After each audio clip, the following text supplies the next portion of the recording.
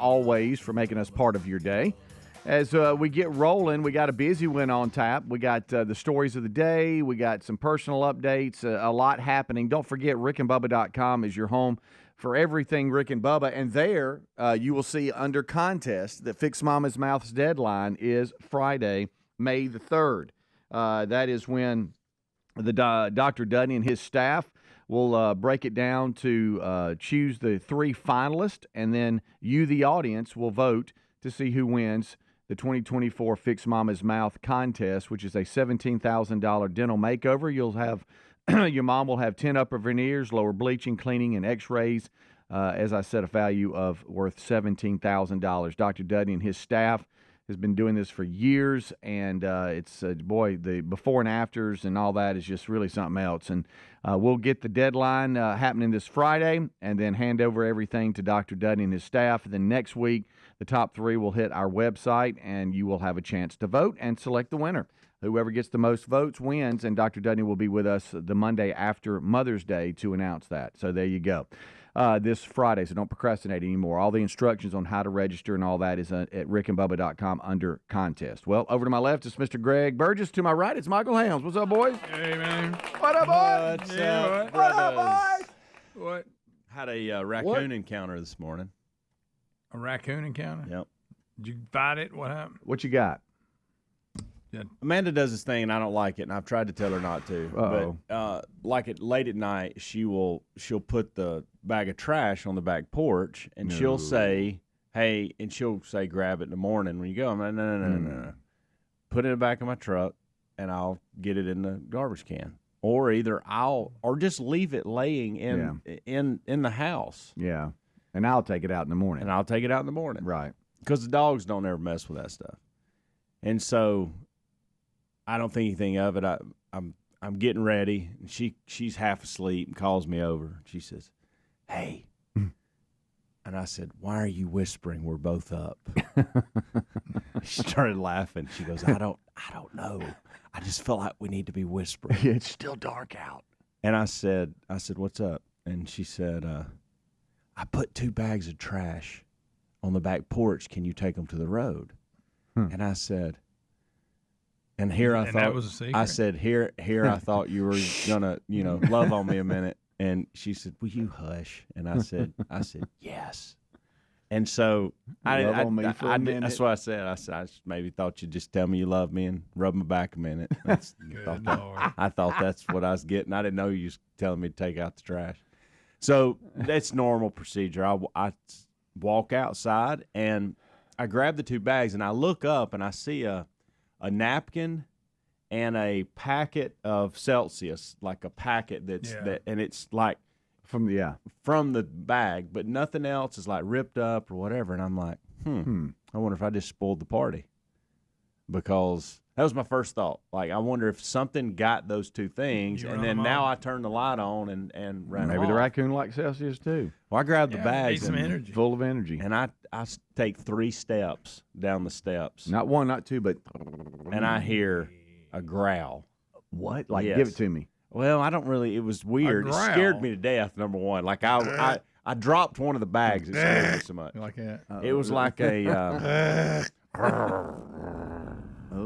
It was like deep a growl. grunt growl, and I was like, Wow. "What in the world?" Oh, kind of like a.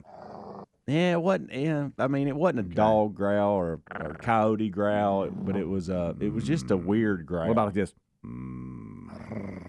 And it okay. was almost like a growl to say, "Hey, pal, you just messed up my breakfast." Yeah, what are you kind of doing out thing. here? Right. Right. So anyway, so he ran off. I don't know if there was just 1 or 2. I thought I heard more than 1 running away. But they didn't like me coming out there and I getting bet my own they trash. did. How about a raccoon? Watch out. Yeah. Huh? You know what I mean? Hands and everything. I was a little nervous when I heard the growl because I wasn't expecting it. Like, completely caught me off guard, and he was closer to me than I thought he would be. Yeah. Like, he was. When Braden pulls down the driveway, he pulls right up here, and then the trampoline's right here. And there's a section of grass that's right there, and the steps are right next to it. Okay. And he was in that section. Boy, you of got me grass. there. I know exactly where you are. And he looked at me and kind of gave me a. How lit up is it at all? Is it Oh, dark? I mean, is it real dark to where you No. couldn't figure out what's? No, it was I turned all the lights on to go out there, and so that's what made him run down the steps. I guess. Got it. Okay. And then, but I wasn't expecting him to be there, and so it wasn't that I saw him first. I heard you heard him before you saw him, and that's what. Then he pounced on you. Yeah, it's almost like he says, "Hey man, this lady leaves stuff out here. What are you doing?" I don't know how many times I'm really enjoying this. Drives me nuts. Well, you like to get bit. Yeah, watch out. That's all I could think about. I mean, what if he was rabid and come after me? Yeah, I guess I'd have hit him with a bag. I guess because we had a little stare down, and I thought, "You're not going to win this. You may hurt me, but you're not going to win this. Look, you best just go on, pal." I think I actually said that out loud. Yeah, you best just go on, pal. Or did you send it telepathically? No, I said it out loud. Look, I know hunting and other places at our other house too. I mean, there's some that have been so big, it's like, good night, you're large. This one wasn't that big. Some of them are like wobbling around, and you're like, okay, you're extremely overweight. And then you got some that are just big, and like, you want some of me? I don't know. It was. I know they're back. I mean, I see them all the time, like driving around back roads of the Shades Crest and all that. But they'll cross the road on you. First time I've actually seen one in the yard. Right. Well, I just want to let both of y'all know this going to break that because I know how you both, are good. You're good brothers too. I know you got a brother and sister, Greg, and your brother, Helmsy. It's National Brother and Sister Day. So I want y'all to. That just happened. Why do you squint? Is there a difference between National Siblings Day? Did you see that? I did. Huh. We've already had National Siblings Day. It's almost like he tasted something that was rotten. Well, that makes sense. I just wanted to let he both looked of you know. exactly like that raccoon. I'm just kidding. I think like a couple weeks ago it was National Siblings Well, you take Day. it up with National Brother and Sister Day. Okay, I'm just letting you know. What's the difference between that? You that? need to be really nice to your big brother today, and then call your sister. And Helmsy, you reach out to Jay. Okay. All right. I'll see what I can do. Y'all know. Hadn't talked to Jay in a while. You gonna reach out to your sister? We don't talk much. I will if y'all would. First, I got to see you being nice to Rick first. Oh, well. I'm sorry. Siblings Days done came and gone. So yeah, you're done with it. Well, I mean, I don't how know many the times you difference. gonna I celebrate? honestly don't know the difference, and I think you're right on that. I just see that it's up to here today, so I thought about. Well, I know, and it's also about 50 other things day. Yeah, So. it's also game day for you. Oh yeah, we did Little League. You're right. Yeah, you just looked at me like you forgot. I was playing or yeah, something. no, you're not playing. Yeah. But you got another little. That's right. Get a little baseball game. Yeah, that's right. It's pretty funny. Ellis playing tonight. That's right. Hmm? They hit in the field. And you're keeping books, right? Oh yeah. Yeah. I'll keep the book. Do you find yourself being dugout dad too, or granddad? No, I don't have to do that. No, you're just over there keeping books. Yep. Laughing. Laughing. I like when they all get in that big pile and fight over the ball. Question, and I need some honesty here. It's funny. Do you sometimes get to watching and forgot? Oh, I didn't write that down. Oh yeah. If I miss a run. Do you make it up? And then people keep asking me what the score is.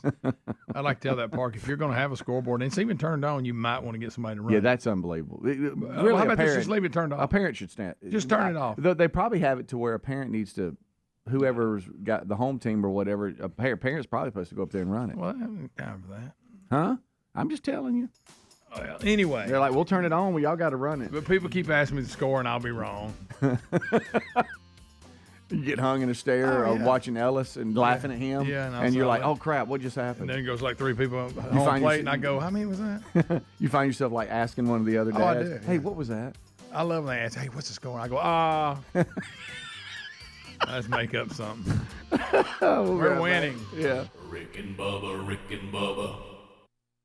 If you owe back taxes, fair warning, the IRS is mailing millions of pay-up letters. Then it's up to the new IRS enforcement agents to find you. Tax Network USA has war room strategies to solve your IRS problems quickly, like a preferred direct line to the IRS. Tax Network USA learned of a limited-time offer, an IRS offer. Schedule your free, confidential consultation to see if you qualify for this limited-time IRS penalty-canceling offer. Call 1-800-245-6000 or visit tnusa.com/Bubba. Are you somebody who likes deals? Well, go to mypillow.com/Bubba because right now they're having their $25 extravaganza sale. For example, premium Giza My Pillows are $25, my sandals $25, 6-pack My Towel sets $25, 4-pack dish towels $25, 2-pack multi-use My Pillows $25, beach towels $25. Don't forget their 100% Arabica organic coffee to start the day, 50% off. It's deal time, baby. mypillow.com/Bubba or go to rickandbubba.com BlazeTV.com under the sponsors. Helix Sleep mattresses are terrific, and right now they're offering up to 30% off all mattress orders, plus a free gift with purchase. The Helix lineup has 20 unique mattresses. How will you know which one is right for you? Take the Helix sleep quiz. Find out in less than 2 minutes. Once you pick your mattress, Helix knows there's no better way to test out a new mattress than by sleeping on it. So they give you a 100-day free trial. Head to helixsleep.com/Bubba today to save up to 30% off your mattress order, or visit rickandbubba.com for a link under sponsors. Patriot Mobile offers the same dependable nationwide coverage we all want, accessing all 3 major networks, but without funding agendas you don't agree with. Switching sends the message you support free speech, religious freedoms, our Constitution, as well as our military, veterans, and first responder heroes. Their 100% USA-based customer service team makes switching easy. You can keep your number, keep your phone, or you can upgrade. Your choice. Check them out at patriotmobile.com/Bubba and get free activation, or find the link at rickandbubba.com. There's a popular saying out there, health is wealth, and folks, I couldn't agree more. If you're dealing with everyday aches and pains, I want to tell you about Relief Factor, a daily drug-free supplement developed by doctors. It's not just a pill that masks pain. Relief Factor uses a unique formula of natural ingredients that work together to help reduce or eliminate pain. Try their 3-week quick start kit for only $19.95. Go to relieffactor.com or call 1-800-4-RELIEF. You can also find the link at rickandbubba.com under the sponsors. Debt keeps you tossing and turning at night. You can't get away from it. Insanely high interest credit cards and loans make it nearly impossible to pay off your debt. There's a new way out of the debt trap, Pivotal Debt Solutions. Pivotal Debt Solutions can cut or even eliminate interest. They can find programs to write off your balances. They find every solution possible to end your debt. Before you do anything, contact Pivotal Debt Solutions first. Talk to them for free. Find out how fast they can help you get out of debt. Just visit zapmydebt.com. That's zapmydebt.com. You ever notice when you ask moms what they really want for Mother's Day, many of them ask for one day of peace and quiet. Maybe you can't help mom run away from all her responsibilities, but at least you can help her tune them out. And tune into something great with a brand new pair of Raccoon earbuds. Their audio quality rivals the big audio brands that you know and you love at a price you'll love even more. With 8 hours of playtime and 32-hour battery life, Raycons are perfect for all-day listening. Get 20% off plus free shipping at buyraycon.com/Bubba. Springtime is all about fresh air, freshly clean homes. It's also the perfect time to give a fresh look at Simply Safe Home Security, the only home security system we use and recommend. The system blankets your whole home in protection. It has sensors to detect break-ins, fires, floods, and more. Get 20% off any new Simply Safe system when you go to simplysafebubba.com. That's simplysafebubba.com for 20% off. Also, find the link at rickandbubba.com under sponsors. There's no safe like Simply Safe. A wave of concern is washing over America. Recent studies reveal that an astonishing 56% of our fellow citizens report feelings of anxiety or dread about the upcoming presidential election. Hey, this is Rick. This is why we're standing with AMAC, the Association of Mature American Citizens. Now listen, AMAC is more than a senior discount organization. During these challenging times, they fight for common sense and hope our nation returns to traditional American values. Now, as an AMAC member, we're not only going to enjoy money-saving benefits, but also the AMAC magazine, free Social Security and Medicare advice, a trusted voice in Washington, and a community of like-minded patriots who love this country. Take advantage of this election year special. 4 years for $30 and be part of the solution over the next 4 years by becoming an AMAC member. You're strengthening a movement dedicated to preserving the principles we hold dear. Join now, amac.us/Bubba. That's amac.us/Bubba. There's also a link at rickandbubba.com.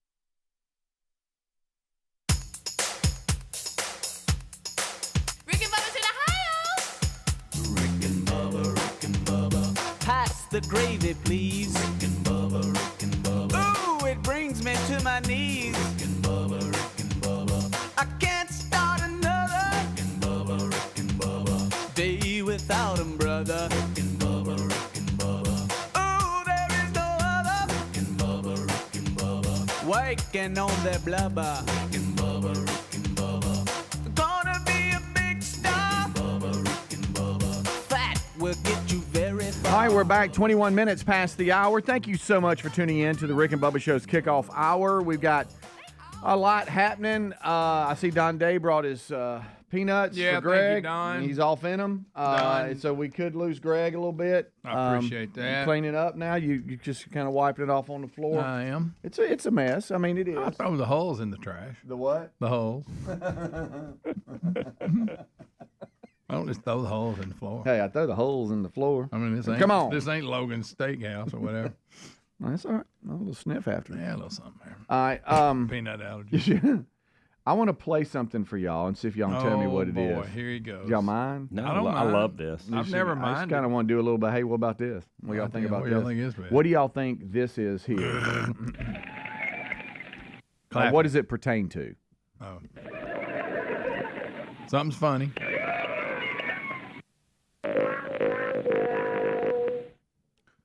It's got to be some kind of game show. You had bad, you man. had clapping, you had an Like, audience, you had I a love live the fact audience. that you're participating, then I look over here and he's frowning. Well, I'm trying to think. Well, you had audience, and then you had that wah wah wah, like somebody got something wrong. But Right, that's what do you right. mean a video? I mean, but a game show outside. What? Greg, do you have to have that scowl on your face? That's his I'm thinking scout. What do y'all think? I think that's a bunch of crap. Okay. No, I think that Actually, there is it's some of some that. type of outside competition, little show that we're doing somewhere. It's a fundraiser. You got them at a fundraiser. Yeah. And you're supposed to answer a question, this and they is why got I their love little this. sound effect machine, and they're like, Uh-huh. wah, wah, wah. Wah, wah, wah. Fundraiser. So I'm going with fundraiser, Speedy. Google Phone has started rolling out not just their emojis, but audio that comes with the emojis that you send to Are you everybody. serious? I was right. And they're really weird, to be honest with you. That's good. The Google Phone app is picking up a little new trick here with the app, rolling Well, out the I'm about audio tricked emojis. It's got sound effects for clapping when you send, Well, a little thank God. clap. That's what Like we if need to add you to our have the life. little face that's crying like you're laughing. It'll go, it- is that what you're saying? You know what the bird finger does? yeah, right. Oh, yeah. It actually yells. What it Yeah, means. it does. Yeah, this is what the laugh. What if the poop emoji said shh? Have you ever noticed? Yeah, what it did. Well, have you ever noticed when Speedy does that laugh, he has this look on his face like he's doing the laugh? You ever know he'll look at you and hit the button and go, Well, it's been so long since we recorded you doing it. I wanted you to remember. You did used it to laugh. again. You used to laugh like I that. do, I got to move my lips, kind of like Gary doing his turkey call.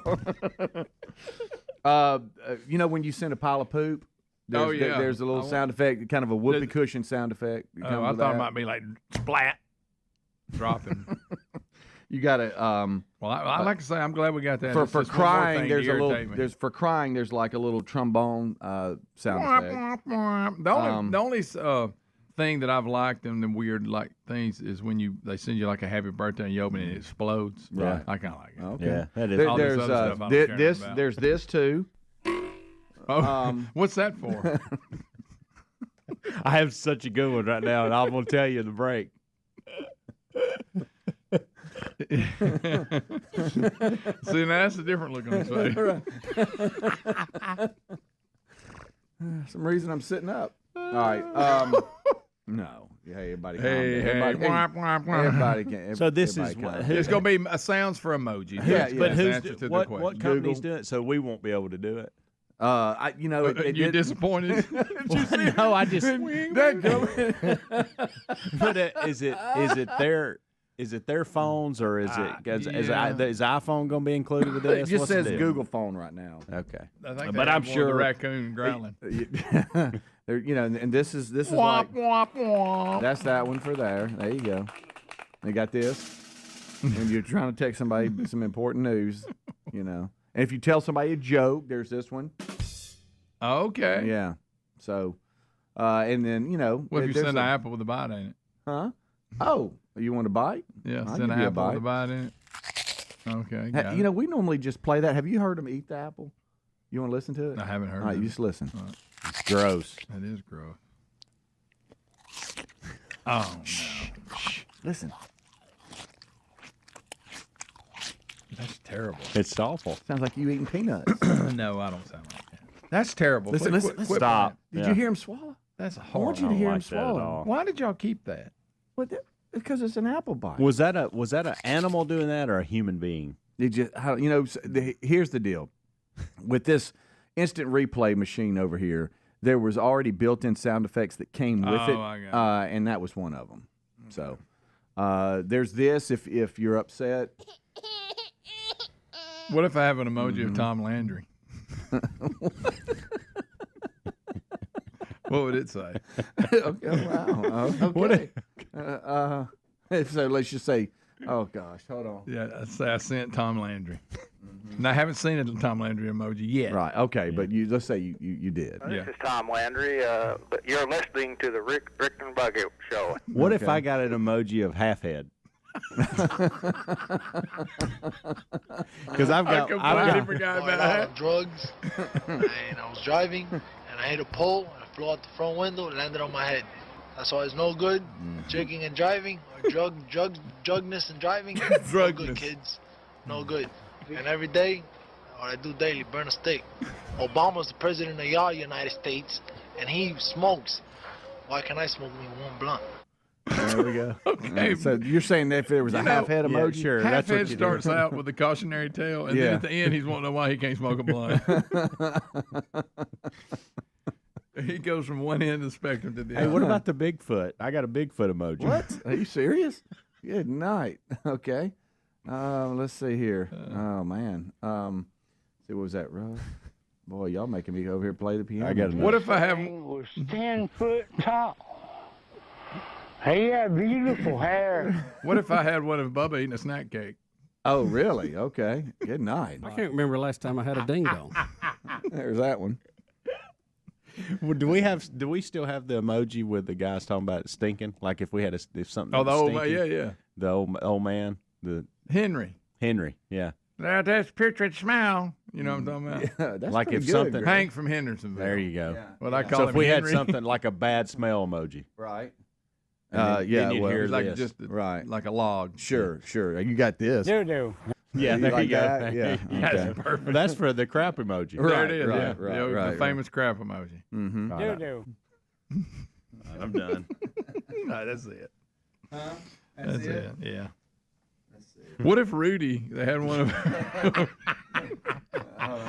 Hold on. You Here we sent a go. Rudy Hold on. Well, emoji. my theory is for this putrid smell, There it is. people that are overweight, wanting to lose weight, come down here. You won't eat for a week. Hey, this is Rudy. I'm the real Rudy from the movie Rudy, and you're listening to the Rick and Bubba Show. How many Rudys can you fit in a shout out? Hey, this is So Rudy. anyway- I'm the real Rudy from the movie Rudy. You might have heard about it. It's about a guy named Rudy. Some of those Google phone is not pushing out Okay. when it comes to audio emojis, but if you have a Google phone, they have sent out now sound effects attached to some of the different emojis. Do you clapping, know anybody that laughing, has a party. Google phone? Do I? Yeah. Yes, I do actually. I don't. Okay. I don't either. Rick and Bubba, Rick and Bubba.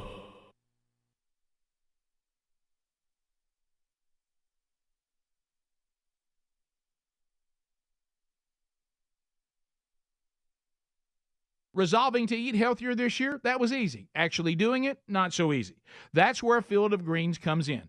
Better nutrition is a key to health and longevity, and a healthy diet could even help you avoid health risks that run in your family. Field of Greens is your healthy superfruit and vegetable habit. It's the only fruit and vegetable product that literally promises better health at your next checkup. Your doctor will notice your improved health or your money back. Do your vitamins or green drinks promise better health? No.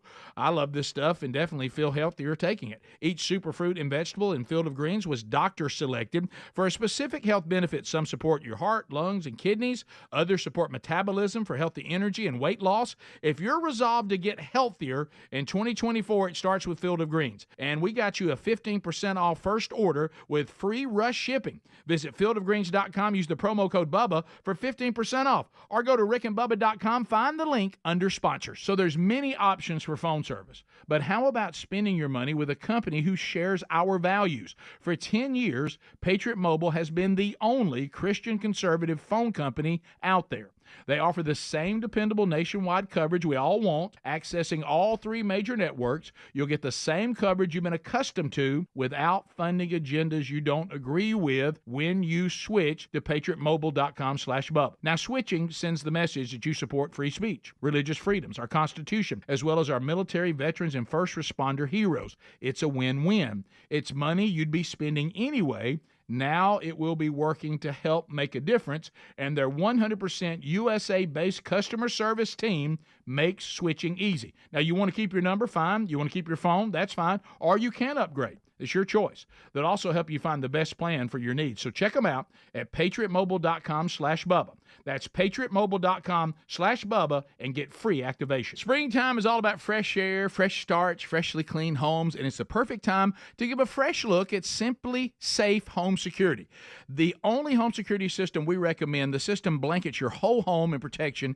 It has sensors to detect break-ins, fires, floods, and more, plus a variety of indoor and outdoor cameras to keep watch over your property day and night. It's backed by 24/7 professional monitoring for less than $1 a day. So you get fast emergency response when you need it most. Simply Safe professional monitoring agents can even help stop crime in real time with no contract and a 60-day money-back guarantee. You can try Simply Safe risk-free. Simply Safe will give you and your family a real peace of mind. So don't wait any longer. Get 20% off any new Simply Safe system when you sign up for a Fast Protect monitoring at simplysafebubba.com. That's simplysafebubba.com for 20% off when you sign up for Fast Protect monitoring. There's no safe like Simply Safe. You ever notice when you ask moms what they want for Mother's Day, so many of them just ask for one day of peace and quiet?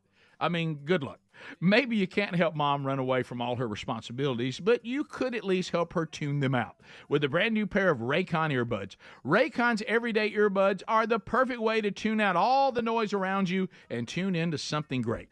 Their audio quality rivals all the big audio brands you know and love at a price you'll love even more. With 8 hours of playtime and 32-hour battery life, Raccoons are perfect for all-day listening. Raccoons also come with 3 customizable sound profiles, noise isolation, and awareness mode. That explains the tens of thousands of 5-star reviews. Right now, get 20% off your Raccoon order plus free shipping when you go to buyraycon.com/Bubba. That's 20% off and free shipping at buyraycon.com/Bubba. buyraycon.com/Bubba. buyraycon.com/Bubba, or look for that link at rickandbubba.com. You'll find it right under the sponsors button. Folks, most emergencies come without warning, and when the next one comes, you won't have time to pack and prepare. It's better to get ready now in advance before an emergency strikes. In all kinds of emergencies, supplies should be ready to grab and go right away. Secure those supplies at this website, preparewithbubba.com. Start with a 4-week emergency food kit from My Patriot Supply, helping millions of Americans prepare since 2008. My Patriot Supply, they're experts in self-reliance. Their 4-week emergency food kits offer over 2,000 calories every day, protected by heavy-duty 4-layer packaging. These kits last up to 25 years. They're sealed inside rugged handled buckets, and they're made to grab quickly. Go to preparewithbubba.com and save $50 per kit. They ship fast and free in unmarked boxes. Once again, you can save $50 per kit at preparewithbubba.com. That's preparewithbubba.com, or find the link at rickandbubba.com under the sponsors button. Rick and Bubba's in Ohio. Rick and Bubba. Pass the gravy, please. Rick and Bubba. Ooh, it brings me to my knees. Rick and Bubba. I can't start another Rick and Bubba. day without 'em, brother. Rick and Bubba. Ooh, there is no other. 25 minutes until top of the hour. Thank you so much for tuning in to the Rick and Bubba Show. Don't forget the deadline to enter your mama and fix mama's mouth is this Friday. Entries must be received by then, by the end of Friday. So you can get all the details at rickandbubba.com under contest. Dr. Dudney's Fix Mama's Mouth contest. $17,000 dental makeover that includes 10 upper veneers, lower bleaching, cleaning, and x-rays, and how to register. All the instructions are at rickandbubba.com under contest. So that's there for you. Interesting story that I was not expecting here as as we move on. You know, we I would say, I wouldn't say that we were like really good friends, but we communicated a lot. Bill Romanowski. Y'all remember Romo? Yeah, we had him on about every week. Yeah. didn't we? Oh, What did we yeah. have him Greg, you were scared of him at one point. on? He remember you had an intro with a Yeah. grip like a Kick fist. Some you know what. Right. Yeah. Oh, When Like you a come in fist. each and every day, it's like a fist going into a fight. he was always intense. Sure he Each and every finger is clenched so hard, your veins are popping out of your arms, and when you land a punch, you're going to do damage. We asked him to give us a Okay, pep buddy. talk. He He did. didn't just do this. So. You know what? That's what it's about. What happens when one of those fingers is not tight? What happens? You know, when it's not so tight that you got veins popping out of your forehead. He was real big on veins popping He out. did. Yeah. That is the kind of fist Steroids. we need each and every day in this studio, because that's what it takes to win. And you do whatever it takes to win. So bring your fist each and every day and let's kick some you know what. Hey, this is Bill Romanowski. Mm-hmm. Well, He's an he's intense guy. He's Very in the intense. he's in the news. I would often wake up Julie, his wife, when I was trying to get him on the Oh yes, phone. I remember that. Yeah. He filed 24 hours before they were set to appear in court. You ask why? Well, the Department of Justice has claimed they owe about $15.5 million in back taxes. Ouch. So he and his wife have filed for bankruptcy. Ouch. I hate to hear that. I have not. We have not talked to him in years. You remember the year ender when you got the flu? I do. I had to call him at home. That day. Oh, did you have to wake up Julie too? Because they were on the West Coast Yeah. and it was always early. Yeah. I was But he ner- didn't I was care. He's like, nervous "No, about call it. me, man. I was nervous about Call it. me." I hate doing that. But anyway, according to legal documents obtained by USA Today, the couple were set to appear in court Tuesday of this week to face allegations they owe the back taxes we talked about. But under federal law, their bankruptcy filing will trigger an automatic pause in the DOJ's effort to collect the alleged money they owe. And that was through his supplement company? Is Yep. that It what said it's the about? U.S. Attorney's claim is that the pair used their nutrition company, Nutrition 53, which we had them on here a lot for, to piggy bank and fund their lavish lifestyle, avoid tax obligations dating back to 1998. Says they paid rent, groceries, for some reason, veterinarian bills. It says here over 170 visits to nail salons, hair salons, day spas, per the documents that were obtained. He needs to go. What was that? Tax relief? Yeah, company? tax relief. Yes. Ultimate tax relief. And then of course they go into this, all the controversy in the locker rooms. Remember he punched Marcus Williams, didn't ended spit in his somebody's career. face. Yeah, you got all that. But the story is that he had to file bankruptcy. He and his wife. The government and says so- we got y'all with $15 million. Yeah. Wow. Yeah, and this is part of all the, I guess they'll have their day to We hadn't had him defend on in years, themselves and all that. No, been years. I don't know. You were taking I think it's been over. 53. I did. Well, there was a sleep aid. It was like a powder, a mix, like you mix a Spark Helms. You could, and he had like a protein deal. What he did, he would when he came, he would leave some with us, and sometimes he would just send it to us. And I didn't take it regularly, but sometimes we would. I remember you bragging about it. But what Done with Debt, right? Don't we have that? Isn't that one of our sponsors? That's not the same thing. Is that okay? That's something different. Is that that's not it's tax taxes. relief was right? But he's also in debt. It looks like maybe he could do both. But yeah, if you need tax relief, Well, I mean, it ain't gonna hurt. Yeah, no. I mean, he's filing bankruptcy. He is. You hate to hear that. Yeah. You know? $15 million is a pretty good chunk to the government. Man, that's tough. Anyway, Well, so maybe that's it'll one of the work out news. for him. Just want to let y'all know we saw it, and we are going to talk about it. Not talk about it since he's an Yeah. old friend of the show, but it's been years. I would say probably before we left the other studio, and I don't want to exaggerate here, but maybe 4 to 5 years that we didn't talk to. You're right. We've been here too, so I mean, it's what, It's seven, been, you're right. 7, 8 years maybe. Oh, at least. Yeah. Zap my debt. Okay. Thank you, buddy. Zapmydebt.com. Mm-hmm. And if he needs tax relief, it's Tax Network USA. That's it. Thank you, buddy. Yeah, that's what I'm here for, bro. Yeah. Boop, boop, Boom. Yeah, I ride shotgun. Greg just sits in the back seat and eats his peanuts. He needs his peanuts.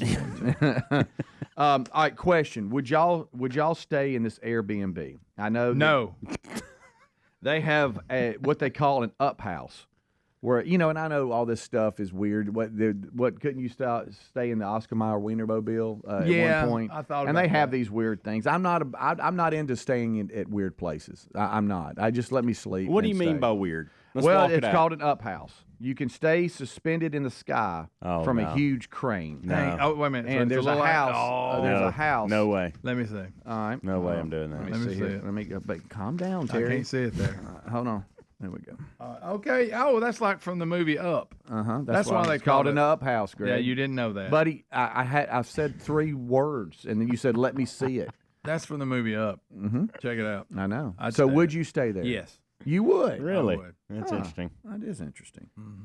No, I don't That's want a any good, part that's of a that. good little cartoon. I don't want to be suspended. It is a good movie, but I don't want to be suspended in the air. Mm-hmm. I like. What's the dog? Wouldn't that's sleep funny? well. Anyway, I like It's it. a good movie. Yeah, It is. The grandkids like it. That's one of the few. I like when I lock in on something the grandkids like that I actually enjoy. That's one of them. Cars is another. Yeah.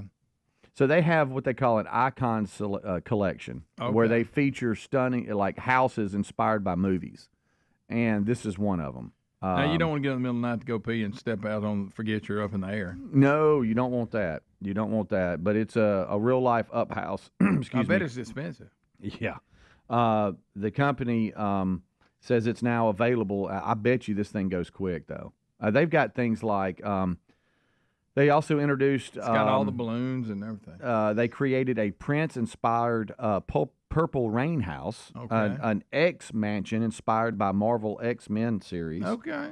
So this is what they got going on here. But this Well, one's maybe making the they're trying news because they've got this huge crane. Yeah, and, the up house has to fly. In the up house. I mean, come on. So I guess you just, I'm sure Doug, that's the dog's they the crane lets it down, you jump in, and they send it back up, and then you stay there. So there you go. I wonder if he gets let me back down. Mm-hmm. I guess it's got like a porta potty type situation in there. Yeah, but I'm have some assuming. self-contained. Yeah. If not, you just maybe do you just open People the window? don't need to be. You open the below window. it. Yeah, people don't need to be below it. Hmm. That's for sure. I mean, what do you do with that? Doug. So you would stay. Helmsy's out. Nah, I'm out. Yeah, I think I would. But you would. You really? Interesting. I at least want to get in it one time. I may not stay the whole night, but Right. Well, Who Greg, I knows? would get in it for a minute, but I'm not sleeping in it. Why would you not sleep in? You scared? Yeah, I don't like heights. Well, you would be in the house. Lucky me, if somebody sleepwalks or something, that wouldn't be good. No. No. I bet you have to sign a bunch of I bet waivers. you got guardrails at the doors to Yeah. remind you. Yeah, something. Thought that was I wonder if they interesting, made it though. where you could bungee jump out of it. Greg. That'd be a good one. A combo. When your stay's over, you bungee jump and get out. Right. That's my idea. Not bad. We'll take a break. We'll be right back. Those are some of the different stories of the day. 866 Did you like We Be that one? Big. Huh? Did you like that Well, one? that one jumped out at me. I liked it too. Yeah. Apparently you love up. So you, Rick and Bubba.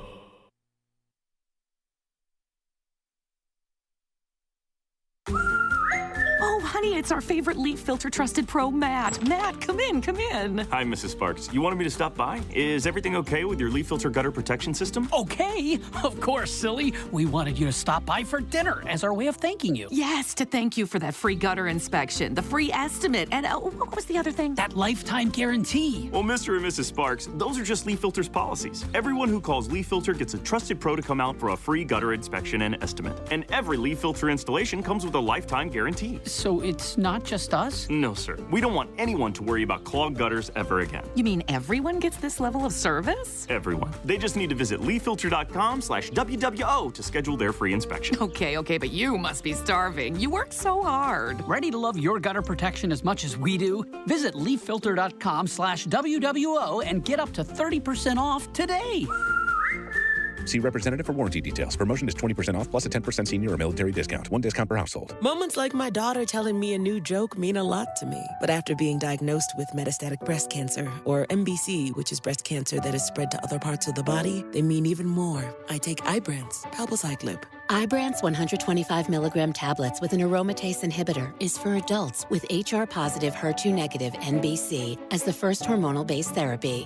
Ask your doctor about Ibrance and visit Ibrance.com. Ibrance may cause low white blood cell counts that may lead to serious infections. Ibrance may cause severe inflammation of the lungs. Both of these can lead to death. Tell your doctor right away if you have new or worsening symptoms, including trouble breathing, shortness of breath, cough, or chest pain. Before taking Ibrance, tell your doctor if you have fever, chills, or other signs of infection, liver or kidney problems, are or plan to become pregnant, or are breastfeeding. Common side effects include low red blood cell and low platelet counts, infections, tiredness, nausea, sore mouth, abnormalities in liver blood tests, diarrhea, hair thinning or loss, vomiting, rash, and loss of appetite. Cashback is not available on gas in New Jersey and Wisconsin. Billy, your gas light's on. We need to stop and fill up. No way, Jen. Gas around here is too expensive. We can make it a little further. Billy, listen to your big sister. You don't need to drive all over searching for the lowest gas prices. Do what I do and use Upside. Upside? Do you live under a rock, Billy? Upside is the hottest cashback app out there. It's free to download, and you get real cash back for every gallon of gas you buy. I use it all the time, and I've already made around $200. You can make that kind of cash back just for buying the gas you have to buy anyway? Yes, I'm looking at the Upside app now, and there's a gas station at the next exit offering 25 cents per gallon cash back. Okay, I'm stopping to download Upside and fill up my tank. Download the free Upside app now to earn cash back every time you buy gas. Use promo code COIN25 to get an extra 25 cents per gallon on your first tank. You can cash out anytime right to your bank, to PayPal, or a gift card for Amazon and other brands. Just download the free Upside app and use promo code COIN25 for a 25 cents per gallon bonus on your first tank. That's code COIN25 for a 25 cents per gallon bonus. Resolving to eat healthier this year, that was easy. Actually doing it, not so easy. That's where Field of Greens comes in. Better nutrition is a key to health and longevity, and a healthy diet could even help you avoid health risks that run in your family. Field of Greens is your healthy superfruit and vegetable habit. It's the only fruit and vegetable product that literally promises better health at your next checkup. Your doctor will notice your improved health or your money back. Do your vitamins or green drinks promise better health? No. I love this stuff and definitely feel healthier taking it. Each superfruit and vegetable in Field of Greens was doctor selected for a specific health benefit. Some support your heart, lungs, and kidneys. Others support metabolism for healthy energy and weight loss. If you're resolved to get healthier in 2024, it starts with Field of Greens. And we got you a 15% off first order with free rush shipping. Visit fieldofgreens.com, use the promo code Bubba for 15% off. Or go to rickandbubba.com, find the link under sponsors. A wave of concern is washing over America. Recent studies reveal that an astonishing 56% of our fellow citizens report feelings of anxiety or dread about the upcoming presidential election. Hey, this is Rick. This is why we're standing with AMAC, the Association of Mature American Citizens. Now listen, AMAC is more than a senior discount organization. During these challenging times, they fight for common sense and hope our nation returns to traditional American values. Now, as an AMAC member, we're not only going to enjoy money-saving benefits, but also the AMAC magazine, free Social Security and Medicare advice, a trusted voice in Washington, and a community of like-minded patriots who love this country. Take advantage of this election year special. 4 years for $30 and be part of the solution over the next 4 years by becoming an AMAC member. You're strengthening a movement dedicated to preserving the principles we hold dear. Join now, amac.us/Bubba. That's amac.us/Bubba. There's also a link at rickandbubba.com.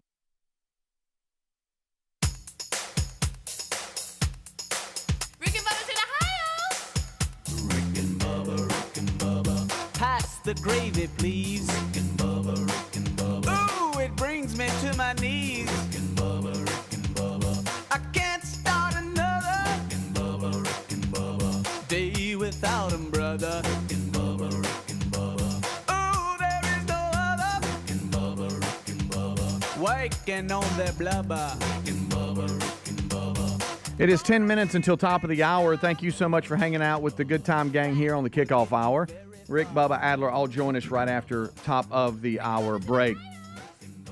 All right, so we are rolling through some of the stories of the day. Helmsy, you said what? I got a couple things. One, I need to apologize to you. Oh, thank you, buddy. And one, I want to give Greg a heads up. Oh, boy. So, yesterday I said I was going to do that coffee thing where I go in there. That lasted one day? Well, no, it's like half a pot in there right now. Okay. So I went to make more, and we had, I don't know what's going on. Have you had coffee this morning? Yes, I'll tell you what's going on. Yesterday, here we go. I didn't I got one earlier than normal. I got them before the kickoff hour, which I never do. Well, even Rick. But I did. I saw Rick a minute ago grab a cup. I went in there first, and I thought, well, gosh, there's a full pot in here. Yeah. And so I got mine, and I'm like, well, I can't make. There's half a pot left, more than half a pot. Then Rick came in, and I thought, well, I'll wait till see what he gets, and it was still half a pot, and I'm like, well. Yeah. So I didn't make another pot. Today I had my own coffee from the house on the way in. Okay. So I just wanted you to know that when you go in there, and the reason it's not a full pot, because I said I was going to go. You pretty much froze. You're done. Well, you're done there's with it. no sense in it right now. And I owe Speedy an apology because yesterday I said something to him and then didn't warn him about the next step. Oh. I took the same coffee from the pot that he was taking, and I stick mine in the microwave because I like it. I don't know why. I like it hot. Like I want it burning my lips off. I'm so glad you brought this up. And I said, how can you drink it? I said, because he kind of looked at me like, "Why are you putting that in the microwave?" And I said, "It's just not hot enough." Well, if somebody says it's not hot enough, then they're automatically going to think, well, I can drink as much of this as I want to right now. Assuming that and maybe he turned it up, probably had a more of a gulp than normal. I did. And I think it burned him. So wait a minute. You thought because he said it wasn't hot, maybe somebody had left the burner off or something like so that? So I come in, I get my little every other day half cup, and I think I might do that today. No, you didn't. And to his point, he had already got a cup and was walking over to the microwave. Yeah, I've seen this. One time he bowled it all the way over. He did what? Bowled it. Okay. I like it hot, Greg. Yeah, he does that. And so I'm pouring me a little some, and the cups I couldn't feel the heat through the cup, and so I was just okay. And it's not that I was like going to drink a water bottle, but I took a bit of a big sip, and it burnt my throat. Oh yeah, that feels. Don't that feel good? It wasn't just kind of. It was hot. And I don't know. Hot. I don't know how anybody could want it warm or hotter than that because I'm it's weird. so hot now. Yeah, I mean, really good gracious. Well, Rick just saw me take it, and that's a new pot in there. I poured it in this and then put it in the microwave. And I think when he was walking off, he was looking at me like, "What are you doing?" Let me ask you this: do you ever sip it out of the pot just to see if it's hot enough? No, I go straight to the. But I put hot, it in this but it and might then put already it in be the hot microwave. enough. It is hot. Now I'd usually check it, test it, stick my finger in it. Now I'm gonna suggest you just get out of the coffee. Well, I know. I need to either be all in or all out. Burning yourself. Well, I didn't. That was my fault because I went. I planted a seed with him that he could take a bigger sip. Well, you got to test the waters yourself. You can't go by that. True. If you're going to be in the coffee world, you got to know. I would like for you not to talk. But I do. to Listen, I like to take the cup and it just be steam, just rolling like how do you drink it? Hot lava. I don't like it cold, but I don't like it where I can't drink it. Well, I do sip on apparently it. you like it boiled. Bolt. And I'll go back to the microwave, because I'll sip on it. I'll milk it a little bit. Yeah, you know I've never what I mean? seen what you do. Yeah, I don't know And about so all that. I want it always hot. I think it like me some mental issues. I would like one of those. You must have a dead tongue. Or you know, I think it is. I think you're right. you know those hot plates and stuff people used to have. You lick hot plates. No, listen. Wow. You know those hot plates and stuff people can keep their warm. I probably should get one of those and plug it in right over there. Set it in it. Yeah. Good. I'm to the point. I want it to back off a little. Well, you're assuming something hot. isn't hot enough, and it already is. Well, then you. It's not for me because I want it hot. No. You understand? Please, y'all understand? In a day of exaggeration, I'm not exaggerating. No. It burnt my throat. Yeah, it was a fresh page. It already is hot. It was fresh. I don't know how hot can Speedy. be, but It it's makes hot it enough. hot. But And then my it sits throat on a is burner. conditioned for that. Yours is not. I guess you got dead throat. Dead throat, dead tongue. Yeah. I mean, it's that's all dead. dead up in there. That's dead. The whole point of this was Drink some boiling I water. wanted to apologize. That boy, you opened your mouth. I'm sorry. I didn't mean to burn your throat. That's all I I will wanted say to say. this. I will say this. I just didn't want to. I felt bad that I burned your throat. I will say this: burning your throat like that is terrible. It is not a good feeling. I've done it. Well, I was drinking something Bolt. I struggle with all the words that have O and I in them. Yeah, I struggle with just language. Yeah, me too. I do too. I'm a dumbass. That means second. I really do wish I was smarter. I wish I was a little taller, a little smarter. And I was a baller. And No. All right, here we go. Oh, All right, so that's we're enough. good. So we're good. He's gulping man. his hot coffee. Yes, he's over burning I his still throat, don't think to he be honest. understands what we're He's saying. got scar tissue in his throat. Guys, y'all let me drink the coffee the way I want to drink it. gracious, Did I get on you about the way you eat your peanuts? No. No, Speedy does, but you don't. Yeah. Well, he's a mess. Leave me over alone. there. Well, Amanda gets on me too. She's like, "You don't need to warm that up." you don't. I'm like, "Yeah, I do. I like it hot." Yeah. See, but what we're saying, you're not listening. You're closed-minded with the heat. I drink coffee and I say, "Hey, this is not hot enough," so I'm putting it in the microwave. But I get that if it was coffee that maybe wasn't sitting on the burner and you need to warm it up. But this is fresh made right out of the pot. It's steaming true. hot. Yeah, it's not as hot as I think it is. I don't know. It could be hotter. Y'all know about my dead throat. Oh, dead throat. Oh, you do. You have dead throat. Yep. Dead throat. I got a website coming out, deadthroat.com. Deadthroat.com. You should have a coffee brand, Dead Throat There it Coffee. is. Yeah. Yeah. You got to eat it hot. Or drink it hot. Or drink it, either one. If you leave it on the boiler and it turns into tar, then you eat it. All right. All right. We're going to move on. We're going to move on. All the one-liners that are being texted to me, y'all stop. Yeah, that's enough. We're just going to. I've ate too many peanuts. I feel nauseous. Yeah. All right. So we are looking. We're looking up. We have. For those of you who do not know, we have 4 TVs that are in the studio. One of them is the program feed to what's live on YouTube and the TV side of things. One is set to like one of the local channels to just observe local conditions and all. One's like to ESPN, and there's one up on Fox News. Just gives us a variety of things to look at during the show in case something's breaking. What's going on right now at UCLA and the encampments? There where police and UCLA encampment protesters, pro-Palestinian Gaza protesters, the clashing between the two have been going on all night. Now, understand, if you're listening live and it's 6 a.m.-ish Central Time, that means it's still 4 a.m. on the West Coast. And this has been happening all night long. You know, how about the day they showed up and started putting a wall up? Maybe deal with it then. It'd be a little easier than having to tear it all down now. Yeah, they've had flashbangs, tear gas deployed as the police are trying to break up these UCLA encampment protesters. And it's kind of interesting to me that the protesters, which are all anti-border wall, have built themselves a wall around the encampment. With they allow who gets to come. Yeah, with they vet you basically. Plywood and all kinds of like crates and stuff to keep everybody out. They allegedly had knocked unconscious a Jewish girl, a female, and some folks showed up that didn't appreciate that were pro-Israel, and they clashed a little bit. But now, I mean, please understand, they have got a wall of there's just wood, like you have a fence in your backyard. They have Privacy put that fence. up, but around the encampment. So we'll continue to follow that. But in Los Angeles at UCLA, it's a mess. It is. It really is. And you feel, I mean, these police officers, they're in a no-win situation because they're going in to do their job. But if they do it correctly, then somebody's going to say it was too much. And you know the people are resisting. Yep. So you have to amp it Yeah, up. it's all and it's all funded by the same people that do Black Lives Matter, that do Antifa. All Yeah, this, it's the all the same same bunch bunch. is funding this too, and hopefully America's waking up to that. We'll be right back. Main show starts next. Rick and Bubba.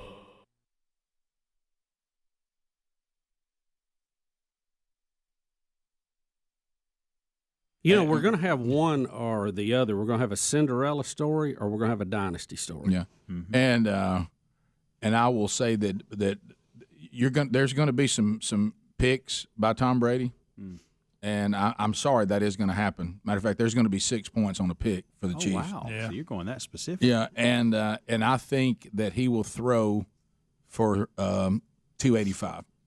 285. All right. There it is. There it is. So there's our picks. Run them down one time, Hams.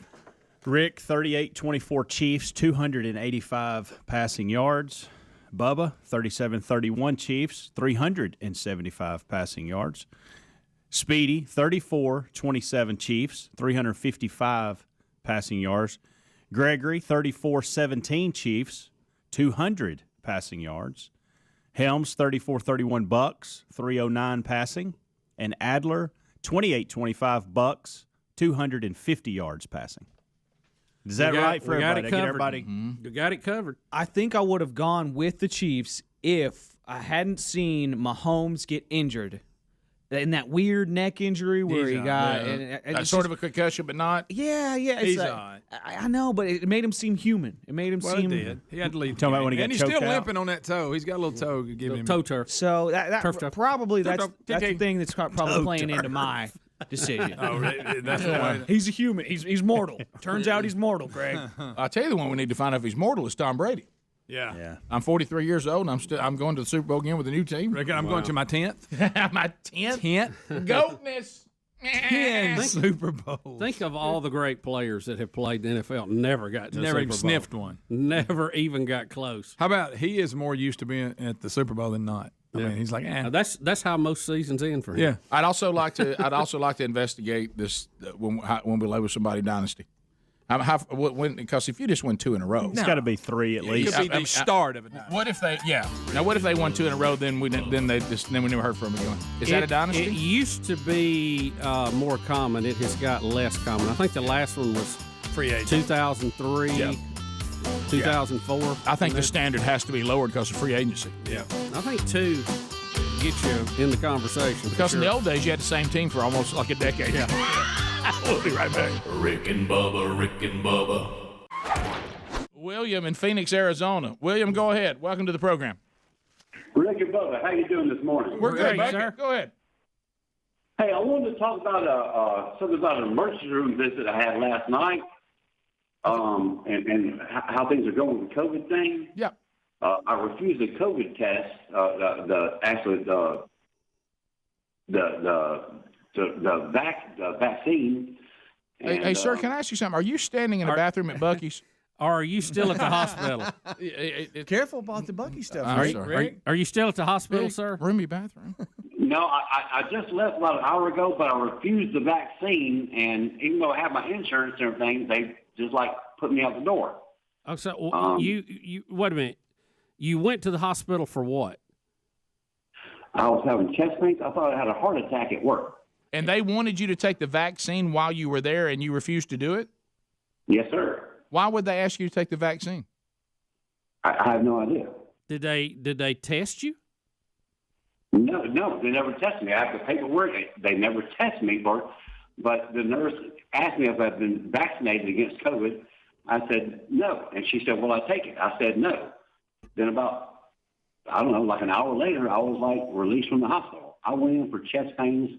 The whole deal was, it turns out it's an esophageal problem. But I don't understand why all of a sudden I was kicked out of because I refused the test. Are you sure? No, you said test again. I asked you about test, and you said no, and then you've referred to it as a test. Was it a test or the vaccination? I'm not following. I'm sorry, Bubba. She asked if I've been vaccinated. Okay. And I said no. Okay. And I'm sorry. And then you said, no, I have not. And then she said, will you take the vaccine, right? And you said no. Yes. And then you said that, now they didn't release you without checking you for chest pain, surely. Maybe they were done with your procedure. They went through all the tests and everything. Can you pick up the phone? It seemed like to me when I said no, I'm not going to take the test, like the whole attitude changed. Not the test, the vaccine. The story's getting a little different. As it Are you? Let me ask you this: you said it turned out to be an esophagus problem, so they did diagnose you, right? Right, they did. Well, maybe it was just time for you to go home.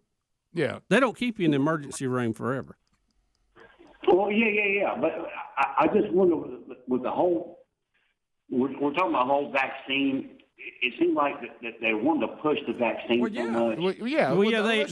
They are. They think it helps. They think it but works. They didn't refuse you I don't. service. Yeah, okay. I don't think you're refused treatment because you refused to get it or ushered out quick. It sounds like you went in for a problem. They diagnosed it. They also asked you if you wanted a vaccine. You said no.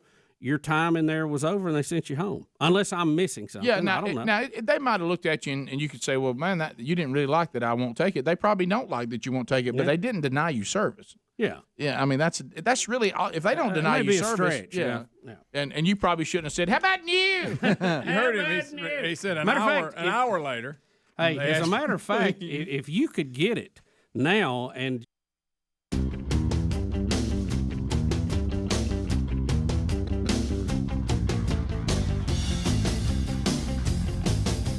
6 minutes now past the hour. The Rick and Bubba Show.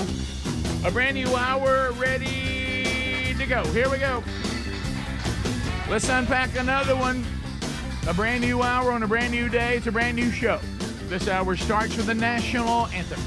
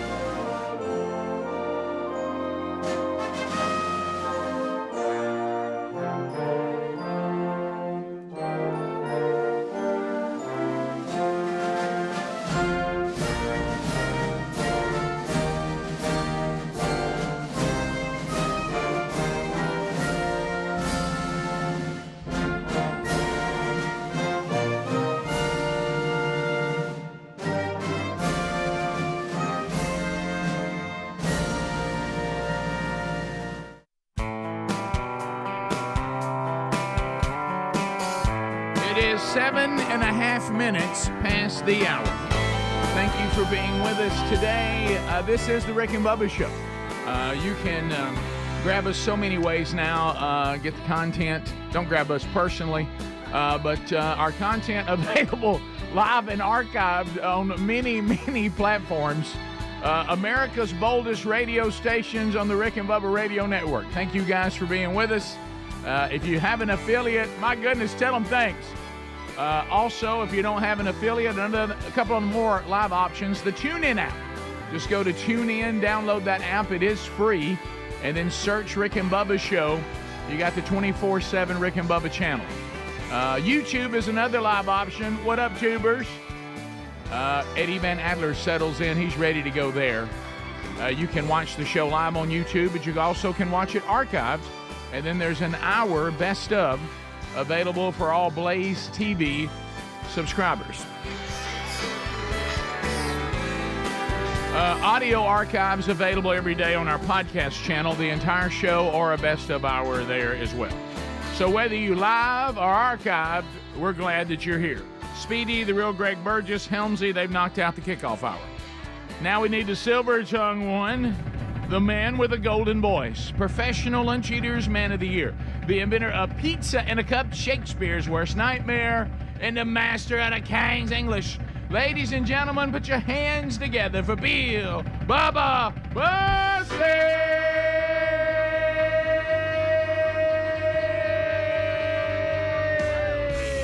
Howdy, Bubba.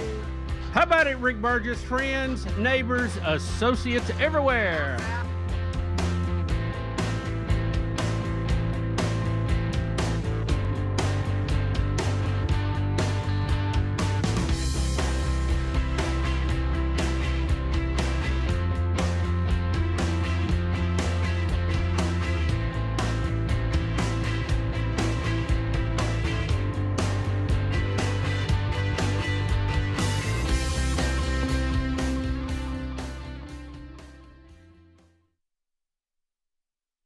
Badder than old King Kong, and meaner than a junkyard dog. Let it roll. Let it roll, baby. Now, Leroy, he a gambler. Welcome to another Rick and Bubba show on the National Day of Prayer. I will say we have all lived through times, and there's times we've read about that we didn't live in, that the thing that we needed to do the most of all the other strategies was to get on our face and cry out to God, please save us from ourselves. Please show mercy. And today would be a wonderful time to do that as a nation on the National Day of Prayer, going on all over the country. Of course, at the Capitol, that's turned into quite a little sideshow there. The National Prayer Breakfast there, some of the things that have went on from people we've talked to that got to attend. I don't know what will happen there today, but I do know that my wife, Sherry Burgess, is speaking at a prayer breakfast this morning, if you're listening live. They're at beautiful Montevallo, Alabama, at the American Village. They're at Liberty Hall. So that's 8 a.m. local time today. For all of you that have tickets to that, you are in for a treat. So y'all, that'll be a wonderful time of prayer, but all across the country. People are always talking about, hey, y'all, what we need to do about November? Hey, what we need to do? We about this country. Well, I tell you what we need to do. We need to pray. And today's the time to do it. So, Bubba, we've got a lot to unpack on the old program today. How are you, sir? I am good. We're hanging in here, and we got a lot of moving parts. And hey, here we go. Well, we got, it's pandemonium on the college campuses. Overnight, UCLA has turned into, the police have finally said, you know what, we're done. Y'all, a lot of these youngsters, we've been talking about who's really behind all this, but I will say that, I always feel bad when I see that somebody's young enough that it's possible they never heard the song, I fought the law and the law won. But anyway, so it looks like law enforcement has had enough there at UCLA. That's a nasty scene. But you made a point off the air we can unpack. These types of things have become not always what they seem. You want to say it's just a bunch of young folk with passion trying to let their voices be heard, but and you do have that sometimes. You're right. And have had it in our history. Yeah, protest is fine if it's done the right way. Sure. But I just don't think there's this many people across our country who's really that fired up about this issue. It just looks a little manufactured at this point. Based on the supplies that are coming in, the matching tents they're using. This looks a lot like some other protests we've had over the past few years. They look organized and paid for. Well, they look more like it's a group of anarchists that love discontent and chaos. And they'll take any issue to try to make it happen. It's almost like you call them like the Ghostbusters and say, hey, we need a protest. They go, done. We got it. Got the tents, got the people, got it all. It's just hard to believe that there's this many people that truly say, I'm against Israel and I stand with Hamas. It just doesn't. No, the numbers based on concern prior to this doesn't seem to match up. Bubba, I always enjoy when Speedy hands us all of our topics for the day. I always enjoy when Adler hands us our videos today and just kind of reading the titles. I'm just going to grab out two that really jumped out at me today. Bill Romanowski has filed for bankruptcy and has tax scam allegations. And Cher will tell us why she dates younger men. Yeah. So those are. Well, some you of the know the answer to Cher's thing. Well, do you want me to quote it? I don't. She explains it. I don't know that I do. Do it's simple. She said most men her age are dead. Right. Okay. Good. I thought you were going to say something. I thought you were going to say something that might require. That's a good. Well, it goes. Yeah, that's a good point. Let me tell you what the story though. She does talk about someone who asked her out, and she didn't go because she was scared of them and their reputation. Wow. And we'll share that a little later date. Now think about what she's saying of all the people she's dated, Rick, including Gene Simmons. Right, correct. Okay? Well, what's funny, this Bon Jovi documentary is out now on Hulu, and if you there's no way you don't know that because John Bon Jovi has done this as good a job as anybody I've ever seen promoting it. Yeah. But I saw a flash from the documentary, and I thought to myself, based on what you just said, how Richie Sambora must feel, because there's a shot of Cher sitting in the dressing room with him, and now he's too old for her. Yeah, that's true. He is. She wouldn't date him now. That's when you know you're old, when Cher won't date you. No. So we'll look at all that today, and there's much more. Got a new Rick and Bubba University, the podcast that Bubba and I are scheduled to record today. So we'll tell you about that. That'll be interesting. We'll get your phone calls in here too. We'll be right back. More Rick and Bubba coming up. Rick and Bubba, Rick and Bubba. I don't know how old you are, but based on the way you sounded, you're probably not in your 70s. You probably should have gone ahead and got it.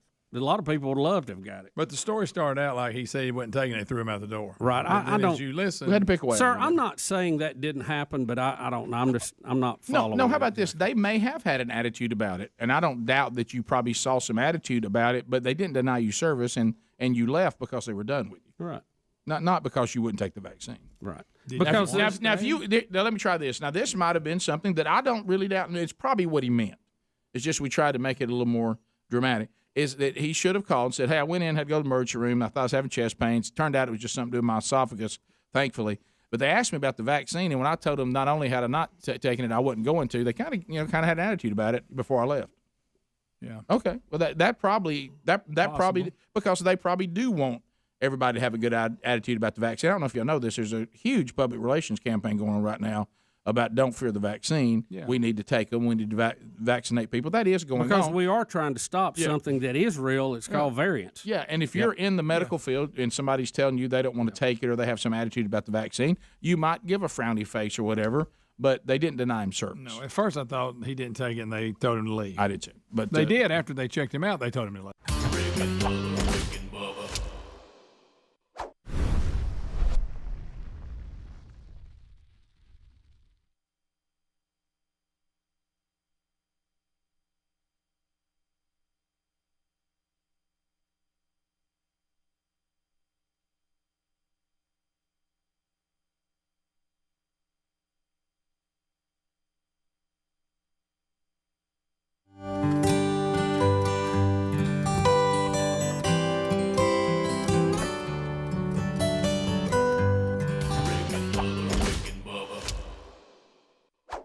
A brand new hour has begun, a brand new week, a brand new day.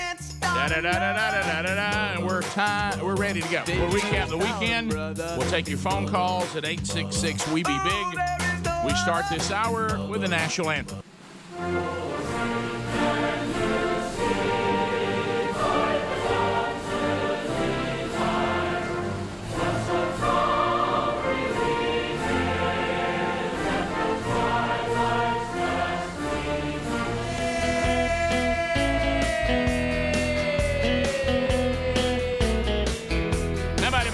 How about you, Rick Burgess? Friends, neighbors, associates everywhere. Welcome to Super Monday. It's the Monday edition after the Super Bowl. How about it, Super Monday? Well, it is Super Monday. We will unpack it. You know, you don't get to say that much about Monday. Well, like I say, I might as well, and we were laughing about it. As far as the predictions of what was going to happen, I might as well have spun the wheel of meat. Were we off? Huh? Well, I didn't. We both said, all of us, I think, most of us, when we made our picks, said, "Look, we're not even qualified this year because I really haven't followed it like I should." Well, I didn't see one quarter of NFL football the entire year. Saw a highlight here or there, but I will say one thing I enjoyed last night being an old guy because we're officially old people, and speak for yourself. Kicking back and. Well, I'll speak for myself and I'll observe. A lot of old people around here. But anyway, so I was sitting there and I thought to myself, I want y'all to think about this. So here are the difference makers in the game. Okay, we have a 43-year-old quarterback. Yeah. Okay, we have a tight end that had been in retirement and came back out of retirement. Yeah. We haven't may have been the best commercial, by the way, in my book. Yeah, y'all see the Brady Grunt commercial? Yeah, that was funny. It didn't run right during the Super Bowl. Yeah, I don't know where I went because they're bringing stuff up that I don't remember. Well, this is the one where they say when you have bad cell, they did the one with Blake Shelton and I saw Gwen that. Stefani. That was funny. They did another one with Gronk and Brady, and it was hilarious. It was the best one, and I didn't see it during the game. It was before the game. Well, the one I saw during the game that we didn't preview that I thought was the best surprise was the Tracy Morgan commercials. Yes, that was. Those were funny, by the way. Yeah. So as far as you being sure, or I think it may be okay. I can't remember the words that were used. I just wish we'd had a few that had some inspiration. Yeah. You say Babylon Bee? That was a thing. I mean, you see Babylon Bee. You know, every year we usually have one that's kind of touching, but if you have a sea of them, they kind of lose their effect. They do. You get numb. Right. Yeah. And Bruce Springsteen wants us all to come to the middle. All right, so let Bruce, he's looking good now. How about this, It Bruce? took me a minute to figure out who that was. I thought it was some weird old man. That's exactly what it was. But no, here's wait a minute, that's Bruce Springsteen. But here's the weird thing: the left always wants you to come to the middle after they've got what they want. Exactly. But now we're.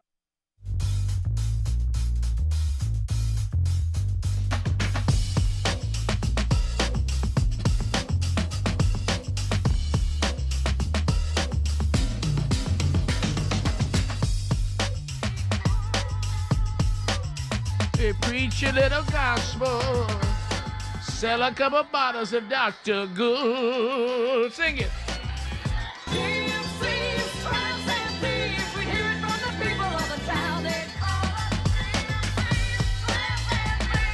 But every night all the men will come around and let the money down.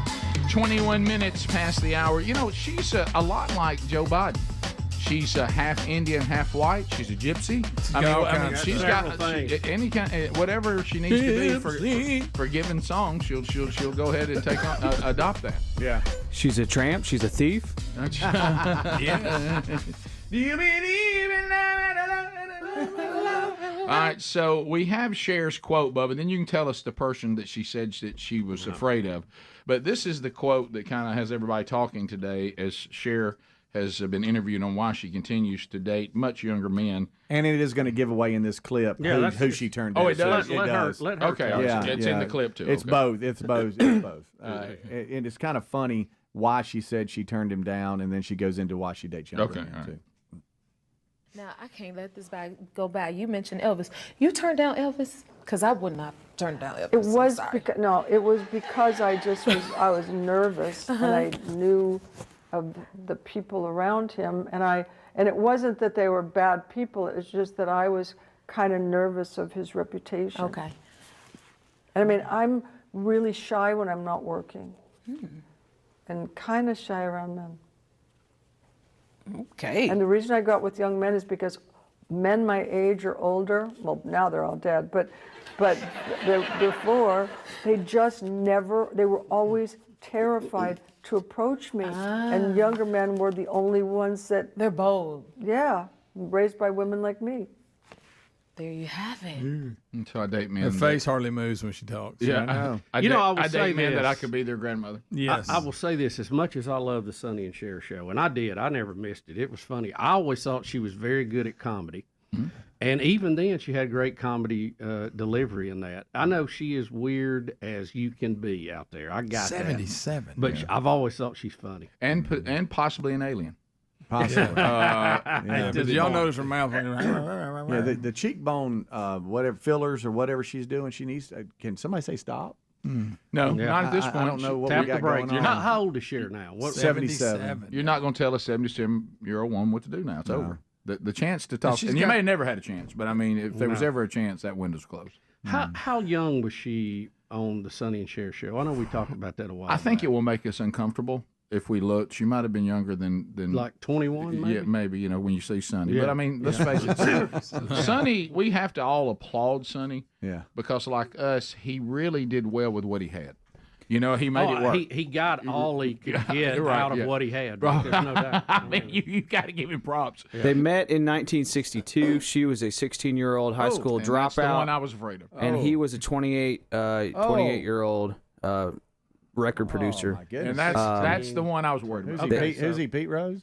They married and had a daughter, and the daughter was born in 1969. Good. We all know Greg, about of course, that. you know about the daughter. Now he's her son. I was trying to think if the Elvis years overlapped, if the timeline was right, that he could have asked her out. But given those numbers, would it have been after he was divorced? Or are we talking about young Elvis? I don't think it mattered. Based on some documentaries I've seen, not of speculation, just conversations that people called in the dressing room, and the real unfortunate one in the car on the way to somewhere, which is why he missed the landing on the moon. Yeah, right. And that one, my mom's never been the same. That's one of those kinds where you just looked at mom and said, "I thought this would be something we could enjoy together." I'm so sorry about that. He's fixing to see the Battle of the Republic. You're hang right. on. Yeah, right. Mom, I'm so sorry that you didn't think that when you waved at Elvis on the train. But anyway, you're right. We're looking at the numbers there. I just don't know what point in his career that was. Yeah, and where if Cher was married to Sonny, not married, but started dating at 16, I guess got married not long after. I mean, it would have to be is post her divorce and his. I mean, I don't think he cared. No, so he may have still been married. Yeah. But she obviously wouldn't have been, I guess. I don't know. Well, that's what I'm saying. I was trying to get the timeline there is to fit. It requires some effort. It does, because all right, let's just say E doesn't care. But did E live long enough to even get beyond Sonny and Cher not being married? I don't know. That's what I'm trying. When did Sonny and Cher divorce? When that was. When did Sonny and Cher divorce? Let's start to go. E died in 77. All right, so we know that. And so was that the year? And I think I'm right on that. I don't know why I was so confident, but it feels right to me. But many times things happen. I've been wrong, but I think 77 is easy. Yes. Yeah. August 16th, 77. Unbelievable that I remember that. So especially with my latest record. Did you know her name is Sherilyn Sarkeesian? No, Greg, I did That's not. her name. Mm. So Sonny and Cher divorced when? Okay, let me see. Let's see here. And I'm also reading this other story. See, the story we have kind of is a little long, but to see if she talks about when Elvis asked her out. Well, what I'm saying is we may catch her in I'm not sure that really happened. I hate to be that person, but... but to your point, I mean, it could have been. When do you want to know? He asked her out when she was just traveling, and when do you want to know? Still What do you want to know, Rick? Their divorce was finalized in June of 1975. Ooh, he don't have many years. He's only got 2 years in there. Now they said they were separated in 74. There we go. Okay. So, but I don't know if this even goes back prior to that. I don't know. Okay, here's what happened. Either E talked to her between 74 and 77, or see, the thing is, it sounds like that she was saying she was willing to go out with him even when she was married. So that wouldn't be right. I don't think she was saying that. It sounded like she was available, he was available, and she was afraid of his reputation. Maybe it was right there between 74 and 77. That also means that Fat Elvis asked her out. Yeah, I don't. I just don't know that would. In my mind, it was the young Elvis. Well, but that doesn't work. Timeline. In your mind, the timeline doesn't work. No, I'm afraid it's Vegas Elvis that asked her out. Maybe. Y'all, people. Maybe can I tell some of y'all that you throw all these reels out there? I know that's our thing now. Please stop putting out those where he can't remember the words and he weighs 300-something pounds and he's sweating profusely and you're putting underneath he was dead 2 months later. Can we please not put those out? Those are hard to watch. You ever seen one of those? Yeah. When he tries to do Unchained Melody. Oh, I've seen it. Hey, Adler, the last one where he's at the piano. Yeah, Unchained Melody. It's and the guy's holding a mic for some reason. Can we Don't know what that's thank about. you. Can we not get a boom mic on the piano for Elvis? I have secondhand for that guy Did that holding. sneak up on you that he might sit down at the piano? How hard is it to put one over there? His arm got It's so tired. Elvis's show. Right. We don't have a boom mic at the piano. And how old was he? Profusely. 40. He looks so much older. Oh yeah. Yeah, it's so sad. Adler, how old are you again? I'm 38. Okay, there you go. So Cher's 77, and she's dating a 38-year-old right now. Oh, she's dating Adler. So she's dating Adler. I'm dating a 77-year-old. Yeah. If you just joined us, this is a scenario we're setting up. That's right. Just a scenario. Yeah, you're the same age as the man that Cher That's is dating. crazy. That's right. That's it. 77? Alexander Edwards is who she's in a relationship. I have so many questions. So, record executive. Don't ask them, Greg. Don't please. even say them or think them, Greg. Right, Greg. Matter of fact, yes, I think you don't even think them. Don't forget when she was. Don't forget when she was 40, she dated a 22-year-old. Oh, sure. Yeah. Which I think that's illegal. but it's not. It just feels like it should. So Adler's dating Cher. Wow. Yep, I'm dating a 77-year-old. So she was born in 46. Cher was. Wow. Yeah. These numbers, I know. There's something when Something she ain't said, right about it. When she said that in my mind, I thought these numbers, something don't work here. Yeah. We'll be right back. Rick and Bubba.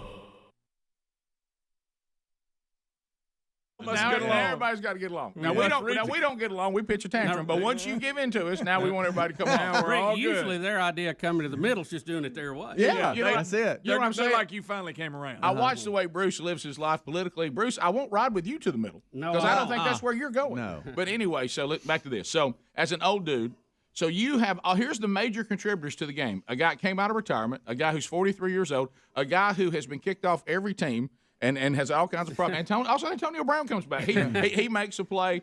Fournette, everybody's done thrown with off his team. Gone. He's too old. He's washed up. He's Ndamukong back. Suh. Yeah, Ndamukong Suh. All these old Who's played for a million teams. yeah. All these old men just lined up, whipped these young guys' butts. Pierre Paul doesn't have a hand. Yeah, remember he got canceled, if you would, from the Giants because he blew his fingers off playing with fireworks. But let me tell you, the claw he's got left on his right hand, he was grabbing some people. He can still come. Them old long arms. Did you hear that lineup though? All these old guys showed up and just whipped the young guys' butts bad. They did. Yeah. It was supposedly washed up. Like I said, Fournette, they're done. He was their first round draft pick. Yeah, we done with Fournette. We're getting rid of him down here at the Jaguars. We don't need him. No. Well, because we're doing so well. He missed a lot of the year, and there is something to be said for fresh legs. Boy, he looked good. Well, they had a good rotation too.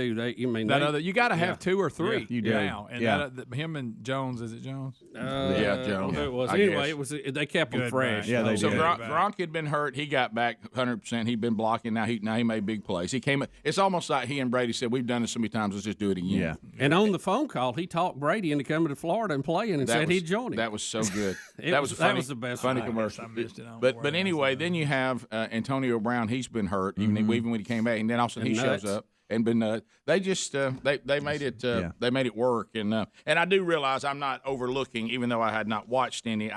The week you guys had told me about it, and it did end up being a major problem. But the guards and centers were getting whipped pretty good too. But those 2 tackles really, really hurt Kansas City. Them losing against the defense that good. You could have got away with it on a team that had an average. If you're playing the Vikings, you'd never know the difference. But you can't get away with it against. And I'm not saying these guys are bad, but I know the one guy who tore his Achilles is like an All-Pro. Oh, yeah. He's really, really good. But if you can rush 4 and just put everybody else back, then you can still get. That Mahomes was running for his life. I don't really remember one play where Mahomes was able to sit back in the box and just try. I'll tell you what.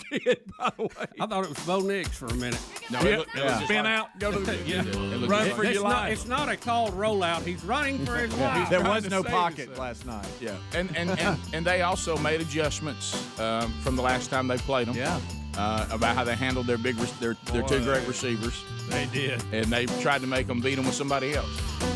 And Buccaneers got it, and the GOAT has 7 Super Bowls. 7. Rick and Bubba. All right, so, Bubba, we have to talk about the streaker last night. This was one of those things where, you see what's happening. The TV coverage is not going to show it, but thankfully there's all sorts of cameras but on everybody's phones that were there, and it's all over social media, and we do have the footage. Now, this person, apparently, we're doing some research, is a legendary. He's disrupted many things, including climbing the pyramids of Egypt. Yeah, the story is a little confusing. Apparently, this guy, the guy's name was written on the man's top last night. But the guy we're talking about, the 28-year-old guy, said that he has run onto the field during the World Series, the World Cup games.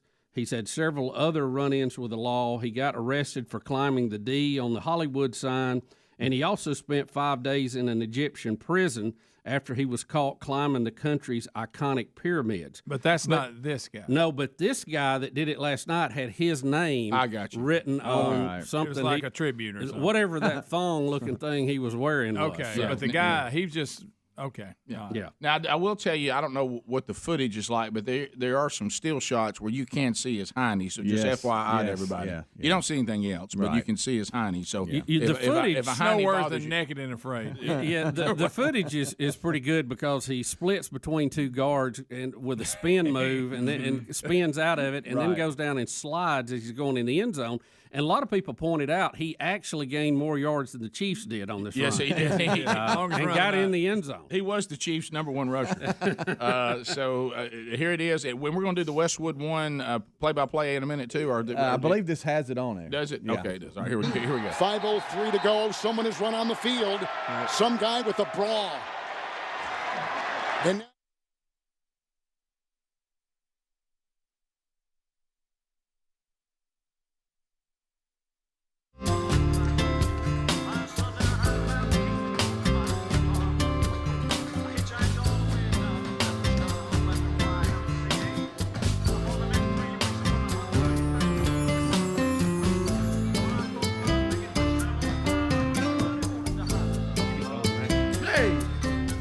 He let that run.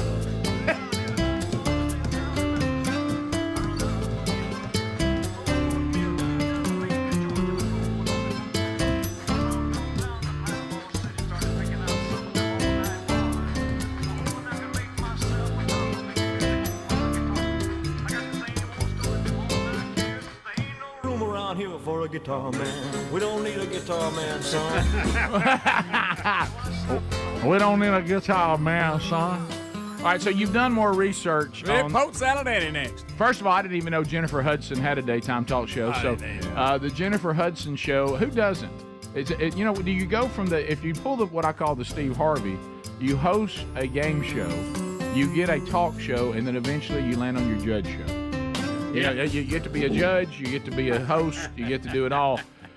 So right now, okay, I've got the answer. So Cher says the only person that she was uncomfortable and afraid to go out with was Elvis Presley. Now think how high that bar has to be, Rick. Okay? And she said she was nervous. I mean, yeah, right. But she said yes to Gene Simmons. Gene Simmons, yes. About that. Elvis Presley, no. But think about. Also forgot Gene Simmons and Diana Ross. You really want to? I forgot about that. Hey, how about this? Greg Allman, yes. Elvis Presley, no. Greg Allman, who at the time was such a drug addict, didn't even know where he was. Right. That's But if it was overweight Elvis, late in his career, Vegas Elvis, he was bigger than life at that time. So she probably was like, really? Do you think she was just like, okay? Well, she just said it made her nervous. Bubba's got an update. Here's the quote from the interview. I was nervous, and I knew the people around him, and it wasn't that they were bad people. It's just I was kind of nervous of his reputation. Mm-hmm. She revealed that despite Presley's invitation to Las Vegas, there it is, she couldn't accept, citing her nerves and concern about his well-being. There it is. Yeah. It's late. Cher's reluctance was also due to the fact that she had deeply admired Presley as a musician from an early age, reflecting on his potential rendezvous. Cher expressed empathy for Presley's struggles with drugs, which added to her apprehension. It's fat Elvis. Sad. It's fat, sad Elvis. God, who asked? She just confirmed it. Bubba found it. It was the Vegas years. Yep. Yeah, it was. Yep. And so now we know the timeline. So she was not married to Sonny at the time. And Elvis was not married to anyone that we know of, unless no, he was married to somebody when he died. Was he? Yeah, wasn't he? Didn't somebody claim they were But married? again, Girlfriend. No to Elvis based on those reasons. Mm-hmm. Yes to Gene Simmons. Yes to Greg Allman. Yes. Which married, by the way. How about yes to Richie Sambora? Richie Sambora. Right. So that's. And that list goes. We could. We're leaving out. Oh a lot. yeah. I mean, look, you need a spreadsheet to keep up with all those. Do you remember in pro wrestling when they would try to make a villain really, really scary, and they would introduce the one that we were all supposed to cheer for, and then the villain they would say from parts unknown. From parts unknown. And I think when you look at Cher's dating list, you eventually hit men unknown. Yeah, we don't even know what goes on there. Yeah. She has made the most of her 77 years. So that was it. It was Elvis in the Vegas years. And I'm kind of with you guys, you know, the Elvis story, and I know this upsets a lot of people because of he's held in very high regard for his talents, and rightfully so. But the Elvis story is actually quite sad. It is. Oh, it's very sad. It's a very sad story. As great as that last movie was, you leave the theater depressed. Depressed. Thinking what a mess. I mean, look how old he looked, and he was barely older than Adler is. Mm-hmm. Yep. Isn't that crazy? Well, it really at Tom Parker. I have no idea. I have no idea. Was it Tom? Yeah, Colonel Tom. Yeah, Colonel Tom Parker. Mm-hmm. Yeah. I want to be sure I had that name right. Yeah. As Bubba has said correctly, basically a carny who found. And you don't know in the movie how much of that's accurate or not. But right, that was Priscilla's version of it. But there's enough people out there that have given us the history of Tom Parker that it's mostly right. You get kind of a general idea of the kind of guy he was. Rick, the details might have been, Rick, we still don't know debate, what his real name was or what country he was from. Okay, you can't find that. I don't think. Those of you that don't remember the Elvis stuff and how things seem so normal, I want all of you to think about. And it really didn't hit me either till I saw the movie. I want you to think about you're the biggest entertainment icon. No one's even close, and you never do a world tour. Yeah, I mean that's a lot of money left on the table. Well, there was a reason. Yeah, because Colonel Tom couldn't leave the country, couldn't get back in. Right. Yeah, exactly. But he could have sent him out there on his own. Elvis, he wouldn't allow that. Yeah. That's true. But I will say this, and to get him up, the show must go on. Must go on. It's interesting that actually, because he's out promoting it, that John Bon Jovi was one of the people I heard say this. But a lot of the artists of today, and you still see exceptions of those that make the same old mistakes that every artist has made before them. But there was a generation of artists, especially musicians and songwriters, that said, you know what? we're going to learn a little more from Elvis and Jimi Hendrix and Janis Joplin and all those. We're going to learn that we need to know our business. These people that come in and we just say, yeah, man, we just want to make music, man, and put out good. It's all about the music, man. And then you start trusting somebody on your business. Well, they learned that they needed to know the business, and they've gotten a lot better at it. But to that point, look at all of them that had drug issues. Mm-hmm. And look at Michael Jackson, Prince. Mm-hmm. Everybody thinks, not me. Mm-hmm. And it gets all of them. Yeah, just a different kind. Well, it's fame and people idolizing you is human beings can't really handle it. It just. I have said many times, I think applause is the most addictive drug in the world. Yep. I actually think, because it goes back to idolatry again, that it's the worship of self and worship. Everybody loves that feeling, but it can get away from you if you can look at it as I have influence, I have a platform that can make a difference. That's great, but when you start thinking that somehow you're special just because what you do for a living, that's when it kind of gets and away. nobody ever realizes it when it's them. That's what's so strange about it. Can I tell you the thing that when you look at the money, the business and all that of it, I think even sometimes the introduction of these drugs and stuff, even though it eventually burns even the person making money off of them, it was another way to get them into a state where they almost had to have somebody else handle everything. Right. You know? May have been. So I don't know, but a sad story, and Cher finds her way into the Elvis story today by doing that interview. So on one of the many talk shows that are out there. Now, what is Cher hawking right now? Why is Cher talking? I don't know. She got another tour or something. I don't know. Surely she's. Is it a book or is it a perfume? I'm not sure what she's out there. Well, because if you are a female and you reach a certain status, you have to have a perfume and a clothing line, don't you? Oh yeah. True. I mean, you got to at some point. And now even they go. What is she hawking now? Do you know? Isn't Tom Brady? Doesn't he have something out right now too? Some kind of smell? Does he have a cologne or something out?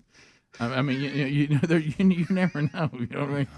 So, tell me this, and I haven't seen this, but somebody told me yesterday him and Giselle were getting back together. Is really? that right? No, I don't know. I have not seen that anywhere, but somebody told me that. That is completely unverified. That's somebody said right there.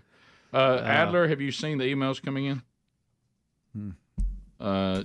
Yeah, I saw that one. That's a good one. This is the Jefferson County Sheriff's Office. We have your 77-year-old girlfriend locked up. No, that's If you ever want to see her again, go to Winn-Dixie.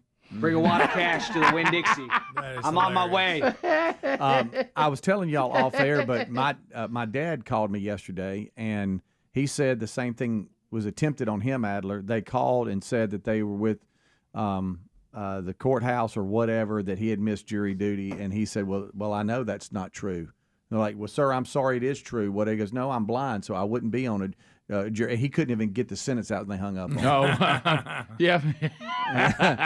They didn't know who they were calling. Right. Wow. You know? Yeah, they just it's like birdshot. They just try to hit as many people as they can and see how many they can get. Yeah, and they're out of reach. They know you can't get them, probably in a foreign country. Right. What was sad is that when you got that email from the couple they did do it, and you realize it was exact same actors, exact same bunch. Yep. Everything was all the same. All right, we'll come back. 15 minutes to the top of the hour. The Rick and Bubba Show. We'll get to some of your phone calls before we're done today. More stories to cover today as well. We'll kind of update you on some things that are going on that you can participate with. An interesting Rick and Bubba University, the podcast, coming up this weekend, too. We'll tell you about that. We'll be right back. Rick and Bubba, Rick and Bubba. Arms in the air in a victory salute. He's pulling down his pants. Put up your pants, my man. Pull up those pants. He's being chased to the 30. He breaks a tackle from a security guard. The 20, down the middle, the 10, the 5. He slides at the 1, and they converge on him at the goal line. Pull up your pants. Take off the bra and be a man. And the players with hands on hips at the other end of the field are looking at him and shaking their head and saying, why, oh, why is this taking place in a Super Bowl? Is it wrong of me? I want to see We're one of on the, these splits. I want to see one of the players come off the sidelines and just deck. You know, we've seen that in the past, and I like it. Wasn't that with the Colts, assistant wasn't he a coach, player too. with the Colts back in the day. Oh yeah, and of course he leveled him. Of course, now you get sued for doing that. Sure. But look, y'all, the move he Why? makes. Why? Yeah. Well, you know the guy's he's gonna file a lawsuit that you hit And me. he'll win. Yeah, you shouldn't be out there. Though. Right. Well, he See, was. that's the way the judge ought to go. You ran on the field of the Super Bowl. Your Right. case dismissed. No, but the security guard should have got me, not a player, Jack. I shouldn't expect that. He's a professional. That's one reason they go and do it. They have no running fear. down the middle of 40. Arms in the air in a victory salute. Yeah. He's Watch pulling it. down his pants. Put up your pants, my man. Watch this Pull up move. those pants. Watch this He's move being right here. chased to the Right 30. here. Good. He Look, breaks the hey, tackle he's for got the some 30. quick feet. He's got quick spin. feet. Of course, that guy chasing him, he shouldn't be a security guard. And they You convert see him that? at the I goal saw the line. security guard slide there is funny. led with his head. I hope he's Pull all right. up your Yeah. pants. Take off the bra and be a man. So there it was. I mean, he had good moves. He did. He had some good quick feet. So there you go. He was agile. I'll give He you that. was agile. I mean, you'll consider he was running in a one piece, some sort of He had a whatever, thong on. whatever that was. Also, then of course the saga of Tony Romo. Mm-hmm. Oh God. I know y'all don't like Romo, but I do. I don't know why. He's irritating. I like it. I haven't. You heard, like Helms likes him I'm too. okay with the it. Burgess brothers are anti-Romo. Yeah. He's not Where are my you on him, favorite. Speedy? But I like He's. I don't like seek him out, but he doesn't bother me either. He's Yeah. kind of just That's kind of me. You know. He's better than he was when he first started. When he predicted every play ahead of the snap, that got on my nerves. He's just irritating. But now Him to and Jim Nance seem like they get along real well. And like they each don't. I other. heard they don't. Well, Like now we have we have talked about there's how, a 30 for 30 coming out. how we all rub off on each other. Now, because of Greg, I do notice more now with Yeah, Romo. of course. Thank you, Well, Greg. like I said last You night, know. he kept trying to little dialogue. Well, I bet he told this and he said that, and when you ran this and I ran. He was just trying to be funny the whole game. Yeah, and But he's their top-rated guy. Oh, now. listen, you remember the bidding war? The Oh, money. yeah. Oh, He's he the made- highest paid guy. Yeah. guys, have y'all seen Our World today? So he's not worried about whether I like him or not. I can promise you that because I got news for you. Somebody likes him. Yeah. Well, but And, how about we Greg? could see Greg, him. Greg, you want me to do my analogy about flies? There's a lot of things flies like. Yeah. that I don't like it. But I mean, That's a good point, and there's just hundreds of thousands of them. But no, Everybody, he was the golden child. No, Everybody was that's bidding on it. look, it's a free market, and he has That's true. demand. But I mean, there's a lot of things that are popular that some people like and don't, and like the halftime show. But I mean, it's I just didn't get it. I don't know. Well, no, I just don't know that music. yeah, That's just. I don't either. But and it's not a big. I bet deal. if you were a fan of him, you'd yeah, I probably was like glad it. everybody kept their clothes on, and I'm not sure Well, why we were you know, bandaged. Our heads were bandaged. I thought they were jock straps when I first saw them. Yeah, like underwear. Betty made the point that this was the most clothed halftime show we've had in a decade. Well, that's a good point. But I After I last wasn't year's. really that familiar with The Weeknd. I knew a couple of his songs, but it's just. I mean, everything that you can do in a stadium has pretty much been done or attempted. And then you have the COVID thing on top of all this. What a nightmare. Mm-hmm. And I don't know if you saw, too. I don't know what the budget is. They don't pay them to do this, but they have a budget. Yeah. But he didn't like the budget with what he was wanting to do, and he added $7 million out of his own pocket to do that halftime show. No, that wasn't money very well spent. Nah. Well, Well, I'm just saying. I mean, visually, I guess it was. depends, I It guess. was. No, I mean, being on there is good for your career if you got. Something. Oh, it's very good for Oh, your yeah. career. That's, you remember they had talked about charging the artist to be on there. right. also. Oh yeah, yeah. But- Well, the thing that I think, and it's just a taste. It's just everybody has preference. It's just Mm-hmm. like with Tony Romo. To me, his voice is a little bit annoying to me, and he's a little too excited for me if I was the play-by-play guy. And I mean, if Jim made any statement, "Oh, Jim, look what you've done," Yeah, you're all over. he was basically screaming "Mojo" every time Jim would say something. every And time. that had to get old. I mean, Jim He had to did. say, "Hey, He Tony." did. You're right. Hey, Tony, I'm on. Oh, you went ahead and said it. Oh, Jim, you went ahead and said it. He told him, he said, I tell you, after the game now, we're going to get together and we're going, It's that hoarse, high-pitched voice.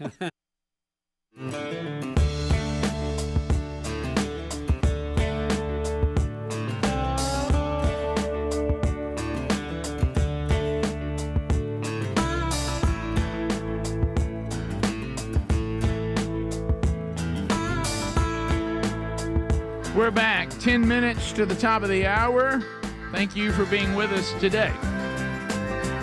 Bubba, we saw yesterday the big congratulations to your daughter on wrapping up one stage of her life and now going into something just like us, something new. Yeah, Caitlin is leaving her post on Capitol Hill. She has been press secretary for Jerry Carl. Been with him in his office almost 2 years. She interned there on the Hill before that, so about 2 years, round figures. And she loves it up there. She's really enjoyed it. But she's leaving that post, and she's coming back to our state and going to be working for the Business Council of Alabama. So I know she down in Montgomery. I know you said she enjoyed that and certainly has a passion for it. But are you kind of glad she's getting a little closer to home? Well, just yeah, from a selfish dad standpoint. From a selfish dad standpoint, I am glad she is getting closer to home. There's no doubt about that. But she loves it, and she has become very knowledgeable about it and enjoys that. And she probably will stay in the political circles at some form or fashion. I don't know. She may end up being a congresswoman one day. Who knows? Here we go. I've always told Caitlin when she was even a little girl that she could accomplish anything she wanted to when she set her mind to it, even if it was president one day. Mm-hmm. Well, there you go. And and you love when they find their passion and they start making it happen. It's and once.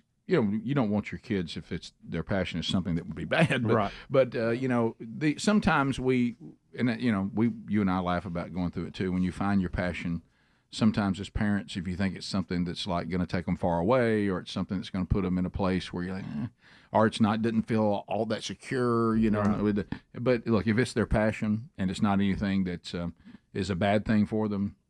When they find their passion, that's when they really seem to do well and thrive in life. And she also has a passion for business, and that's one reason she's excited about working with the Business Council of Alabama. Yeah. And it's important that the message of business is told, because the message of anti-business is spread a lot these days. Yes, and look at the result. And look where it's got us. So.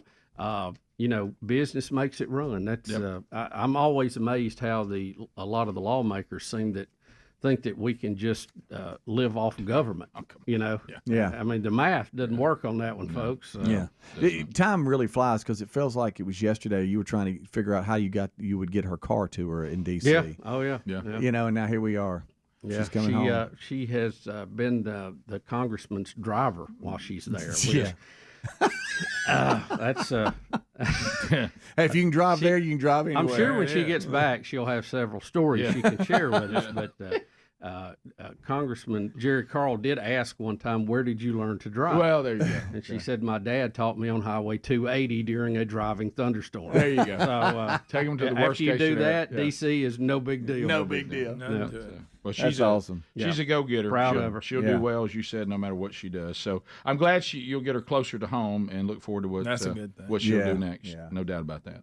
ReliefFactor.com has been with us for quite a while. Did you know over 1 million people in our audience have tried Relief Factor? The Quick Start Kit is only $19.95. 70% of that 1 million have ordered more. Because like us and like me, they see the results. I take it every day. Take a pack in the morning, take one at night, and then if I do something goofy or kind of go and work a little, pick something up maybe I shouldn't have, or work down at the farm, I'll take another pack in the middle of the day if needed. So if it's all natural, that's the beauty. You see, the over-the-counter stuff's got a role in our life, no doubt about it.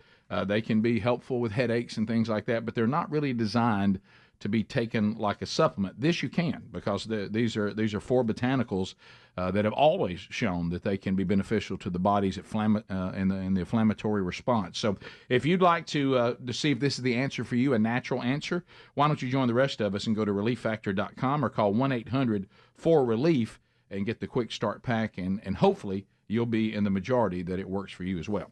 Bubba, speaking of young folk, what's going on our college campuses right now, we mentioned earlier, it definitely looks like it may not be as it appears. The passion of young people just letting their voices be heard, and maybe more of another an organization trying to bring anarchy and disorder to our society.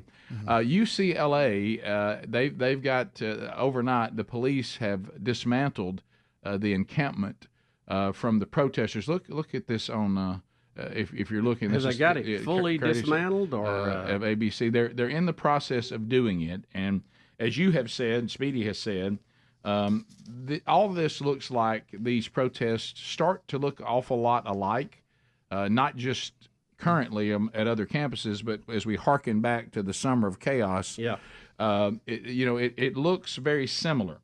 Now, they needed a good protest here with the election coming up. Right. Remember, don't forget that. Now, some of the interesting things, like the clip we played yesterday, UCLA anti-Israel protesters. Now, when you ask them why they're anti-Israel, their answers are not, they don't seem all that deep or well thought out. No. But, Bubba, they want to show their solidarity with Palestinians by asking if they could be provided with vegan and gluten-free food, zip ties, shields, and EpiPens. Yeah, we'll get I would that say for you. Let's no, get that. no, and no. There's nothing like a gluten. You'll get 3 hots in a cot down at the pen. Bubba, there's nothing like a protester that has decided to go gluten-free. A needy protester. That's what I love. Look at this right here. No bagels, no bananas, no nuts. What I got plenty of those. Well, they do, and some of Yes, sir. And some of our politicians, it looks like they put that on their list as well. Right. Now, guys, look at that list. So I would tell them to. Can we, y'all? So anyway, so. What is BDS compliant? What is that? Did you see give you something, but I can't say it on the air. What is that? That's something they asked for. Yeah, I don't know their terminology. But they also need some more knee and elbow pads. It says. Yeah. What do you need those for? Well, is it really say that? We're not going to supply you. It absolutely says that. We're not supplying you anything. No. See, that tells if you want all that, go home. Well, the police, on your way home. There's no way these people are that fired up about the Middle East on either side. No way. These people don't care. They probably couldn't find the Middle East on a map, half of them. Absolutely. BDS stands for Boycott, Divestment, Sanctions. Oh, my goodness. So they're looking for BDS compliant products. Bubba, good luck. Word from Iran, because they're not going to miss this. Sure. They're behind it. One of the Tehran University professors, I can't say his name, is it Fod? Whatever. He was educated in America, and he has declared that these people that we see on the American campuses, in an interview with Iranian state TV, of course, he said these are our people. We stand with them, and they stand with us. He said that Iran's dictatorship, which he claimed to be part of, was cheering on the protesters from coast to coast in the United States. So, at least they're cheering for us instead of screaming death to America. That's a nice change over the past 40 years. Well, the Iranians in the dictatorship says death to America except for these. These. Now, I want you to think about if you looked out there and your kid was getting a pat on the back from the dictatorship from Iran. Yeah, that's great. Oh, yeah. Put that on the trophy. That's why I'm paying for you to go to college. And don't lose sight of the fact that a known terrorist had his wife was at the Columbia protest, just sitting there hanging out in the middle of it all. He sent out a message saying he was proud of her. Well, I bet. It'll chip off the old block. So there we go. Top of the hour. These protests are out there. Like I think Bubba pointed out, you're going to see a lot of chaos and discourse and anarchy all over the country as we roll our way to November. Yeah. Oh, yeah. Yeah, we're still looking for some pandemic, too. Don't forget Well, they're that. trying. Top of the hour. Bubba, Rick and Bubba. He's just a little amp for me. He is. Yeah, he's that guy that you got to be in the mood for. Right. Like when Dandy Don would say stuff like that, he was somebody that you just picture yourself wanting to hang. And I'm sure Tony Romo, I don't know anything about it. I'm sure he's a great guy. It's just a preference. And evidently, a lot of people like him. Well, he how drew about the this? big money. Tony Romo and The Weeknd make a ton of jack. So they've got their audience and they've got their people. There's people that cannot believe one person listens to this show, and I get it. It's all about preferences and taste. Okay? Yeah, that's why I'm not going to trash The Weeknd. I'm just saying I don't like that overproduced music, so it's not my thing. But if you're a fan of his, I bet it was really good. And like it now, if I would have got to choose this year, I would have put AC/DC because they have a new record out. They do have a new record they're Well, promoting. you know, usually they have 2 or 3 artists that'll come out, and I know because of the COVID thing, so they were limited on that too. So. Well, and I guess he was singing live. He said he was going to. The mix was not. Wasn't great. Look, I had the home theater set up, ready to go. I was ready to jam, and it was just a little wispy. I guess is the best. It wasn't as bold as I needed it to be. Yeah, it's almost give us a feed. We were just hearing what the stadium was hearing. At times, you're right. I don't know.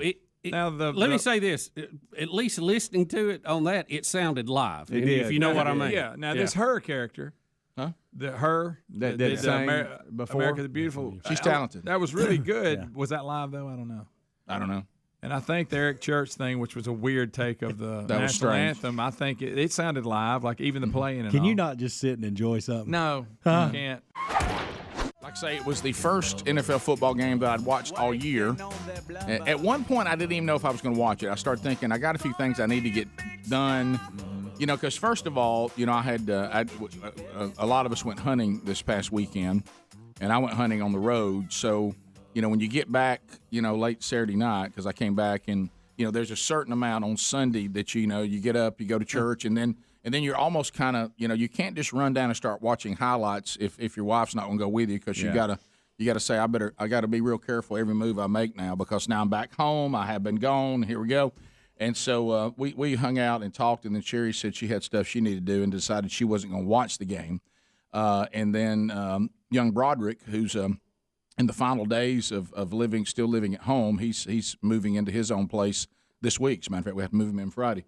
And so he was like, hey, Dad, of course, he'd been working. You know, his job, Sunday is a work day for him. And it was so funny. He sat down like he was going to watch it with me. I look over and he's completely asleep. He's out. So he's completely out. So I ended up watching the game on my own. I didn't have any big production. Well, I've watched a few of them solo, and I told Betty, I said, well, why don't we have a couple of folks over that we know we're in the safe zone with? They'd either had it or had been vaccinated, and so we had a couple of couples over to watch, and you know, I always enjoy that. It just seems like it's more fun with some folks. And I've sit through several that, you know, I was solo, and I'm like, well, this bites here. Right. I mean, good night. And plus, there's nothing good to eat here.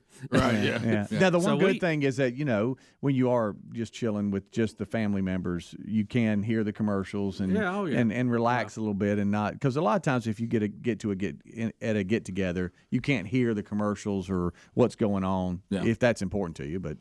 Yeah, it was. You know, I door dashed in some food. And, okay, it got there. I was in a little bit of a panic though, because I was trying to get Buffalo Wild Wings, and it said that they were not taking orders, and I panicked, Rick. Did you wait too long to do your order? Well, no, I actually text Tim, and I said, "Hey, Tim, what's up? Your DoorDash is offline, brother." Yeah. He said, "We're covered up. We can't fulfill those orders too." And I was like, so sad. Yeah. You know, but you don't wait till the last minute to make a Super Bowl order. No, it wasn't the last minute. I mean, we had put orders in about lunch and just said we didn't want delivery time between like 3 and 4. Yeah. So, you know, I thought we planned as probably as good as we could. We had a lot of good food. I know that. It was good. Yeah. Which brings me to the point that this Tom Brady diet kept getting brought up. So. Yeah, there's a story on what would Tom eat for Super Bowl. There's even that out Sounds today. like you eat pizza. You can deal with that. Well, I looked at some of it. I don't know the whole list, but Betty suggested I maybe get on the Tom Brady diet. Did she? Really? Yeah, she suggested the GOAT diet. Yeah. Has she seen your numbers? I was about to say. Yeah, well, great numbers. It's not the numbers; it's the shape. I think we're dealing with now more the outgoing issues, not the internals. Right. And that's just blood work. That don't mean, even though the number's good, don't mean the pipes it's running through's in good shape. You worry about a little stress on your heart, aren't you? Well, you got to be careful, Rick. Yeah. Oh, look, being overweight at our age is not a good thing. But you know the thing, just as I was glancing, glancing over Tom's diet, right? He eats a lot of things. I don't even know what they are. Yeah. So if I can't spell it, I'm not eating. Yeah. And if you can't get it at a drive-through when we're headed somewhere, what are you going to do? That's right. I know he does eat pull in pizza for some chickpeas occasionally. He probably doesn't eat, the whole pizza. But he doesn't. Would it hurt him to eat a pizza? There's a couple of things he's cut out that he says causes inflammation. One of them is tomatoes. And I love tomatoes. I hate tomatoes, so I'm with him. I'll get extra tomatoes on a salad or something. Really? So You can have mine. I'll let if we ever eat out, you can have my tomatoes. So, Bubba, let's lay your diet down beside Tom Brady's. It's probably not that much different. No, it's way different. All right, so look, y'all have in common tomatoes. What else? He does. Peanut M&Ms? Let me throw this at you. Somewhat healthy? Brady, and this, I don't know if he does it now, but I know when all this came out about his diet, 80% were vegetables. 80%. High number. That's a big number. Big number. And you've already taken tomatoes off the list. That's a big part. Oh, of so mine. he doesn't eat tomatoes. No, right. Yeah. He doesn't. He stays away from them. So he has. So y'all don't even have that in common.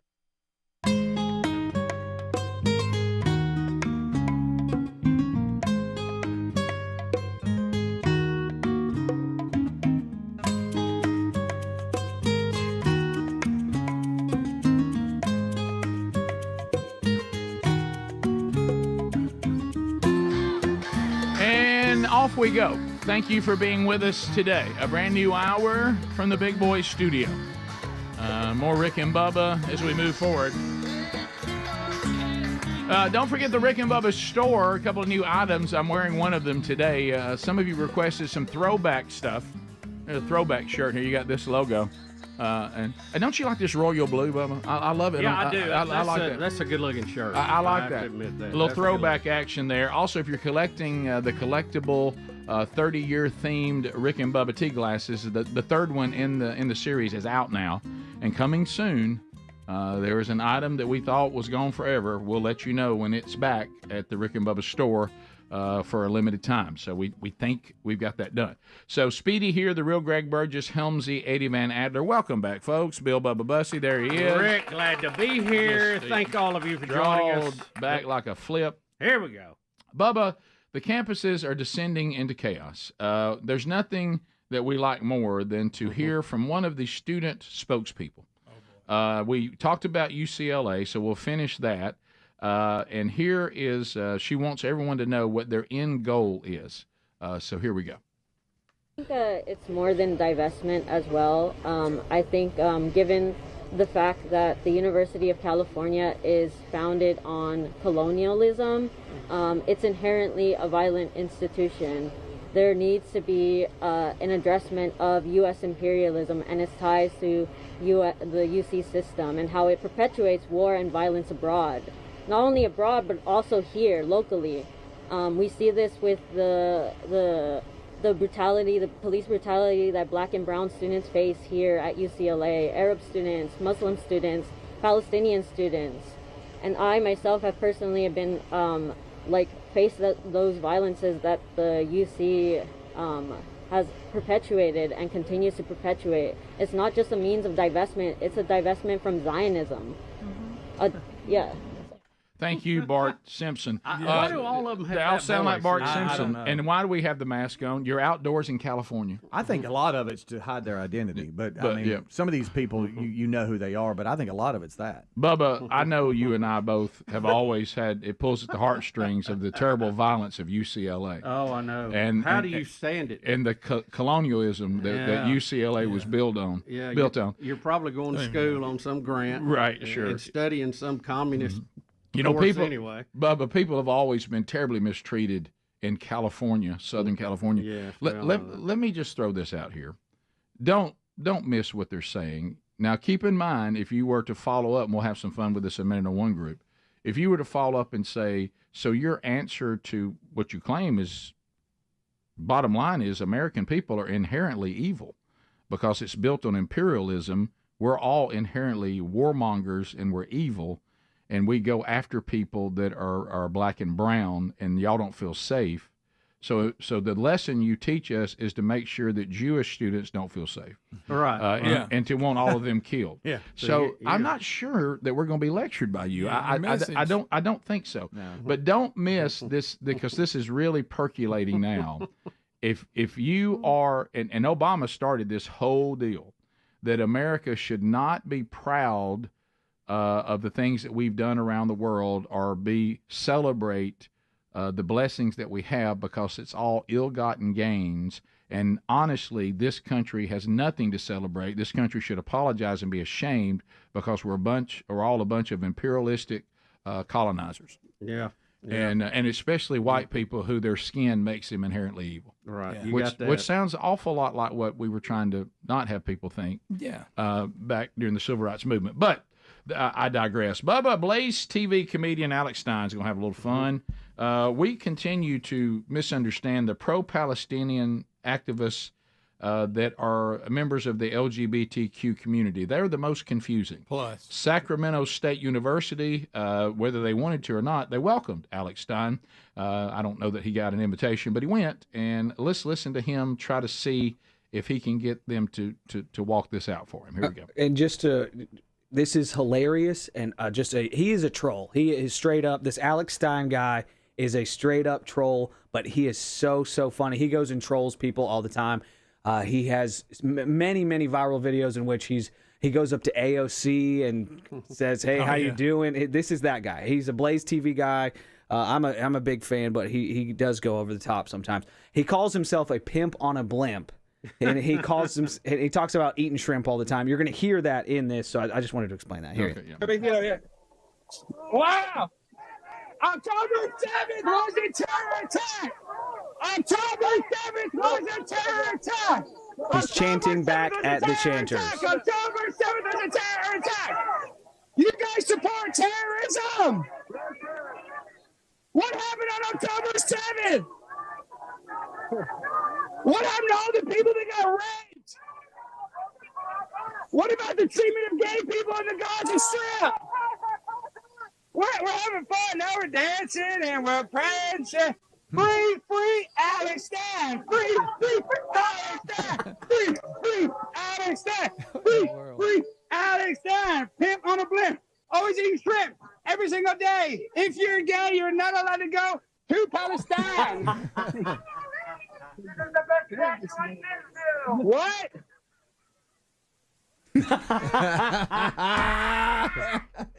If you're gay, you cannot go to Palestine. That's he's a character. I'll give you that. All right, so That looked like a huge protest there. So now, Bubba, let me at least 20 people. Let me tell you when your protest when Eric Adams can't even support. Oh anymore. my gosh! Yeah, Oh, New York how'd that Mayor happen? Eric Adams, he thinks what's going on these college campuses that we should be concerned. Now, this is Eric Adams. I want y'all to be Eric Adams. We had hope for him when he went in, and Yeah. it turned out he was just as far left Right. as the others. But every now and then, he shows you just a little bit of the police officer we used to know. Yes, so here he is talking about what's really happening on these college campuses, and he doesn't like it.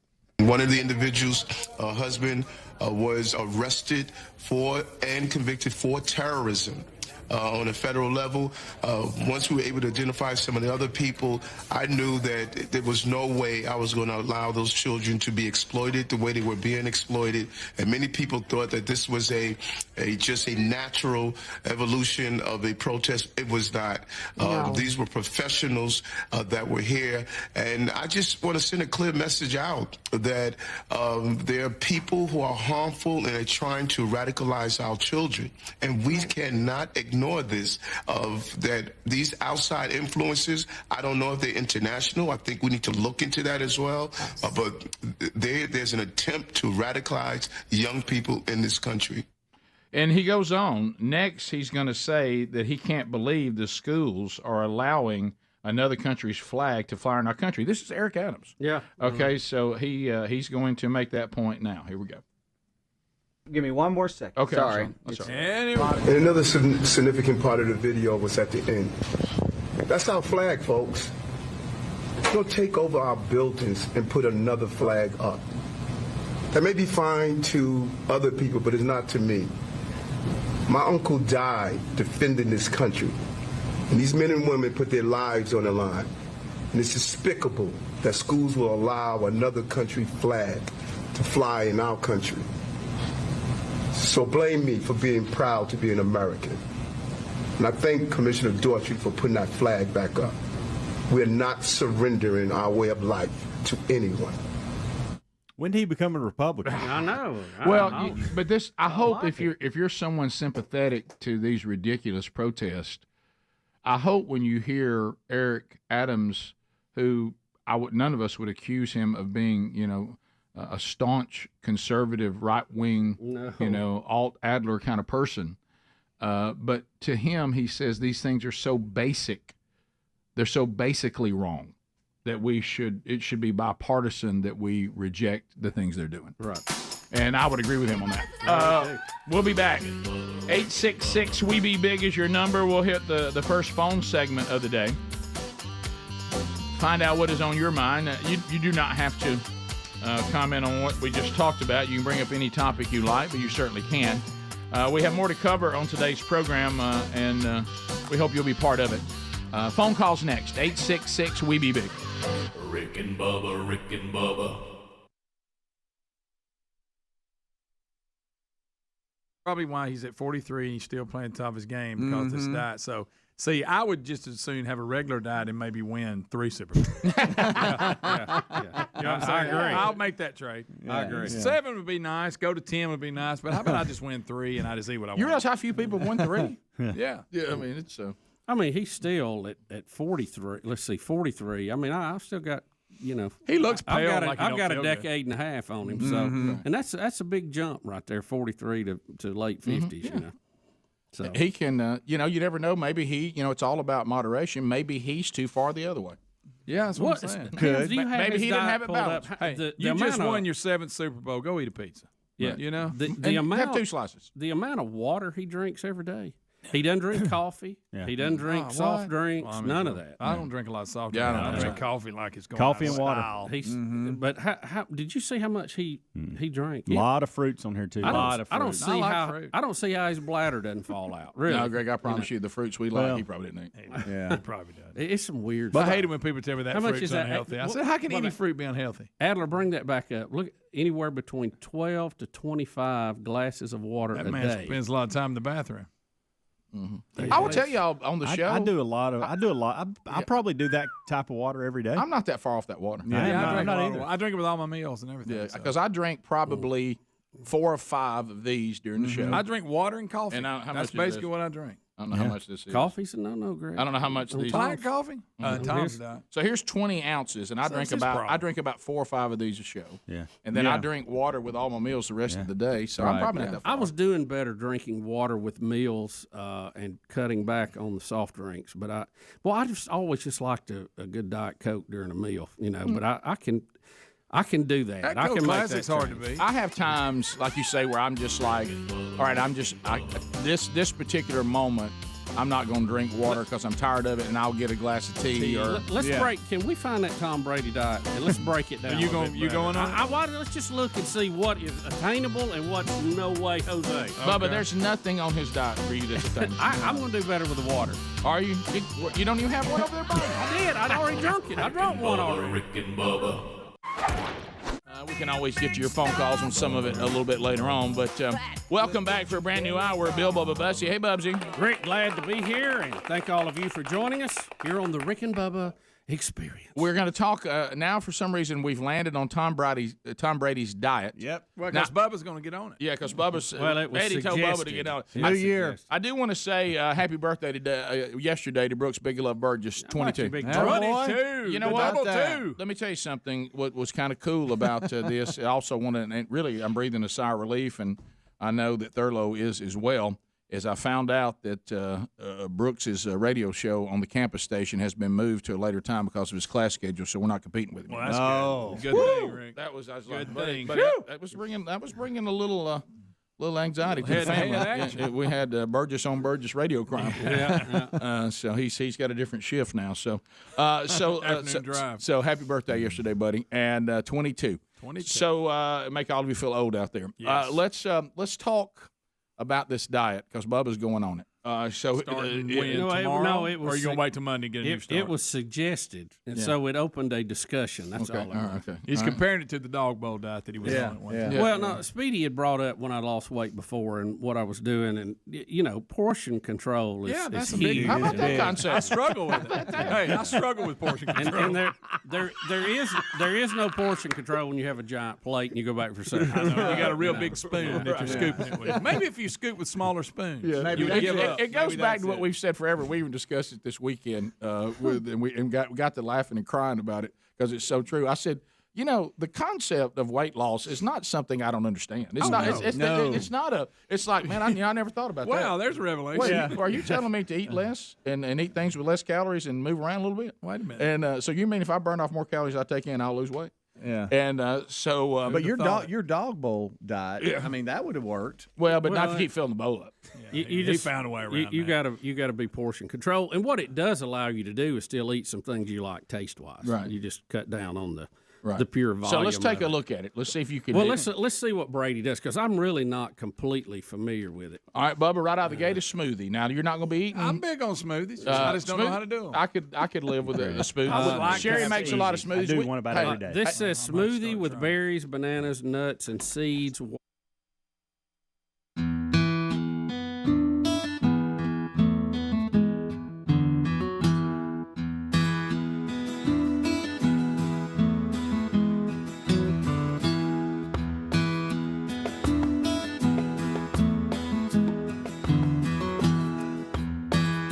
Let's go. Phone calls coming in, 866-WE-BE-BIG, and we thank you for joining us. We're just about full on the old phone bank. Looks like we may have 2 available. If you want to roar in here, you can at 866-WE-BE-BIG, and you can grab those last 2 slots. Let's go to Avery. Avery is joining us out of Sweet Home, Alabama. Avery, welcome to the Rick and Bubba Show. How are you?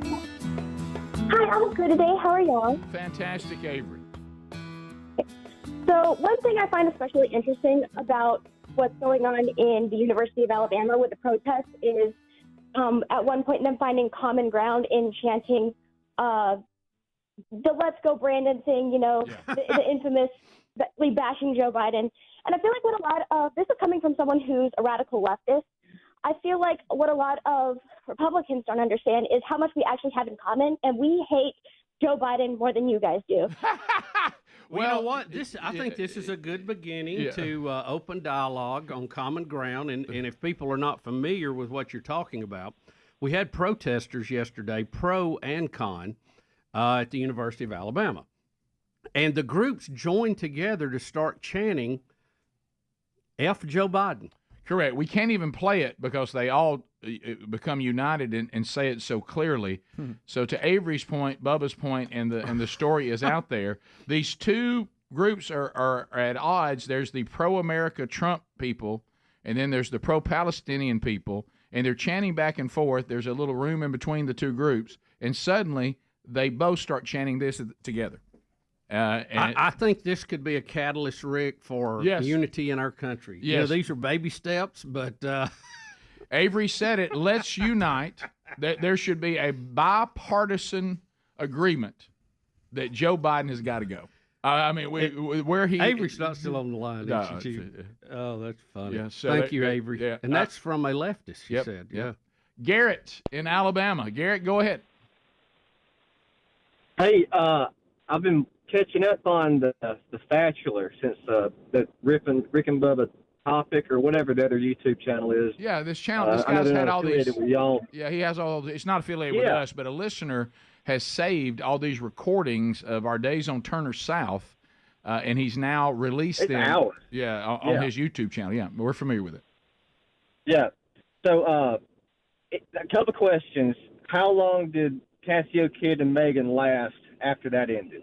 Not long, that I recall. I don't think it was very long. Roughly like less okay. than When Bobby, about a month. Yep. Yeah. When Bobby Bowden was in the hot tub with the boom mic, that's good. I lost it. That's a great shot. Absolutely hilarious. He has since passed, and he was his stone cold serious face holding up that boom mic with no shirt on is just absolute gold. It is, and, but his personality was kind of that way too. He had a kind of a dry sense of humor. So and the fact that we were kind of showing something that I think people need to remember when watching these kind of shows, and we did it on purpose. Y'all do realize there's people standing all around them with microphones, cameras, lighting, and you can't lose sight of that. And we certainly didn't. No. Thank you for that call. I can't unsee it. Leslie, welcome to Rick and Bubba. Go ahead. Good morning, fellas. How are we doing this morning? We're good. Great. We're good. Okay, so I listened to Eric Adams' comments this morning and the other day, And I find it funny that he's griping about flags from other countries being flown on the college campuses, but he didn't mention one time our own representatives waving flags of another country in our House of Congress. Well, but in all fairness to Eric Adams, he's the mayor of New York City, so It does not matter. He knows what's going on. Right. He also knows, I mean, where was this cop reaction and the military reaction on top of that to BLM and Antifa? Yeah, there's Got all that. definitely Yeah, got all that. definitely some inconsistencies there. There's no doubt. I'm trying to do something I know that is kind of no longer We're desired. taking what we can get here, Yeah. Rick, right? We're really saying that in this particular moment, which this is okay, we agreed with Eric Adams. Yeah. Correct. Yeah. That's it. On this topic at That's this it. particular moment. That's yes. it. We continue. Let's go to Brad in Alabama. Brad, go ahead. Morning, boys. Hey, buddy. Hey, I've been saving up to get a house for my down payment, and we're still a little bit short. I figured you'd think Adler would give me $5,000 to get there. No, he will not. Man, I'm glad to know somebody go to the bank, check out $5,000 cash. I know. That's impressive. Dakota, welcome to the show. Good morning, guys. Hey, buddy. Well, so going back to all the college protests and everything like that, as a 22-year-old myself, I have never been more ashamed of a generation. Well, I understand that, and I think what I would say, though, because I have actually met some pretty impressive young people of your generation that, well, I've said this on the show before, it seems like this generation, they're kind of removing the middle ground. Yeah, they're either hot or cold. Yeah, the ones y'all have that just are an embarrassment, boy, they're at a level of embarrassing that sometimes seems unrivaled. But there's also real impressive individuals in your generation that are more devout followers of Christ than any of us ever were at the same age. They seem to be getting their act together at a younger age. So what I think your generation, you can say, and there's good and bad with that, is that the middle ground's kind of gone away. You're either a complete idiot or you're pretty impressive, and so don't forget that. But I understand what you're saying. We continue. Let's go to Adam. Adam, welcome to Rick and Bubba. Go ahead. Morning, gents. Hey, buddy. Hey, I just had a quick comment on that list that the students gave to the administrators.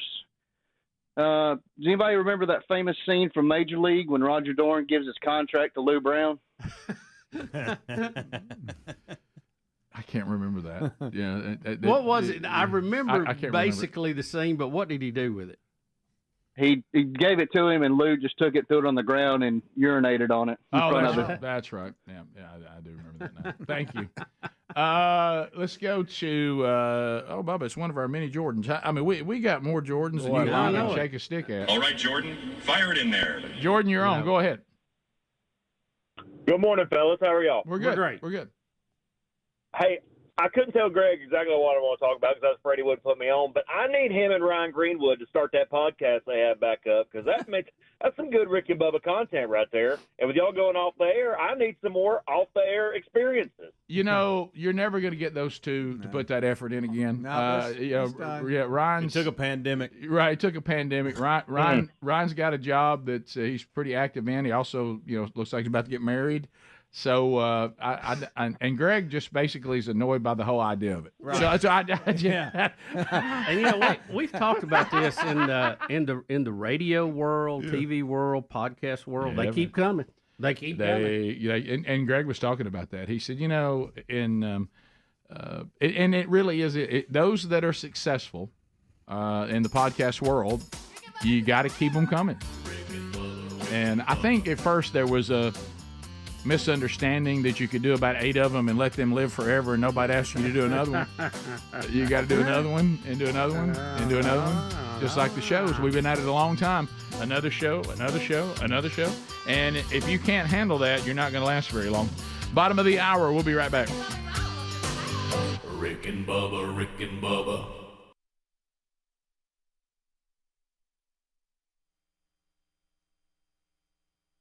With electrolytes. So would that be like Pedialyte? Is that what he's? I don't know. Well, of course, now he's working out a lot. This has too, electrolytes right here. Wait a minute. Does Say it? that again.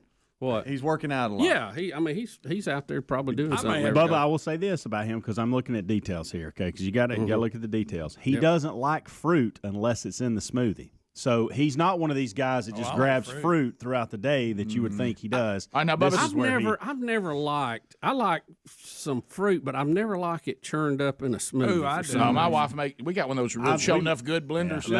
And we make I've just never had. Maybe I could sign up for a smoothie for breakfast. I need to explore the smoothie world. It's easy. Yogurt. I don't like the green. That's not a vanilla or chocolate milkshake. No, it's not. But I will tell you this: they really aren't bad. I think you would like them if somebody knows how to make them. It's easy. Well, it's got to be the right. He's got berries, bananas, nuts. See, and I don't seeds. like everything. Are you going to eat this breakfast or not? I do. No, I'm just. Let's look at it. Okay. All right, now look at this one word because I want you to see it. Post. What's the word after post? Workout. Workout. All right, and then there's a protein shake. Yeah. Now what is that exactly? It tastes like chocolate. You'll be fine on that. Yeah. You got no problem with that. Now what kind though? I don't know. Y'all have them? You could do whatever. Have y'all been eating protein shakes? I like the protein. No, I've had them in my life before. I like protein. They're pretty. You know what a protein shake. I like the way it tastes. The good news on protein shakes now, they've gotten to the point now you can find them already in the can ready. Yeah, they're everywhere. You can find a protein shake. All right, so what do we got for lunch? All right, let's go to lunch. 20% meat. They actually say meat in this one. 80% Bubba, vegetables. Healthy protein. That means not fried. Healthy protein. With healthy lots of protein. vegetables. And so would that be? You could have. that's fish. A lot of fish for him. Yeah. You can do a lot of fish. I like fish. You like fish, don't you? I like fish. Sushi, I like it. Yeah, that's fish. Now, here's some details that I don't Eat like understand. real Let me ask you this, Rick. Does the riverboat special, does that count? No. Dang it. That's not it. That's so not what it. vegetables is he talking about? He doesn't really say here. Just says vegetables.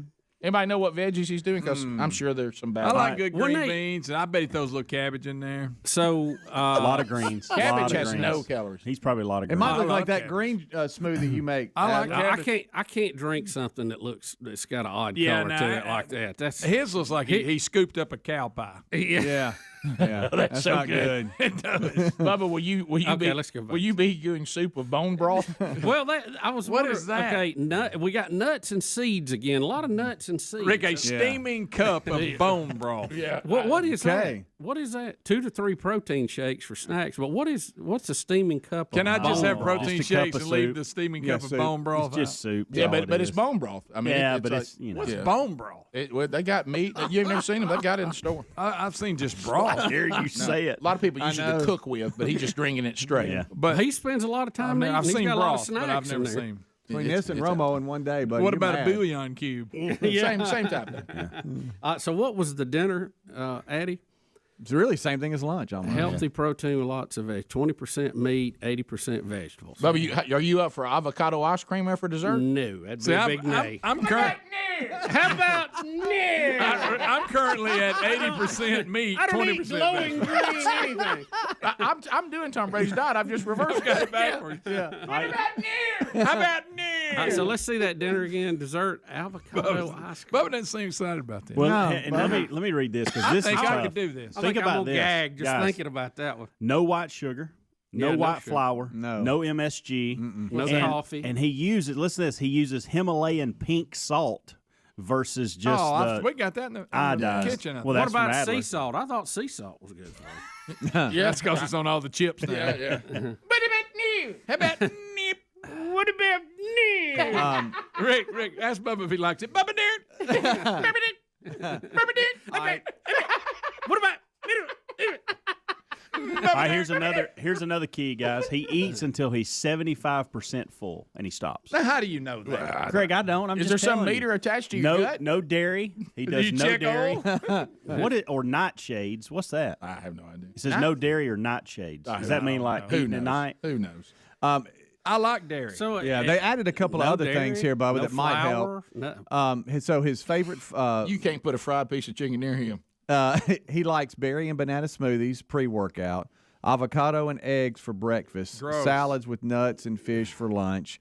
He said if you looked in his fridge, he'd have fruits like grapes, blueberries, apples, pears, bananas, and veggies like, like cucumbers, kale, and spinach. And I then like cucumbers. he likes to add He's eating the way God made it. electrolytes There's with nothing wrong with water.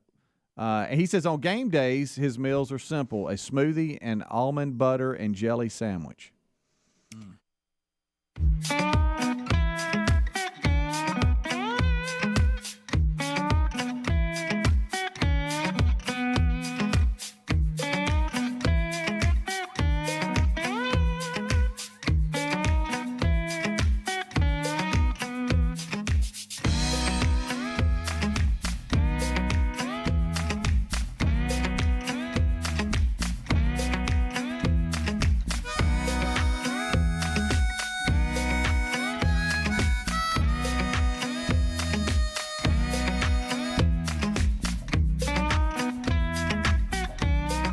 So bring your fist each and every day and let's kick some you-know-what. Hey, this is Bill Romanowski, and you're listening to The Rick and Bubba Show.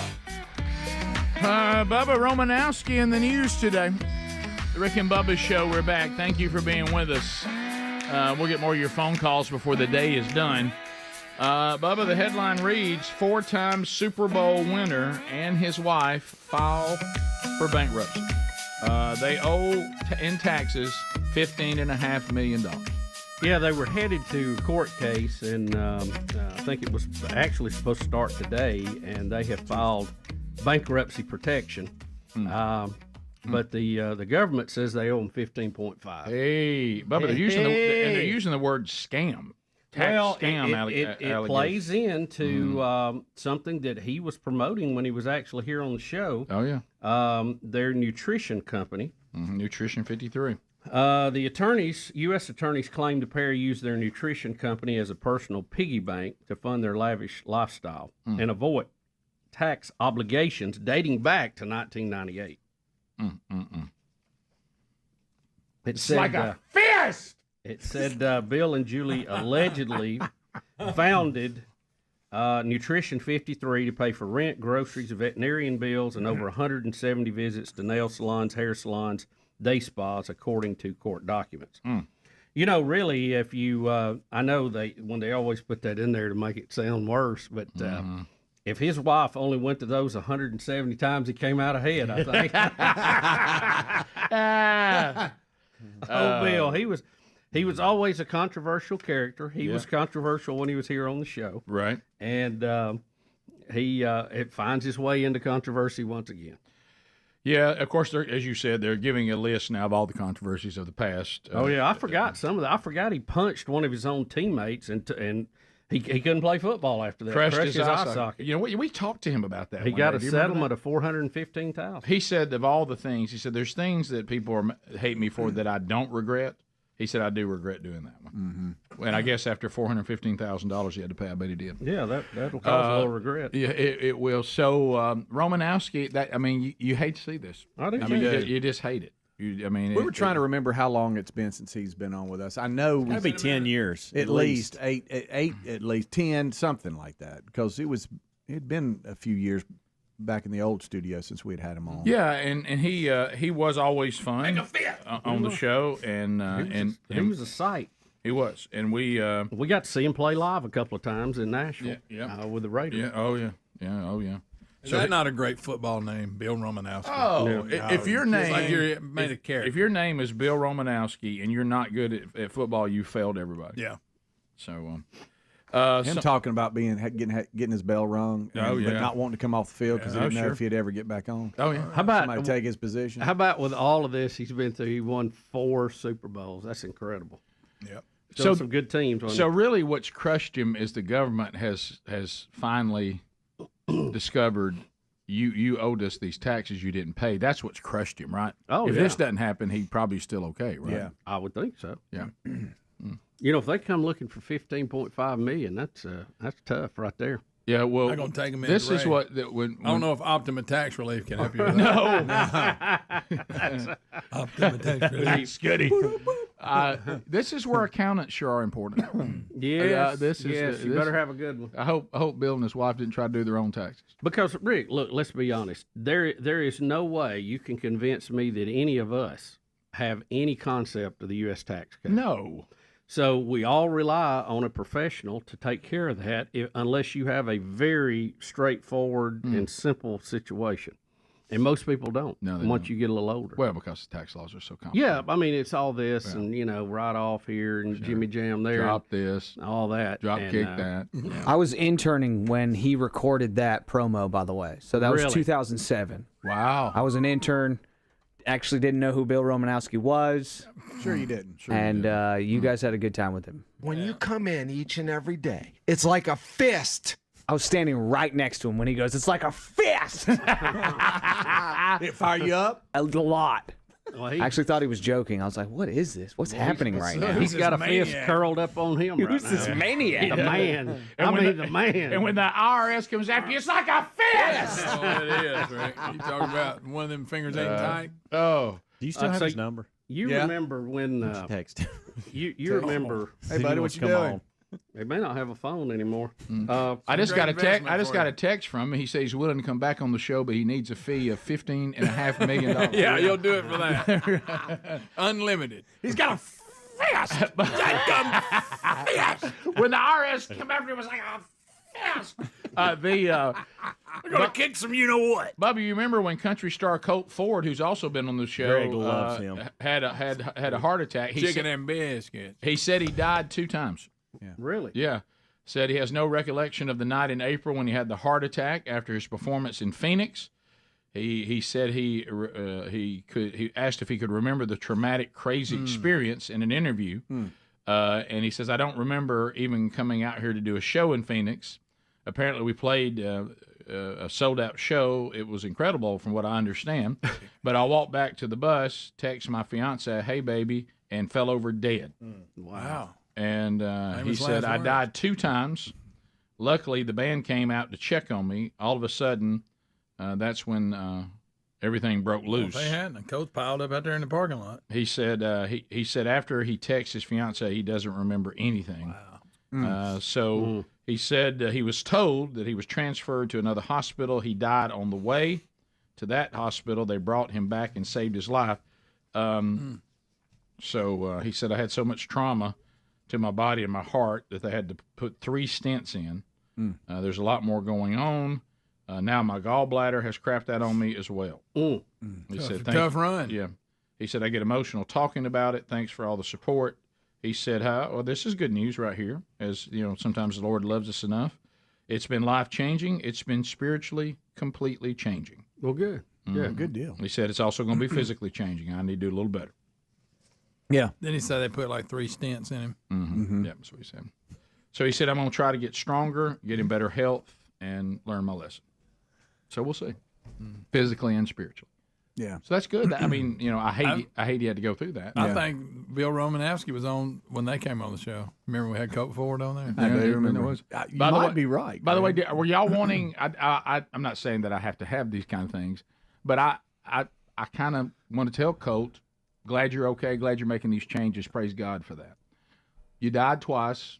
You don't have anything for us? Yeah, you ain't got anything to tell us what you saw. Right. You know, did you see anything? Did anything happen? Hey, by the way, have you ever heard the guys talk? There he is. You ever have the guy? Look at that, Bubba. He's in our studio Great right find. there. This is from 2010. That's Hobie back 2010. There he is. There's Right there. Biz. Right there. He doesn't know he's going to die twich. Yeah. No, he doesn't. No, that's important. So shocking though, because he always looks so healthy. All right. All right. Who'd have thunk it? Greg, he doesn't need somebody to draft with him. He's had enough trouble on his own. If you said it, I missed it. What year was this? 2010. I remember they had a good mix. Yeah. Yeah, they did. We had. Are you going to rub your We used goatee to on have that? a lot of people. No, it's that good. down Yeah, there. no, it's good. But he. Hold on. Who's all old this? pal there? Oh, look, that's Just in case. Yes, just in case. Was that he's old pal? Is that who he That is? wasn't just in case. Yes, it was. It was just in case. That's Hobie standing by the door. Okay, so Rick, you shaved your beard and you're growing it back. Okay. That's Hobie. He said, I like Colt. Is that what he said? He did. Yeah. But by the way, have y'all ever heard the other end of the spectrum? Those that have the near-death experience and it didn't go well. Yeah. They don't I've heard of a few They don't of get the those. wonderful everything No, felt they don't. great. They get a different tour. There's this one guy I watched his. It'll terrify you. Oh yeah, I try to avoid all He's that. been drug off into hell and they've got him. Rick, It's awful. Oh, it's terrible. Did he change his ways? Oh yes, he did. Well, that's good. Yes, he did. Mission accomplished. You know what I remember about Colt Ford and them coming? Here we go. Oh, no. No. Oh no. How much think you it was- love chicken and I biscuits? think it was the drummer, and he was going on about the Here show, we go. and he was like, he wanted a T-shirt, and you know, the band show up, we'd give him a T-shirt. The intern charged him $15 or $20 for it. Well, that's a great intern. I wish we'd have kept that one. Are you serious? They had left, and he come up and he handed me the money, and I said, "What'd you do?" He goes, "I got him all a shirt." I said, "You gonna give him a shirt?" So he left, paid Yeah. Look, I wish I knew what intern that was. Charged him. That's a good one. Well, you know, Hobie was there. I got to ask him about that. Well, Hobie wasn't an intern then. He wasn't? No, No, gosh, no. I was there. No, he was hanging. Why was he there? I Because wonder. he loves Colt He came by a Ford. lot. Chicken and biscuits. He loves Colt for a little Ford. I tell you why Hobie was there, because he likes chicken and biscuits. There's another intern standing next to Hobie in the very beginning of that. It looks like a female. I can't tell who I think it that's was. Mary Catherine. No, he's got blonde hair. Rick and Bubba, Rick and Bubba.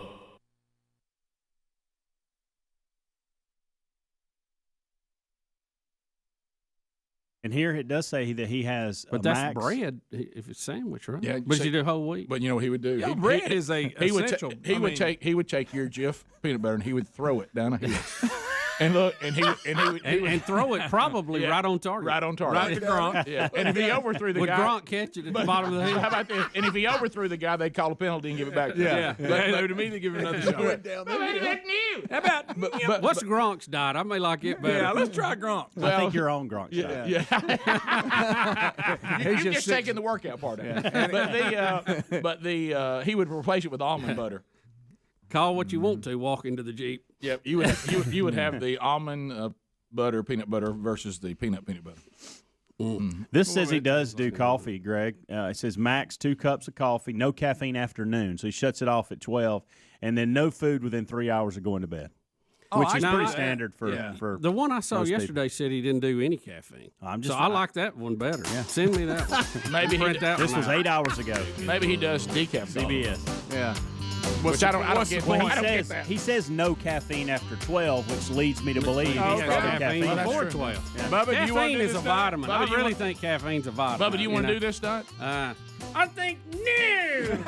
The TB12 diet. We'll take your phone calls next. Harry Murdahl suits up. Take TB6. Rick and Bubba, Rick and Bubba. So Jen is standing by talking about the first female. Is it the first female referee in a Super Bowl? Is that what it was? I wasn't sure what historic moment it was. So Jen said she's dealt with this as a female. Were you have you done football before, Jen, or baseball, or all of it? Hey, good morning. No, just baseball, softball, and a little basketball. Okay. I dealt with this in baseball. I was very involved in the youth rec league back when my children played, and always thought I was a better umpire than the guys in the field. So I was pretty vocal in the stands and as a coach. Yeah. And that's a shock to most of my friends. But so I was approached by our local rec league president and the UIC for Dixie Majors one afternoon. I had called some rec league ball when they needed an official, et cetera, and they had faced a lawsuit in South Alabama for not having a female official. So he asked me, would I be interested in, them training me, working some local AHSAA games, getting in that way, even some U-Trip major playoff events, et cetera. And I asked him very pointedly, are you doing this because I have boobs? And he said, well, yes, absolutely we are. We need a female. And I said, well, I'm not interested. I want to do it because you see potential in me. Right. And he said very pointedly, go and take this opportunity because you have boobs. Stay because you're good. Right. So I did that, and I was very fortunate to have some great experiences over the last 5 years, 20 years ago over those 5 years, and be able to do some things that females in North Alabama had not done. A friend of mine and I traveled the circuit. We're the first 2 females to call a U-Trip World Tournament, and great for us, for our families, but not because we were women, but because we worked hard and we were good. Yeah, So merit-based, your opportunity, and that's kind of what we talked before. Look, maybe we need to give more opportunities. I mean, it's obvious, but at some point it has to be on merit, and that's what you desired. And I think that's what everyone desires. They want to keep their job and do the job and be asked to be on the crew because they are one of the best at this particular job, regardless of gender. Of course, Bubba makes a good point. One side is telling us we can't even talk about gender. Another side is telling us to celebrate the female gender. It gets really confusing. But, like the guy called up a minute ago, so that was terribly inappropriate for him to say just because she has blonde hair and a ponytail, he calls her a bimbo. So this kind of attitude that men have, that's got to be worked on too, because, my wife is blonde. If she was down there, she might be in a ponytail, but I assure you she's not a bimbo. So when you have these kind of men making those kind of comments, that doesn't help. But I think it is a conversation that we can have that says, let's not patronize women. Let's not patronize minorities. Sometimes the very people that they overdo it. You know what I mean? As opposed to just saying, here she is. She's on the Super Bowl crew. She's earned her way out here. We think she's one of the best that we have, regardless of gender. And she is making history tonight. But then what do they do? Oh, she may be the very best. I mean, she's just so outstanding. She's so good. And you're just almost like, hey guys, it's okay. She's on the Super Bowl crew. She must be. Yeah. So let's just leave it at that. We don't.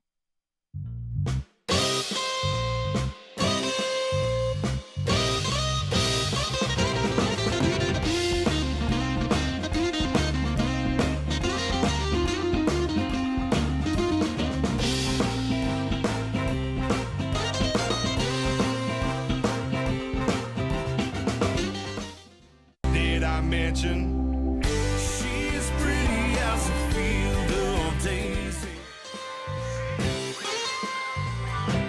Hey, Greg, baby.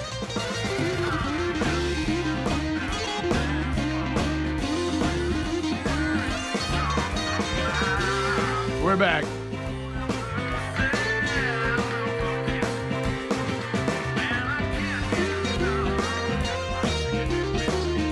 So we're back. Greg, Come on. Shaboozy's better than this. Shaboozy. What is Shaboozy? Country rapper. He's tore up about. Tipsy. That's a song. Is this the one? Just played it for Greg. He said that ain't bad, Helm. I may play that later today in the car. I may love it. That's what he said. Is this the one that they had on the TV the other day in here, and there's something about Beyonce? That was it. That was it. Shaboozy? And I said that's actually a decent song. Now y'all are going to how's disagree with me Beyonce on that tied into this? because she's got a country album out. too. Her and Shaboozy, man. Now, I don't know if there's a tie there, but she put out. No, I remember something. that. Yeah, we talked about that. I think they were just saying, "Hey, this is two artists that are breaking into the right." Well, somewhere you country. got somewhere Charlie Pride saying, "Guys, I did this long before y'all existed." Right? Well, I'll tell you what. If you're gonna country rap, it's gonna be like Cher and Elvis. Whatever happened to Cowboy Telling you. Troy, Bubba? Whatever happened to Cowboy Give it a Troy? shot. Yeah, there's your man. Let me tell Bubba. you, I think Cowboy Troy's probably not on the Well, radar. whatever happened? We don't I know. loved the whole Memphis the Music Mafia. Music City Mafia. What Just was Music Mafia. Music Mafia, yeah. When they were doing that, Cowboy Troy and I There's played. Shaboozy, Greg. I thought I Played Chicken with a Train was a great one. I love that. I know you. I mean, did. I'll you made jam that. You one made in that very clear. I'll jam that one in a You made minute. that very clear. That's a good little tune, guys. I'm telling you. Is it? You like? And it's what is it? How you say it? Tipsy by Shaboozy. Shaboozy. Okay.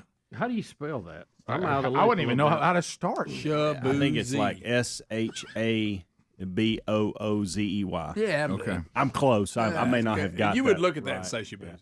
Bubba, probably a story that I don't even know why it's in a headline now. I think we all had this at Hello. Marilyn Monroe's affair with JFK confirmed. On Who'd have thought it? On wiretap by a private investigator, according to a book. Is there anybody that doesn't think that Marilyn Monroe and JFK? I mean, do we need this? All you had to do was watch her sing "Happy Birthday" and watch how uncomfortable that everybody in the room was. Well, let me ask you this: Have they a good one, by the way? Have they confirmed that he had her killed? Greg, they waiting on that that? is not in here. Oh, okay. No. Well, she was also, I think, Just saying. seeing Bobby too. So Yep. Yes, she I don't know was. about sharing between brothers. That may be a little much. Speaking of that, Happy Brothers and Sisters Day. Did you know that? Did you know it's National Brothers? Nice segue, Bubba. Well, Rick, I want to wish our sister. Oh, so we're going to act like nobody knew that, Right. Huh? No, Okay. you're sadly right. And the documentary on that is really weird. Yeah. And strange. there's I don't know what happened to her. I know she had a drug problem, but they were very much.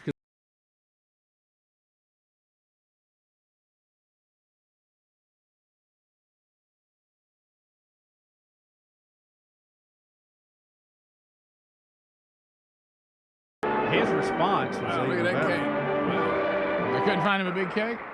Good gracious. Mr. President. Oh, Lord. Terrible. Terrible, terrible, terrible. Did you hear the crowd laughing while she was doing it? I'm they sure. all, they like, wow. Speedy, so that's just right out here in front of everybody. That's referred to as a player's nightmare. Oh, it's awful. That is not. Turn it down I'll- a little. I think all of that is pretty much well known. Now, as Greg said, the question is, did she actually commit suicide, or was we did don't she like have some assistance? We don't like the fact that where she passed away, that there is someone who gave evidence that Bobby Kennedy and some fellas flew in, made a visit, and they didn't stay very long, and they went by for a little visit, and then she was found dead. That's all I'm saying. I don't know what happened. I have no idea. Rick Burgess. By the way, I don't know what the president was saying during that happy birthday, but I can guess it had a lot to do with. I don't know. She's crazy. She is crazy. We all know this. You can tell she's either drunk or with. I don't know, honey. So also Bubba on the probably doesn't need any headlines today, but apparently it has. Britney Spears settles divorce from third husband. This one, and she had 3 husbands. Are they counting that guy she was married to for like 9 months? Days, 9 months. Well, 9 months. Who are they, Rick? Do you know? I can't pronounce this guy's name. K-Fed. K-Fed. This guy is Sam Asghari.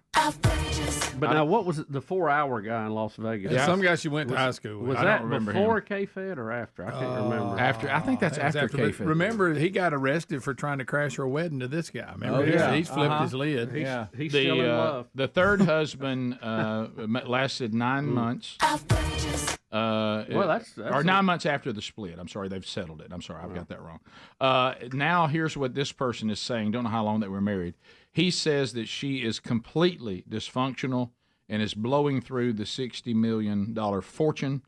They said she gave $15.5 million to Bill Romanowski and his wife. Right. Oh, see, that's not a good investment at all. No, anyway, so remember why the dad was trying to protect his daughter? Do you remember he was vilified for all this? Oh, yeah. This is why he was trying to stay in charge of her estate. Rick, just look at anything she does online. I mean, Right. she's obsessed with she's dancing out there. on- I mean, amazing talent. She's made a lot of money, but she is she's crazier than an outhouse rat. Sure. I think we all have to admit that, and I hate that for her.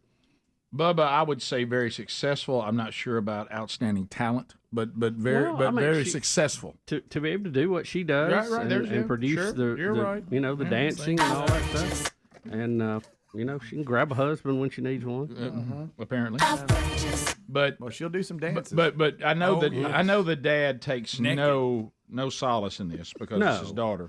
But he is going to get a I told you so.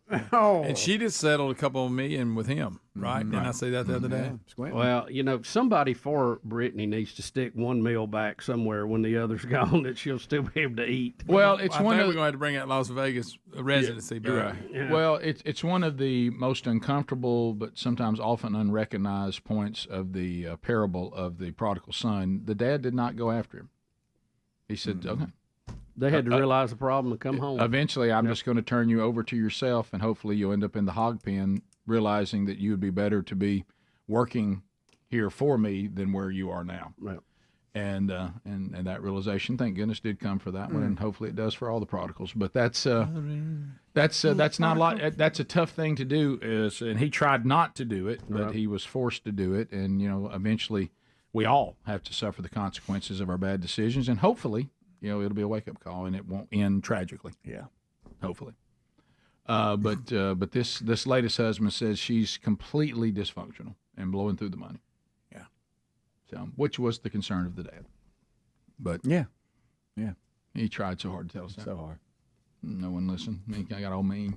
I'm a Brittany, free Brittany. Yeah. And, That's what you got, dancing with knives now. Well, those are the people that act like they love you, but they really don't. Yeah. The guy who is trying to protect you from yourself, that's the guy who loves you. Now, he gets vilified. Yeah. But that's the person who really loves you. Top of the hour, if you're checking out, we hope you have a good day. If you got an opportunity to catch any part of the show you missed, the archives are there for you every day. So we'll do a top of the hour break. We'll come back. More of the Rick and Bubba Show coming up right after this.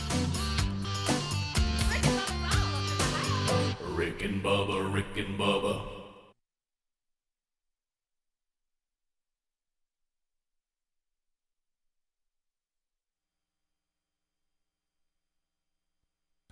Because I know, from your point of view, did you hate the patronizing? Because I think I wouldn't like it.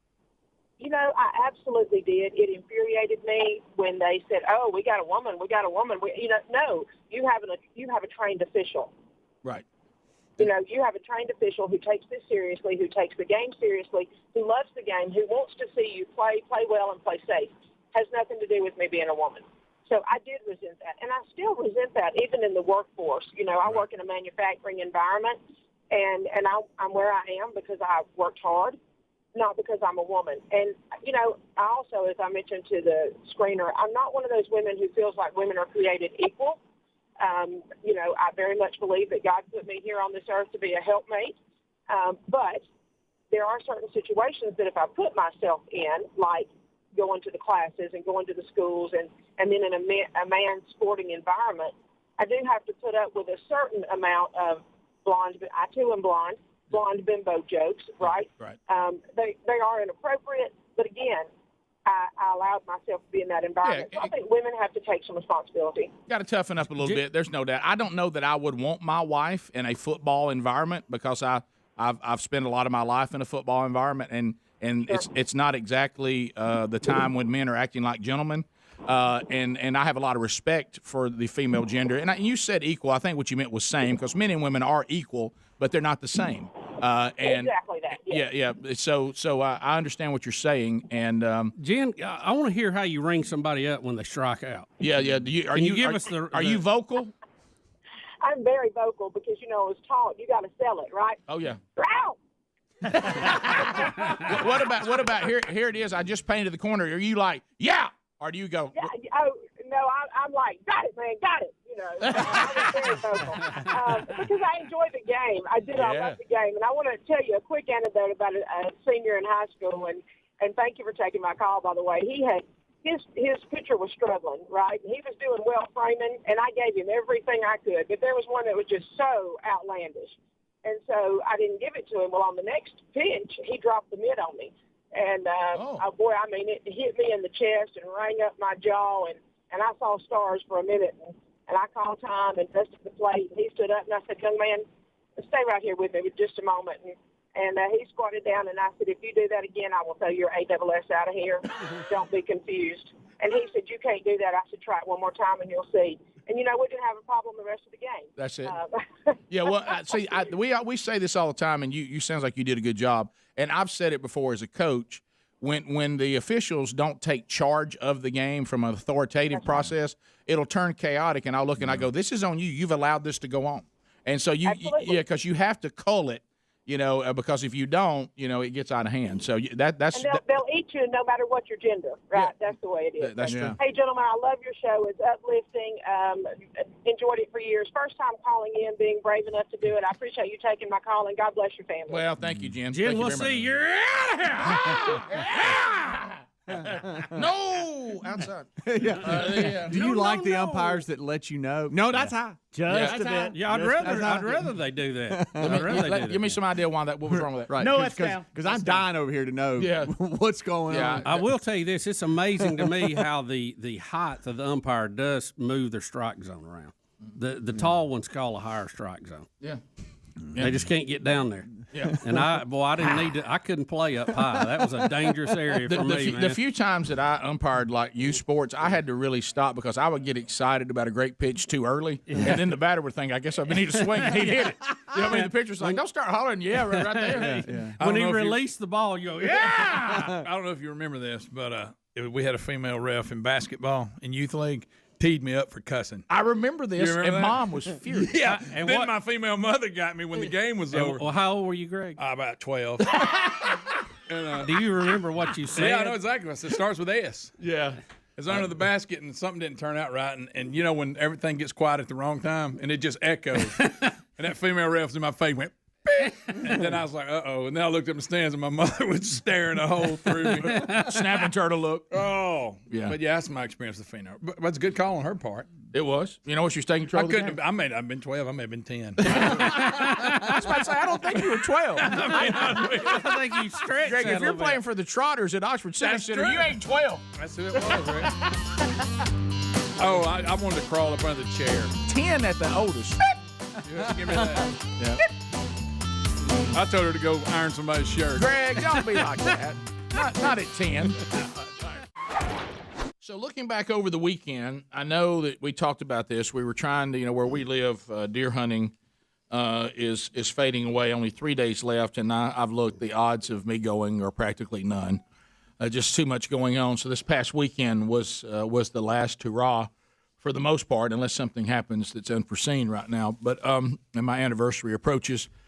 So here's one of these situations that I found myself in. So have you ever? And I know everybody here's going to say yes. Have you ever had your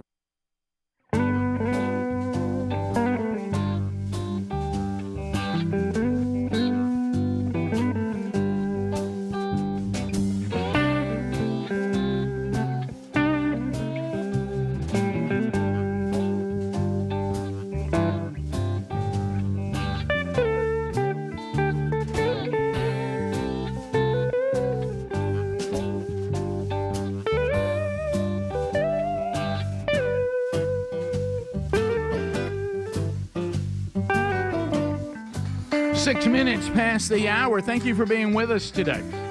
866-WE-BE-BIG. We'll chat with you this hour. Speedy, the real Greg Burgess, Helmsy, Eddie Van Adler, the gang all here today. Welcome back, Bill Bubba Bussy.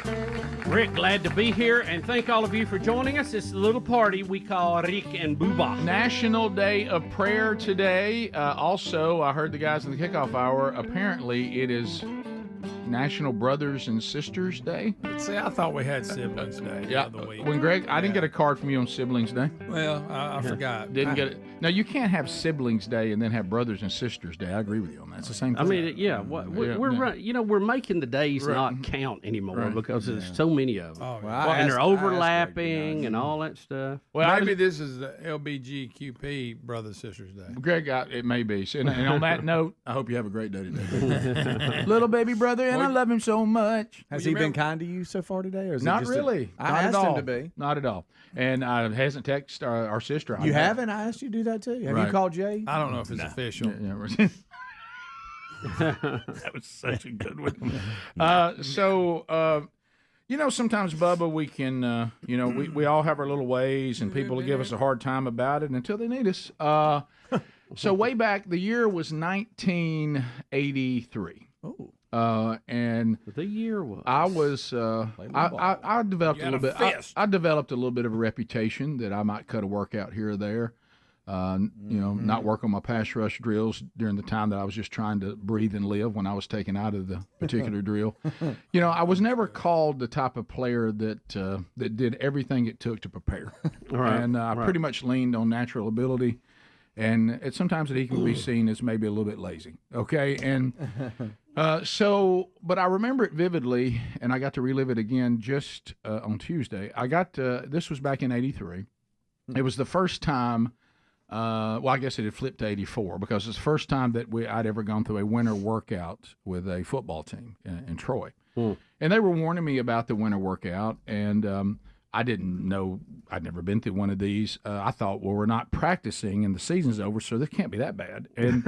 And so he takes it that serious. Yeah, and so they took us. There was something down below the gym there, down in the dungeon, where they had these big giant cement pillars that held it up. No windows of any kind. And so no way to get out. I was with the linemen, of course. So there wasn't enough room for the whole team to do this particular mat drill deal. It was 30 minutes of mat drills nonstop. I'm still thinking, is this that bad? And I've told y'all this story before, but I'm setting this up to kind of give you some background. So I don't know that I've told it on the air, but we had a free safety at that time who had come to Troy from the Marines. Ooh. And he was about 2% body fat, just looked like he was cut by a sculptor. And so they were in there, the DBs went with the skilled people to do it first.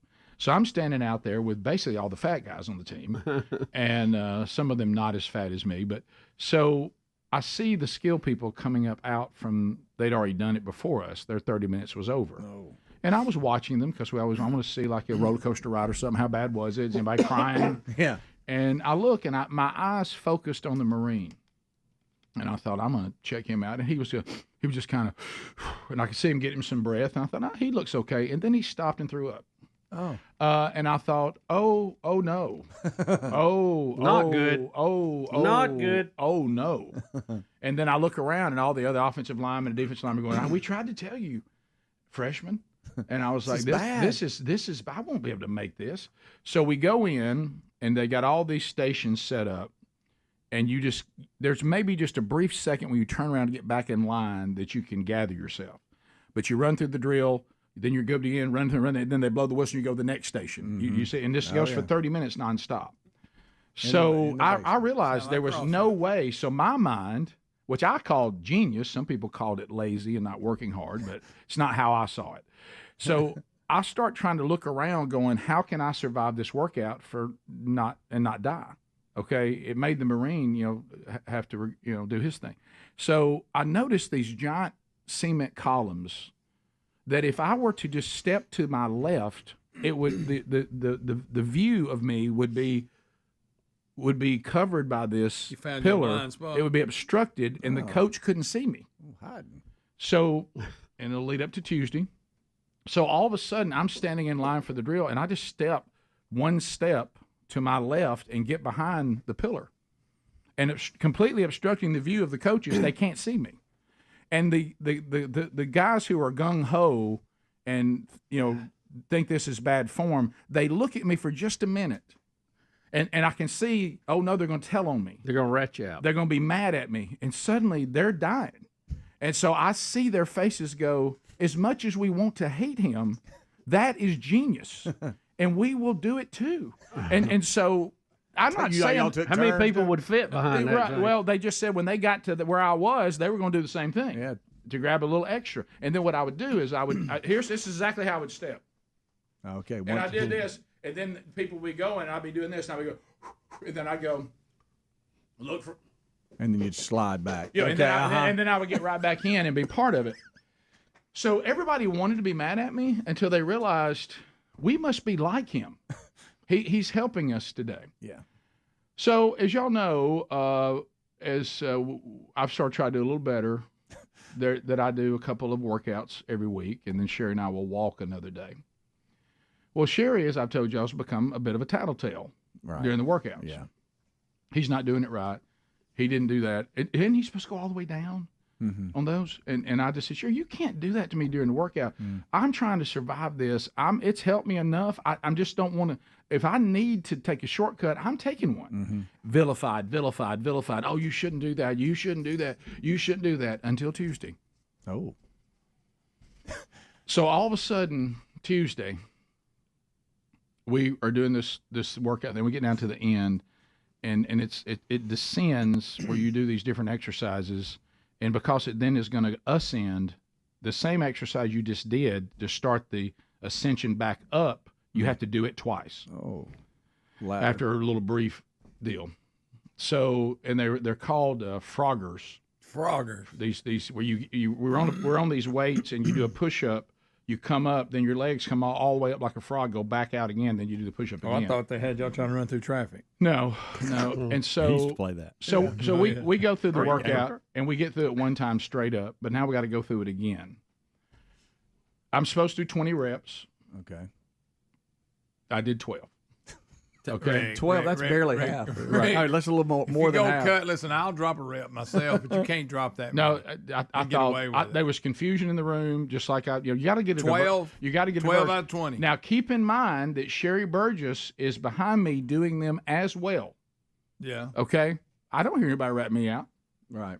Okay, and usually she's all in my business when we're working out together. She's got to look at what I'm doing too and comment on it to the trainer. So all of a sudden, we finished the workout. We're done. Well, you did 12. We're fist pumping with the trainer. Thank you very much. Hey, good job. Good work today, guys. Thank you. All right. Okay. Talk to you. Hey, take care. Look.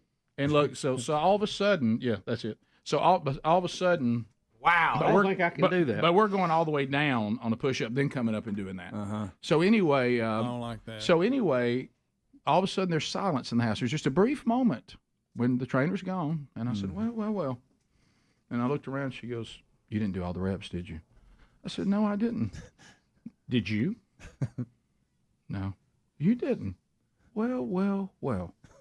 Suddenly your husband that you've told on several times when you needed me. Suddenly I didn't look so bad, did I? She goes, I couldn't believe it. I looked up and I said, I'm just going to stop when he stops. You knew, didn't you? She goes, oh, I knew. I knew you'd cut reps. Did she know you'd cut down to 12? She did not, but I said, did you think I cut too much? She goes, no, I really was done. I couldn't. I don't know how I was going to do anymore. What, did the trainer get hung in a stair or something and just miss it? I've noticed this. There's two of them. One works for the other one, and I've noticed the younger one. A lot of times, he's not like the guy who runs it. Now, Sean wouldn't have tolerated that. I'd have been in all kinds of trouble. But Mike's a little more. I mean, he's just. There's no gosh. Sean's not listening, is he? Yeah. I know he's going somewhere with his wife for an anniversary. Surely they're already gone. But nobody drives anywhere they're going at this time of day, Rick. But you know young people. You know how young people, that phone, they just can't. Oh, I know. And see, I use that from drugs. You know. Do you bring up conversation will distract him? Mm-hmm. No, that's what I thought. But see, the key of the story, unlike way back. You ever try? Is that a wolf in the yard? Right. Way there. Another deer. Way back. Is that a 12 point? Way back in '84. How they all wanted to tell on me, but they said what he's doing is actually helping us. Yeah. Miss Sherry Burgess, the biggest tattletale I've ever worked out with. Tattletale, big time. When she needed a break, there I was. Yeah. You were there. There I was. Suddenly, it goes back to when that was a big cut. It goes back. Oh, that's what I'm saying. Greg, just over. Greg, I'd already done 20, so I really did 32. I thank you if you're going to cut. You should have went 16. I did 32. 16 within just a few minutes. Can I tell you, I hated having to count your own reps anyway. Yeah. You know, I have to daydream while I'm doing it. Oh, don't worry when then Sean. I end up doing too many. Bubba, don't worry when Sean's there. You ain't got to count them. That's someone going to count every one of them. Oh yeah. We don't need any heroes in this group. No. We just kept walking up the steps, going. Suddenly, somebody feels a little different about their husband, don't they? Rick and Bubba.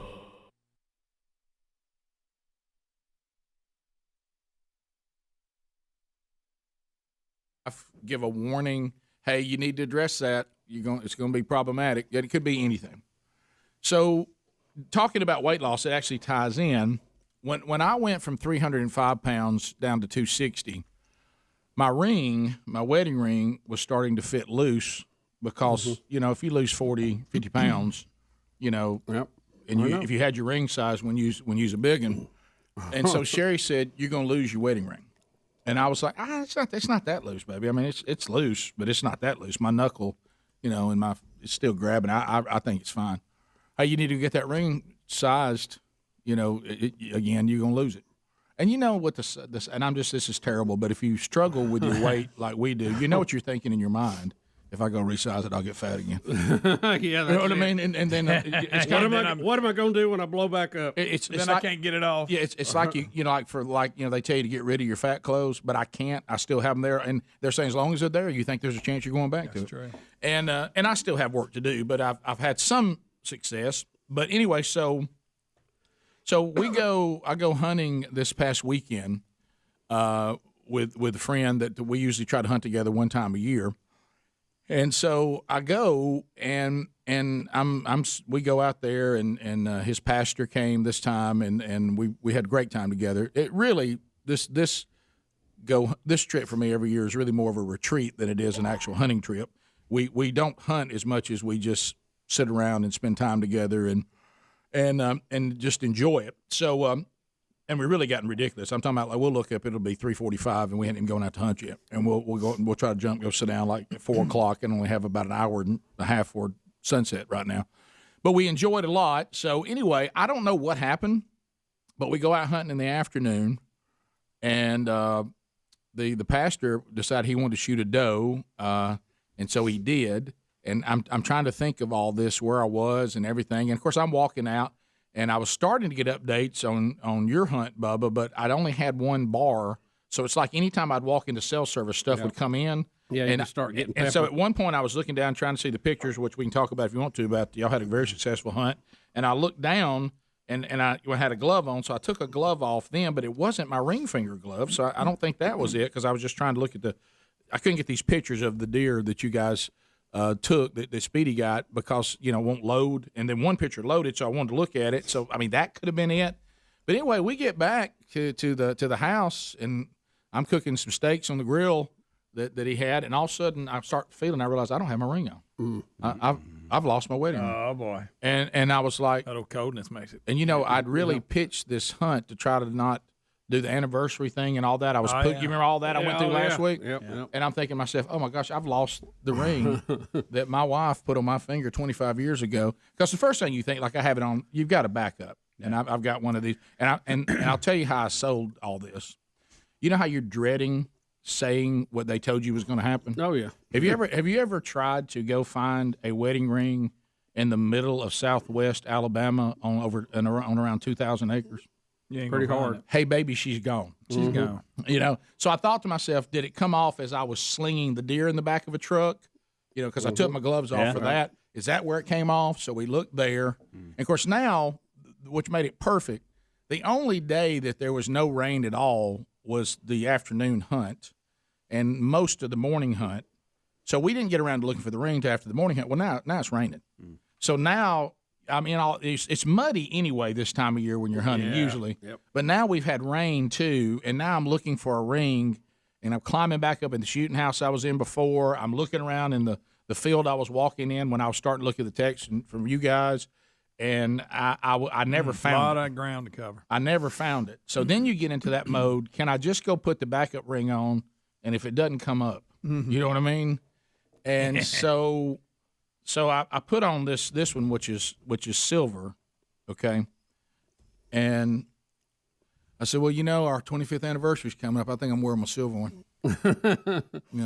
25 is silver.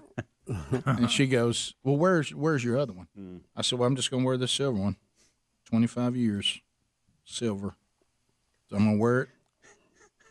I may wear it all year. On our 25th year together. Yeah. I may just wear it all. To commemorate. I may wear it all year. And she goes, and of course she's, not an idiot. Sure. So she's like.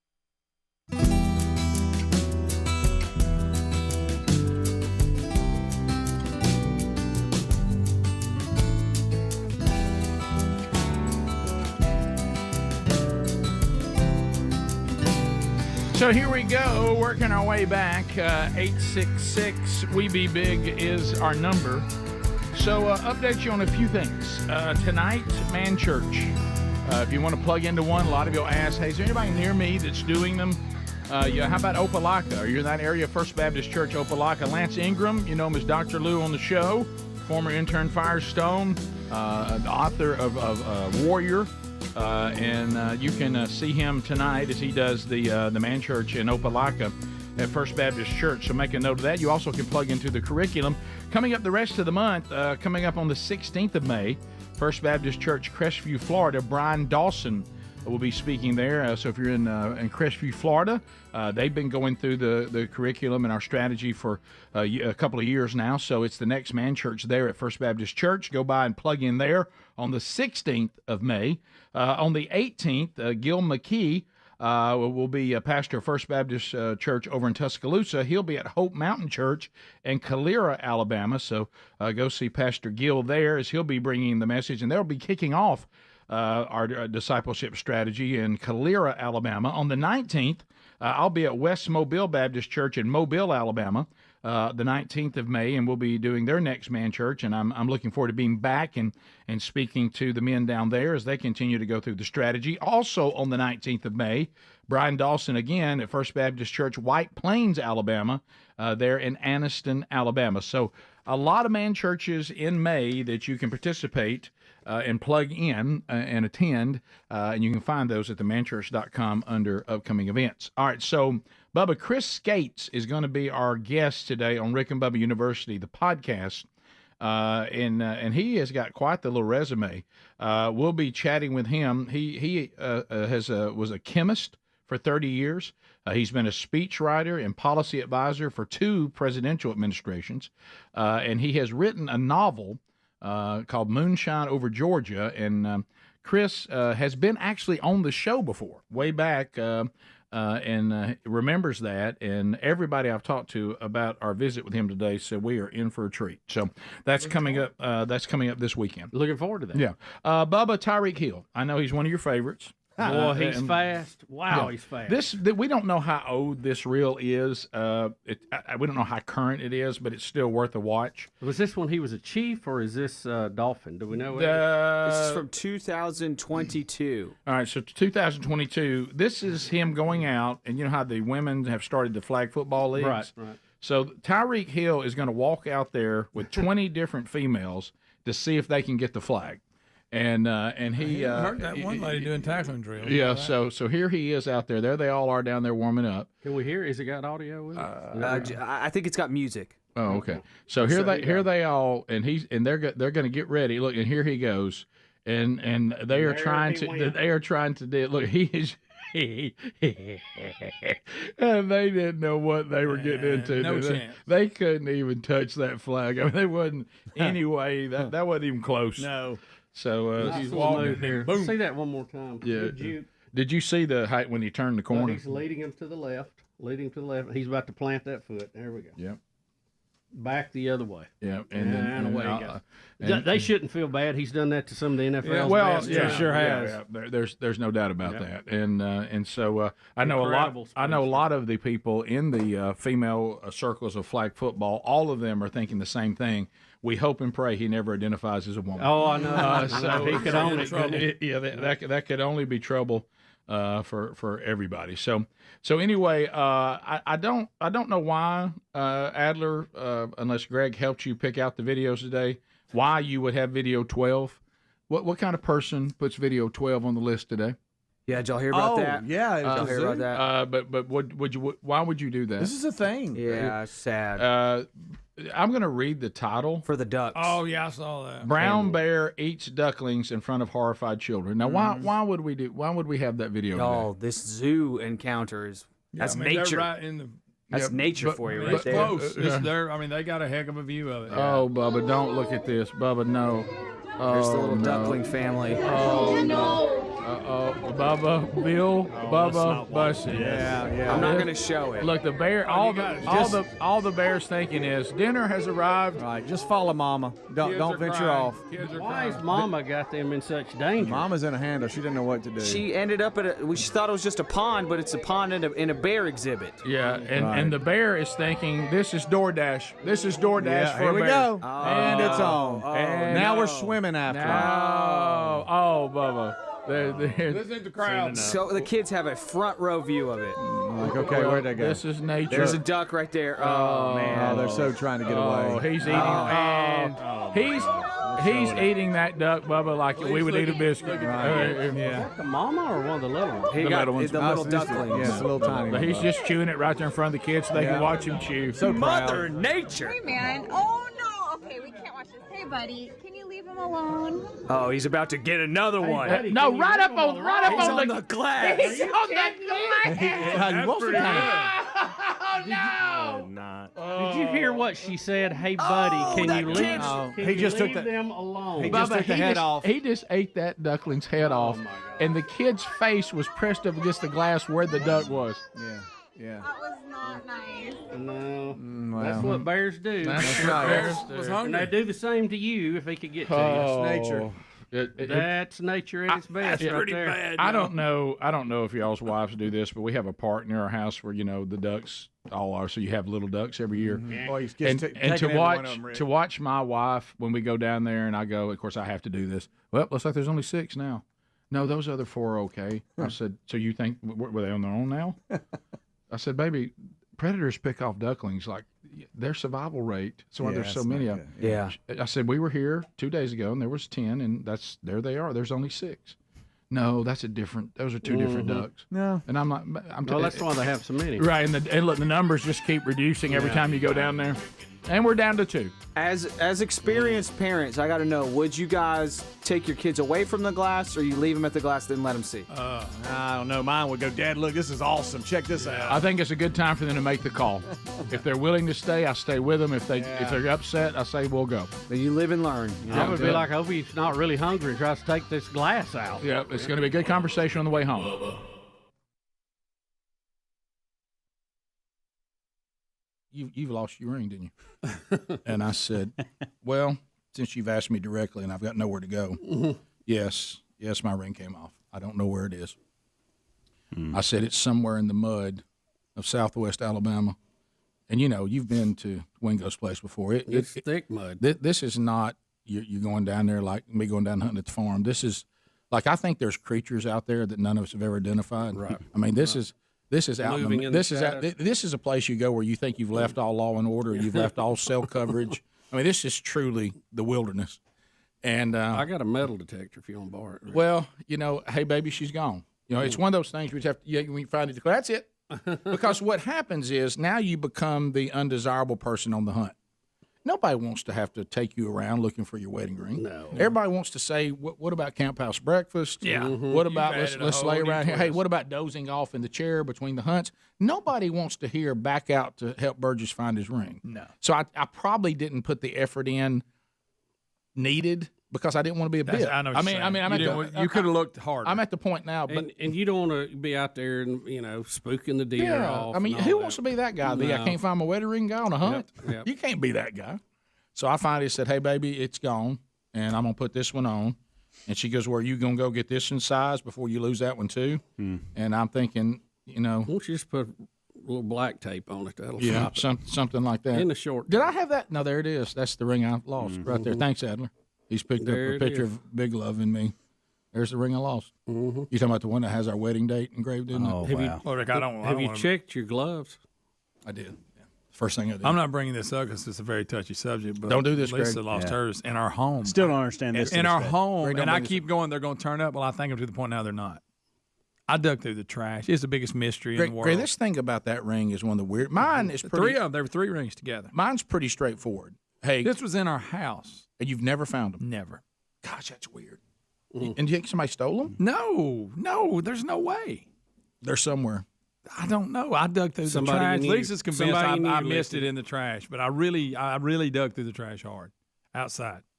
She's convinced I overlooked it, but maybe I kept waiting on it to turn up. Well, guess what? This ain't gonna turn up.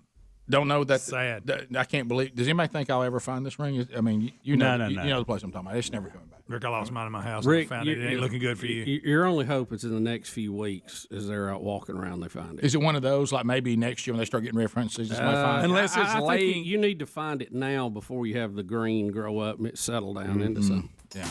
If it's laying in the shooting house or in a vehicle, you got a chance. But if not, if you go back with a metal detector, all the places you work, you might get a hit. He will not go back with a metal detector. I can promise you that. Hey, honestly, Sherry's reaction was not as severe as I thought it was going to be. So you're not. Yes, I'm probably not going to. If you do, you're not wasting. I'm old silver guy now. That's silver. Yeah. 16 minutes past. More Rick and Bubba coming up. Rick and Bubba, Rick and Bubba. Bubba, Suzanne Summers is still, she is 74 years old. Wow. So, and in Dallas, she was doing a demonstration on a live stream of her organic makeup line. Oh, I thought she was doing the Thigh Master. No. You remember that? Yeah. Yes. Hey, have you ever tried that thing, by the way? Have you ever seen one? I have not. Have you? Yes, I have. Was that one of your workouts? No. Let me tell you, if you want to be sore to the point you can hardly breathe, try that one. Do you about 3 sets of 10 on that? Did you do the Thigh Master? Oh, yeah. Yeah, I saw one at grabbed at a place one time. I won't go into all that. Did you get you a ShamWow while you were there? I have a ShamWow, too. Yeah. Of course you do. But you still have your juicer? I used to sell all that stuff. So, how about the Whopper Chopper? Yeah. You do, it's like, it's a really hard Slide back to do so we that, can see that. to do your legs back and forth with that thing. I mean, it's a pretty stout spring in there. And did you think your thighs needed some work? No, I just wanted to try it. Right. See what the big deal was. Right. And I'm going to tell you what. I want y'all to picture it. It's what I want to happen. You talking about sore. Mm-hmm. Wow, sore. They couldn't walk. That is hilarious. You're like, oh, man. So anyway, she's doing Can't this. pick your knee up. She's doing this live stream. Just drag your feet. Greg, I know you pretty well. You're going to love this this intruder's comments. Oh, great. All right, so she was doing this demonstration of this organic makeup line. She was outside and at her house in Palm Springs, and she said in the clip, she suddenly is asking her producer, who it's her husband, is somebody here? And he says the noise is just a frog, but Summer says, no, I think I hear a voice. So anyway, in the video, she calls out into the darkness, "Are you here?" A man responds, "I'm here." And she calmly says, "Oh, you're here. Come over here." She realizes the guy's definitely not one of her.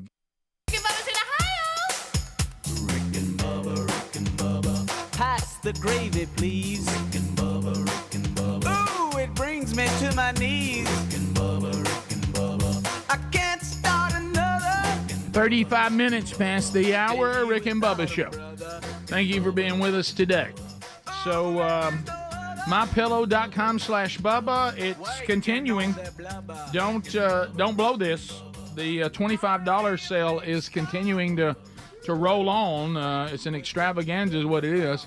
And you got items for $25 and you get free shipping too.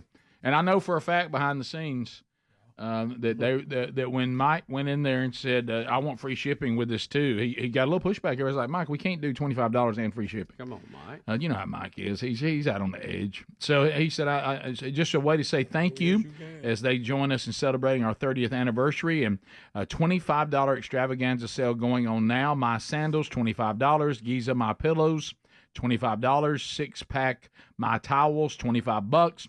4-pack dish towels, $25. The multi-use My Pillows are only $25. Percale bed sheets, $25. Beach towels, need those now, $25. Many more items still going right now at mypillow.com/Bubba. mypillow.com/Bubba. Look at these items at $25 and free shipping. Also a link at rickandbubba.com under the sponsors.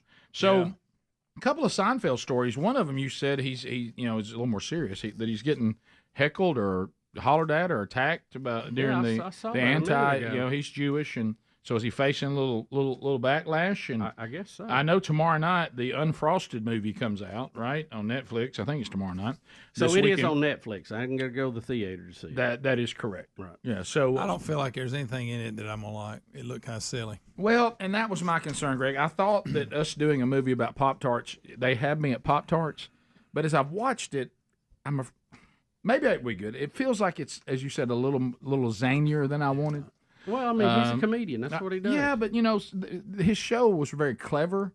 This almost looks a little bit at times silly, but I don't know. We'll see. Maybe it'll be good. We'll see. And to clarify a little bit on UNC, on May the 12th, he is he's been selected to give the graduation address at North Carolina. There we go. Oh, and they're thinking there's going to be trouble, huh? Yeah. The famous "I'm mad at the speaker at a college." Okay, we know how controversial Jerry Seinfeld can be on the Israeli Gaza situation. He also is catching some flack. I think I've seen this video before. It is old. You're right, Rick. Yeah. I'm pretty sure I've seen this, but he is. It still stands. It's our old video clip of the day. Yeah, it gets people discussing this. Seinfeld loves baseball, and he made a comment, and it's been a while ago, but I guess it's resurfaced again. 2017 with Rich Eisen. Yeah, so it's a conversation about the designated hitter. Which, by the way, the National League, instead of, because everybody was like, let's get rid of it, whatever. Well, now they've added it. So in 2022, the National League went the other way. Yeah, that's what I thought. I thought it actually went opposite. Both leagues have the of what Seinfeld wants. But here he is in 2017. It's a great point, though. Discussing this. So here we go. Designated hitter is gone.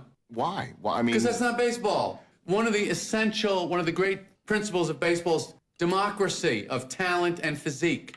This is what makes baseball very special. The little shortstop, the slugging, left fielder, everyone's welcome. Right. It's democracy. Okay, and pitchers hit homers sometimes. Now that's true. I mean, the moment Bartolo Colon went yard was like should have been a national holiday. It's 9 against 9. Right. Everybody on the field plays the game. Mm-hmm. And the game is you hit the ball and you catch the ball.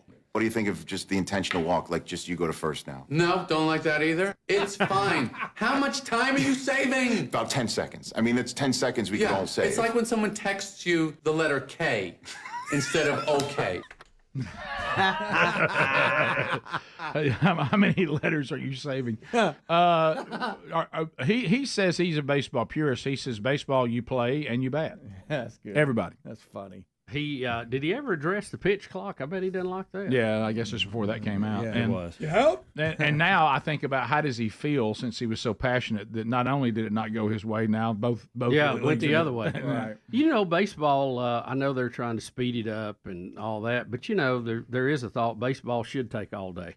And that's why you go to the ballpark. And then you don't have to pay attention to every particular inning. You can wander around, go eat a hot dog, because you got plenty more. Those who like the pure game of cricket, not the speed-up version, they don't know what we're complaining about. They say baseball games look pretty quick to them. I mean, was it take 2 weeks to play that? Yeah. But, you know, I do understand what he's saying now with Ohtani. You go, well, you know, Seinfeld made the point. There's pitchers, I mean, at one time, the pitchers hit, and a lot of them were good hitters. Oh, yeah. Like Tim Hudson was that way. I always liked it in the World Series when you had American League pitchers that would go to the National League's home turf and have to bat for the first time. Oh, yeah. That was intriguing to me. Yeah. Because I guarantee you, at some point in their career, they were a good hitter. Yeah. You know, because in the Little League, absolutely. you ask every single pitcher if they can hit, they're going to say yes. Oh, yeah. Every one of them. Except for Greg Maddox. That in high school they could. And I guarantee you there was a point in time where he said he could too. What we game heard was him it? actually tell us he couldn't. What I'm saying there's a point in his life where he said he could. There's no doubt. When he was the Little League player. Absolutely. Oh, yeah. Yes. I remember every Little League game I ever was in, when the pitcher came to the plate, we're like, oh, boy. Every freshman pitcher that shows up in college wants to tell everybody they can hit too. Yeah, well, they were probably more all county in high school and probably feel like, hey, I could hit, absolutely, but not at that level. Yeah. What game was it for the Braves where they went into the 18th and they were down 1 and they only had one pitch? They had a pitcher left to hit, and it was the 18th inning. And Rick Camp. Was it? Is that okay? That was coming to mind, and he hits a home run. It was 2:30 in the morning. Yeah, and the game continues. There's nobody left. Nobody. I mean, it's to your point. And he's got like 2 strikes. Yes, he went down like 0-2, and then he hit a home run. Yes. And the announcer even said, "Man, if he hits a home run here, you know." And then boom, there it went. Yeah. You wondered though in that game if the guy pitching didn't just go, look, hey, enough of this. Well, no, he only tied it up and kept it going. It was the bottom of the inning. Oh, no. Everybody thought they were about to go home. 2 strikes on the pitcher. It hit the left fielder for the other team went. He was asleep. Oh, my goodness. I got to find that. This is it was 2:30 in the morning. The announcers are funny. Yeah. And Camp was not exactly a threat with the bat. Rick, his batting average was like, .54. Yeah. And that was from laying bunts down. In those days, if you went to see the Braves, he was always pitching. Oh, yeah. It felt like that Rick Camp pitched every game I ever saw. I know that's not possible. We don't have to play the whole thing, but I just sent it to you, Adam. It's hilarious to hear the announcers. Yeah, the announcers going, alone. Hey, man, if he hits a home run here and he goes down so quickly. Because they so think it's over. You can pull through it a little bit. Rick, it's 2:30 in the morning. Yeah. Hear the whole thing so you can hear them. Well, this is why you always save a question. Who went on to win? Anybody know? I got to look it up. You got to look it up.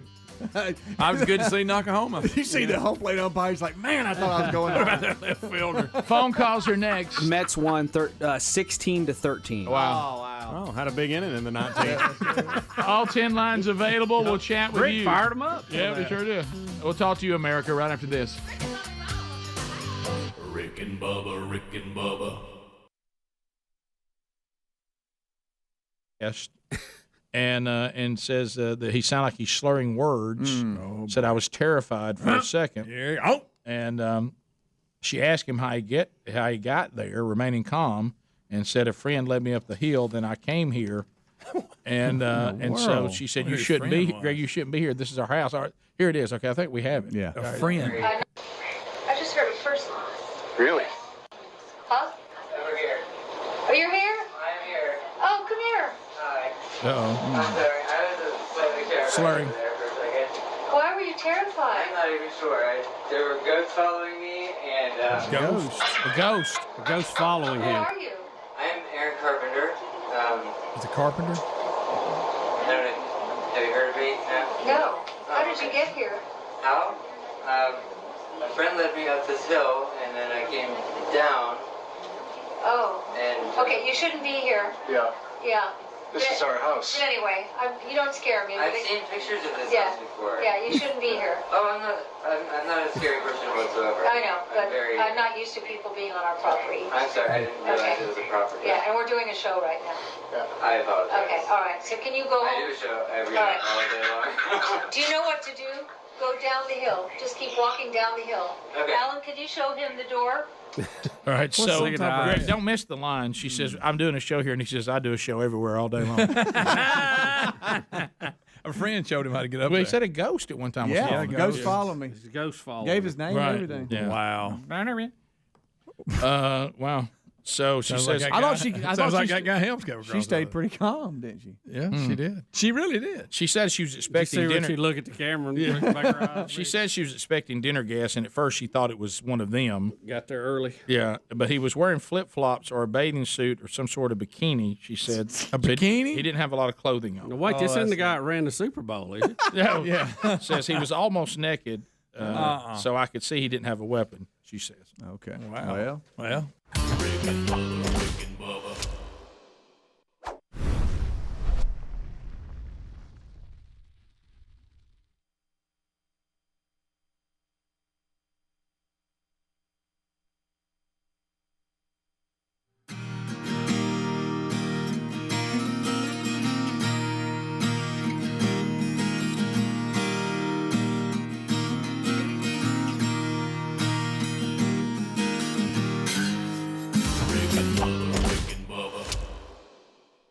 The Rick and Bubba Show. How about Brings me to my knees. a brand new hour that has begun, and we are thankful that you are here.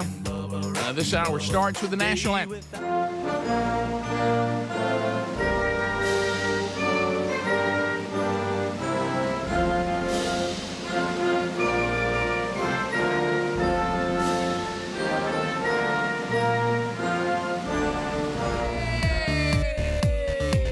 Howdy, Bubba. Good tune, good tune. Good tune, Bubba. How are you, buddy? I'm good. How are you, Rick Burgess? Friends, neighbors, associates everywhere, welcome in to your home for fun, food, and frolic.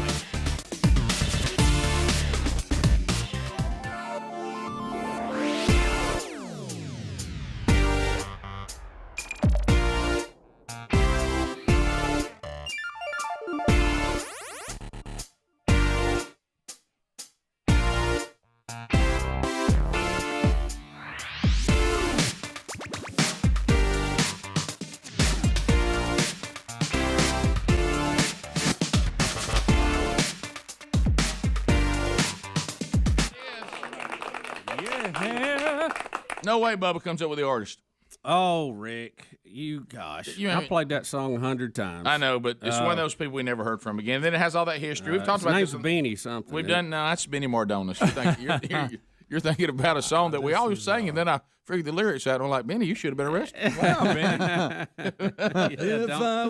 Look, there's a lot. I don't think you should take a teenager off into the night. No. There's a lot of artists out there that we sing the songs, but we don't really know the words to them, and that's a good thing. I think. Boy, it is. Yeah, it is. And we've given examples of that over the years. Yeah. There's tons. But anyway, so Tony Carey. And remember Tony? Yeah, gosh, I knew the last time that we the last time we unpacked him, a group or something. Yeah, the last We've time done this before. That last time we unpacked him, we found out he actually he was involved in more than we realized. He was in like a band. Yeah. That had hits. Yeah. You know the thing about that? No way. The thing about that. The Phone Troll music has started, and you can join us. The Patriot Mobile Phone Troll is rolling now. Make your phone money count. Switch today at patriotmobile.com/Bubba. And if you want to dial up, Speedy's ready to go. Any topic is available. That's how the Phone Troll works. We limit the calls to 30 seconds. Barriers are a blessing. There you go. The buzzer sounds, and then your time on the program is over. No meaningless shout-outs, no shameless plugs, no baby predictions or anything like that. But if you're making comments and bringing content to the program, now's your time. You're programming the show, and we trust you with it at 866-WE-BE-BIG. As you're dialing, and Speedy is lining you all up ready to go. Don't forget, tomorrow is the deadline for entry at rickandbubba.com at the contest button for Fix Mama's Mouth. If you want your mother to be considered to be one of our finalists, you need to get all your information in by tomorrow. So go to that contest button at rickandbubba.com, follow the instructions to the letter, and then get Mama entered. And if she makes the final 3, we'll be voting on that before Mother's Day. So check on that. 866 We Be Big, 30 seconds a pop, largest number of people, shortest amount of time. Hambone gets us started. Oh. Hambone's got 30. Go ahead. Hambone. Where are you? What's up, guys? Hey, buddy. Hey, Rick, I'm doing water damage over at Malin Kent's house, and he speaks very highly of your dad. Well, and he wanted me to send his sincere condolences and everything to you and the family. We appreciate that. Yeah, he was telling me stories about how he got the Bull nickname and all kind of stuff the other day. So it was pretty cool to sit down and talk to an old legend. Yeah, that is nice, and love hearing those that played for Dad, worked with Dad, been around Dad. Everywhere he went, he left an impression, and it's always fun to hear that, and that's very kind. We continue. Fred, West Point, Georgia. Fred, go ahead, 30 seconds. Yeah, with Alabama mud parks are in dire need of everybody fighting for to keep them in business. The what? No idea what you're talking about. The what? Mud parks? The mud parks. Tell us, what is he saying? Mud parks? What exactly are you talking about? Mud parks? We're not familiar with it. ATV riding parks. Okay. Okay. Now, why do we Are have they under scrutiny? Yeah. What's Do happening? we have state-sponsored ones, or what are you referring to? No, these are private owned, and they're having problem with the legislation. Oh, well, that's always a problem. With the what? Is that a combination of a law and weeds, or what is that? No, it's basically they had problems up in Indian Mountain, and 5 of the locals are fighting to get them all closed down, basically. Is that why I keep seeing people wearing these brown ribbons? I think so. So the locals, you say locals. I'm assuming you mean neighbors that don't want all this rip roaring through the woods. There's a lot of noise involved, and I know what he's talking about now. Pretty much. These people have these buggies and stuff. There's a senator trying to get them shut down because their $5 million liability policy they're going to try to have to put in effect. Yeah, well, I think I think what you're looking at here is if they're running a business, they're going to have to be in a business area, and neighbors are always going to be a concern with that. I wouldn't want that right by my yard. Or probably my hunting land either. Yeah. But I understand. I like riding in the woods. It's a lot of fun, but I can really see both sides of this from what I know, and I don't know a lot about it. Right. That looked fun. Yeah, that's Save the Mud Parks.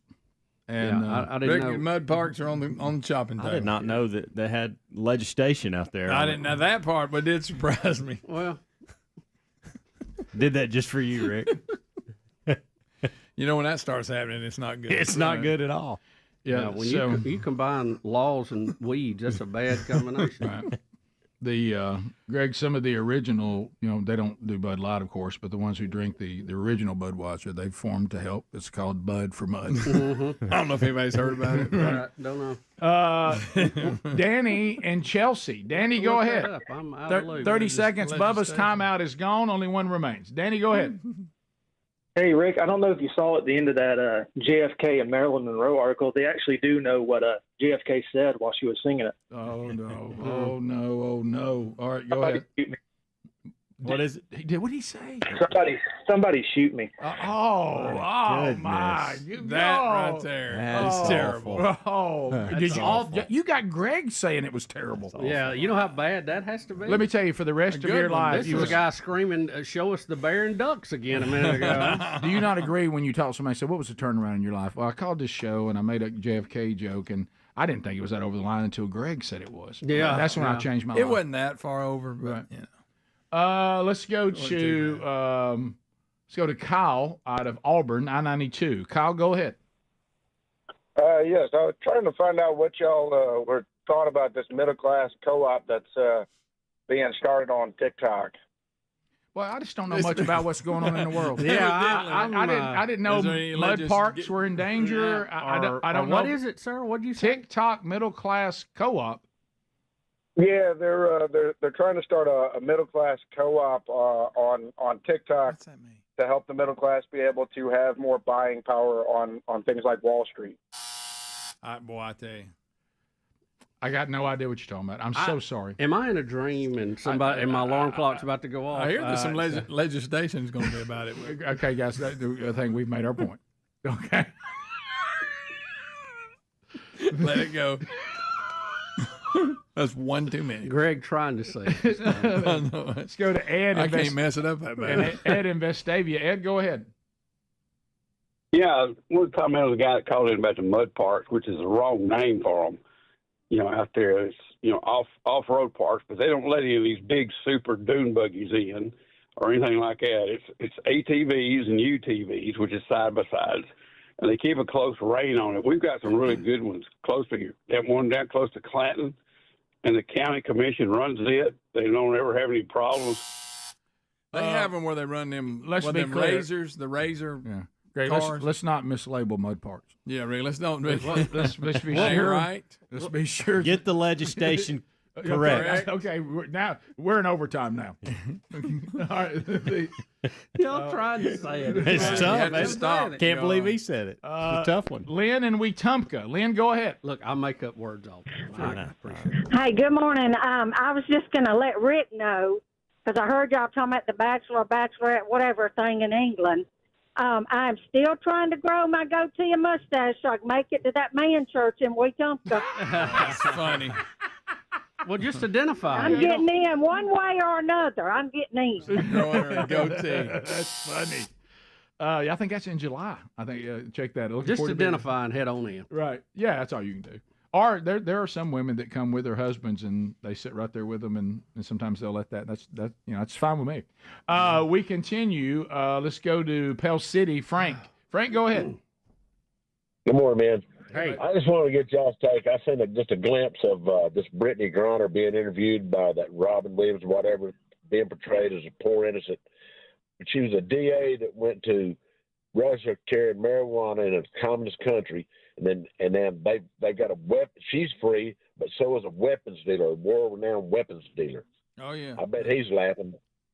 Yeah, I think we may. It's not Robin Williams, because Robin Williams is a comedian who went on in.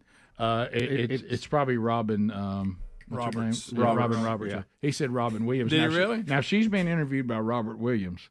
And about the legislation, we got problems. Now, the guy that we traded for her, wasn't he called the Angel of Death? Yes, or something was. like that. Something like that. It was some kind of death Dr. name. Death. Some kind of death name. Death from above, something. I don't know. Yeah. Merchant of Death? Yeah. Merchant of Death. That's Merchant of Death. Yeah, Robin Roberts. The Colossus of Clout. Not Robert Williams. The Sultan of SWAT? The Colossus of Clout. Victor Bout. What if the middle class co-op on TikTok funded new legislation for mud parks? And Robin Williams made an appearance. Top of the hour. Rick and Bubba, Rick and Bubba.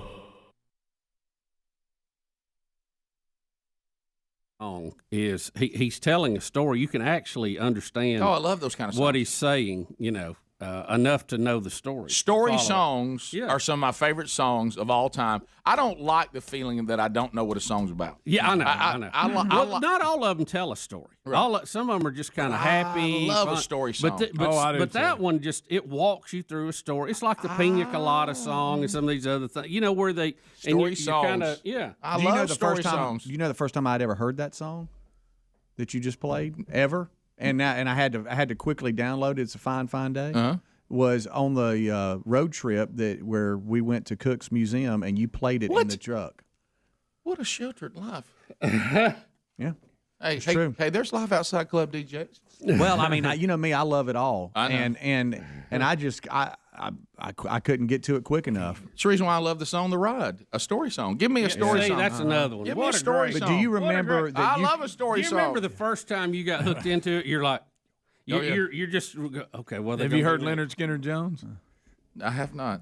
It's a good story song. I like the King of Alabama story song. Do you remember on that day? He was born in Gadsden, Alabama. There's I a have new no idea what you're talking new about. Eric Church song that is Nothing Leonard worse than a Skinner's joke song. that you're not in on. I And know. it's a Now we're letting you in on it. Rick, it's a story song. Okay, Love a that's story the point. song. It is. And it's got Gadsden, The Ballad Alabama. of Curtis Lowe? It's got you can't Gadsden, beat it. Alabama mentioned in the chorus the entire song. Gadsden is in the chorus of the Eric Church new song? Yeah. Yes, Yeah. Leonard Skinner Jones. Well, how born about in that? Gadsden, Alabama. Well, how about that? Yeah.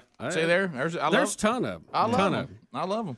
Cats in the Cradle. Yeah, oh my gosh. I mean, that's the other day, you. What's the name of the ship? What's the name of it? Oh, Greg? this Edmund Fitzgerald. Edmund Fitzgerald. Oh, Yeah. What are you Or talking as Greg called me during the '80s, the Flying Dutchman. So let's talk because you bringing that up. You texted me the other day and you wanted to know the artist of the King of Alabama. How did that happen? What was going on there? You were like, hey, Rick, what's that song, King of Alabama, and who does it? Bubba just randomly asked Yeah, you? I got a text on that the other day from Bubba, and I was wondering, I wonder why he's asking that. Somebody must be asking about the song. That's probably what it was. I was probably in some in-depth music discussion with somebody. That's and right. I was in over my head. Well, it's a fine day For a reunion. Bubba, I have good and bad news for you today. And that's not that song's actually about a guy coming home from prison. Right? Yes, he was in the mob. Yeah. Uncle Sonny.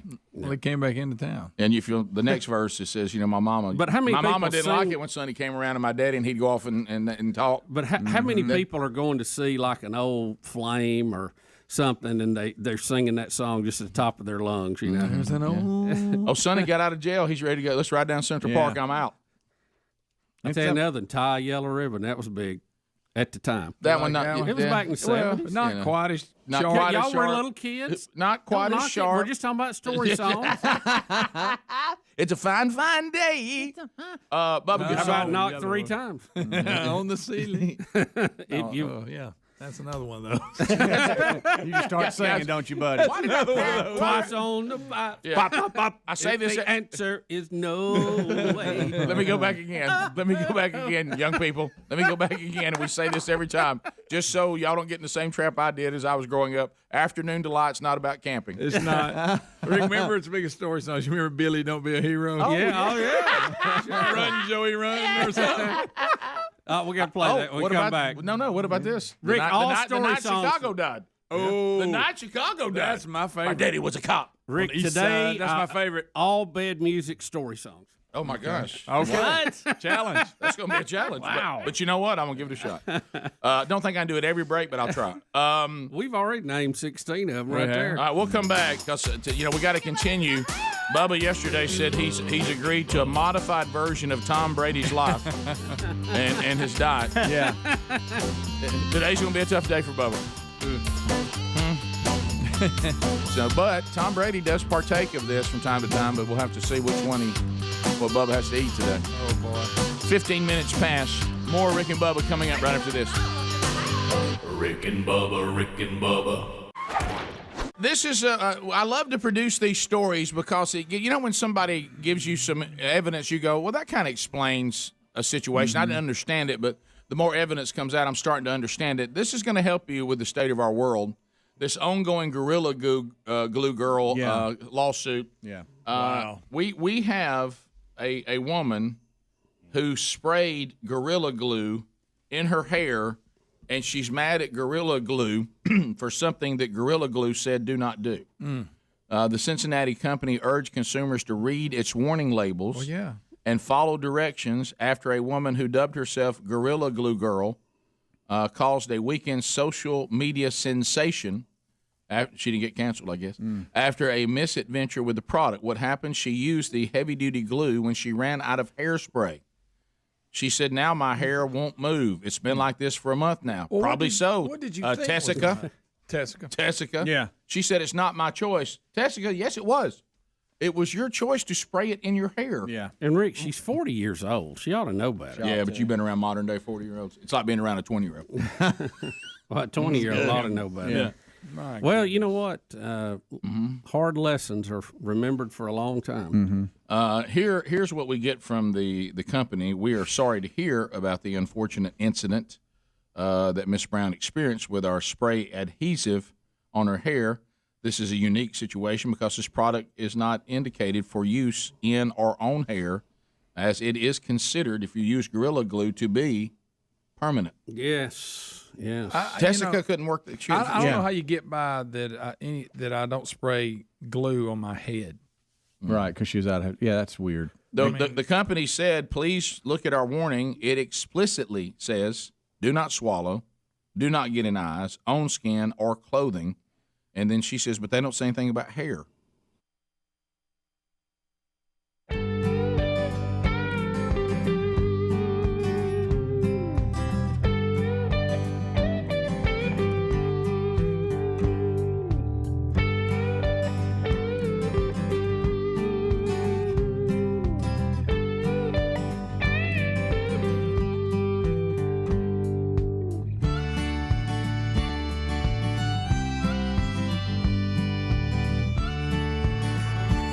Who's ready to sing it? Somebody say, Rick and Bubba, Rick and Bubba.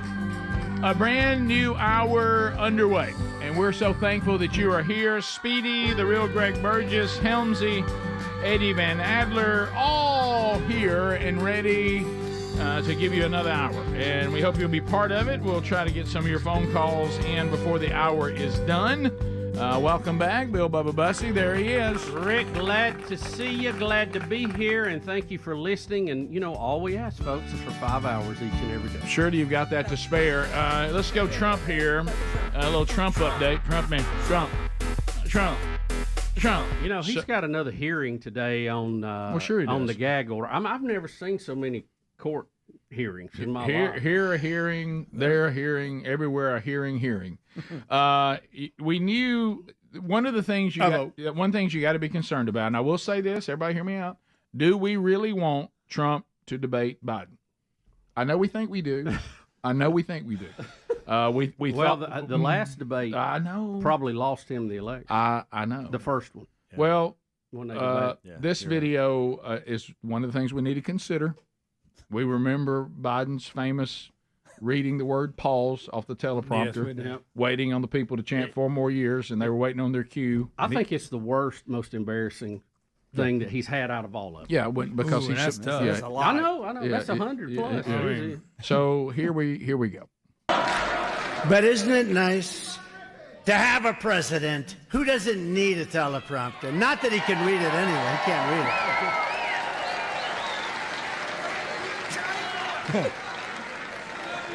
Now think if I read my teleprompter and I'm going, well, let's see, because of the weakness in the economy, I'd like to apologize. Pause. Pause. What was that? That's unbelievable. Pause. I was watching it. I said, that was weird. They actually don't have pause in my teleprompter, They have a blank space that's like you see. If there's a response, if there's no response, you just keep going. You don't have pause.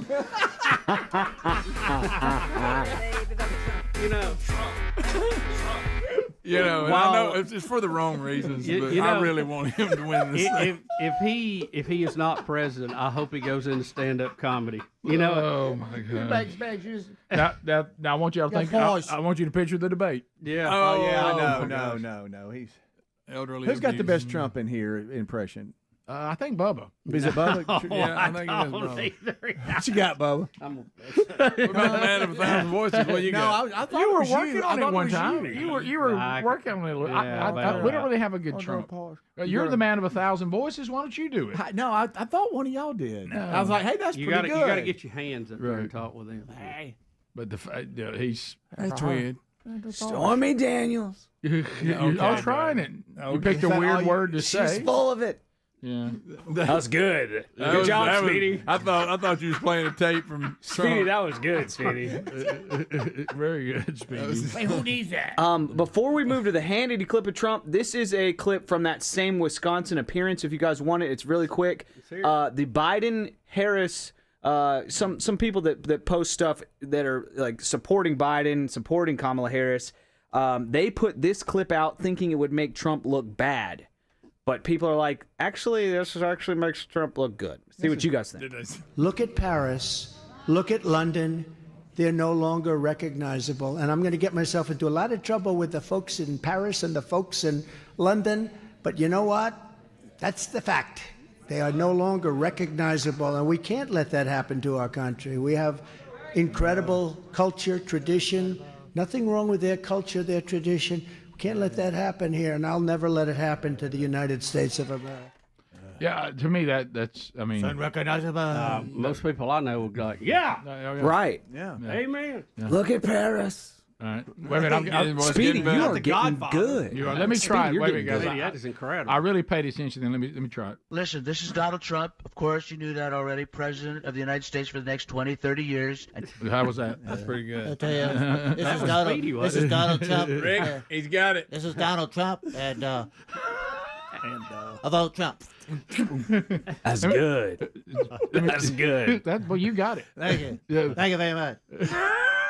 Let me try one more time. This is Donald Trump, President of the United States. This is Donald Trump, This President. is Donald Trump. You got to grind a little bit. This is Donald Trump.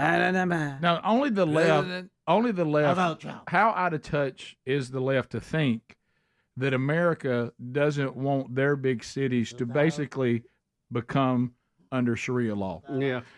In London and Paris, we all know that what's happened there, they never thought was going to happen. They thought they would be all loving and kind. Yeah. And they think a president that says, I won't let that happen here, that people go, oh, no, I don't like him. Mm-hmm. Yeah, really. I think most people, if they were honest, would go, I'd like to have that kind of security. Mm-hmm. I'm very proud of myself. Anytime you do Trump, you have to say what you're going to say, but throw in the best ever. You have to throw in a lot of adjectives that really doesn't belong in the sentence. Mm-hmm. Yeah, I've seen some pretty good impressions. You're closing in. Thank you, Rick. Yeah, but I don't know what that was. But I don't know why. That's right, Speedy. I don't know. Speedy's at the point where he thinks that no matter what it sounds like, if he does the right hand motion. Yeah, that somehow sells it. Got to vote Trump. But and for some reason, I don't know why. That's the question. You better off now than you were 4 years ago? What was that voice? Is that not it? No, it's close. Speedy, you're all over it. You just keep working on it. Thank you, Bubba. You're the nice one. That wasn't horrible. You got to go. You're the nice one, Bubba. You go up and you go down. You go up. We're good.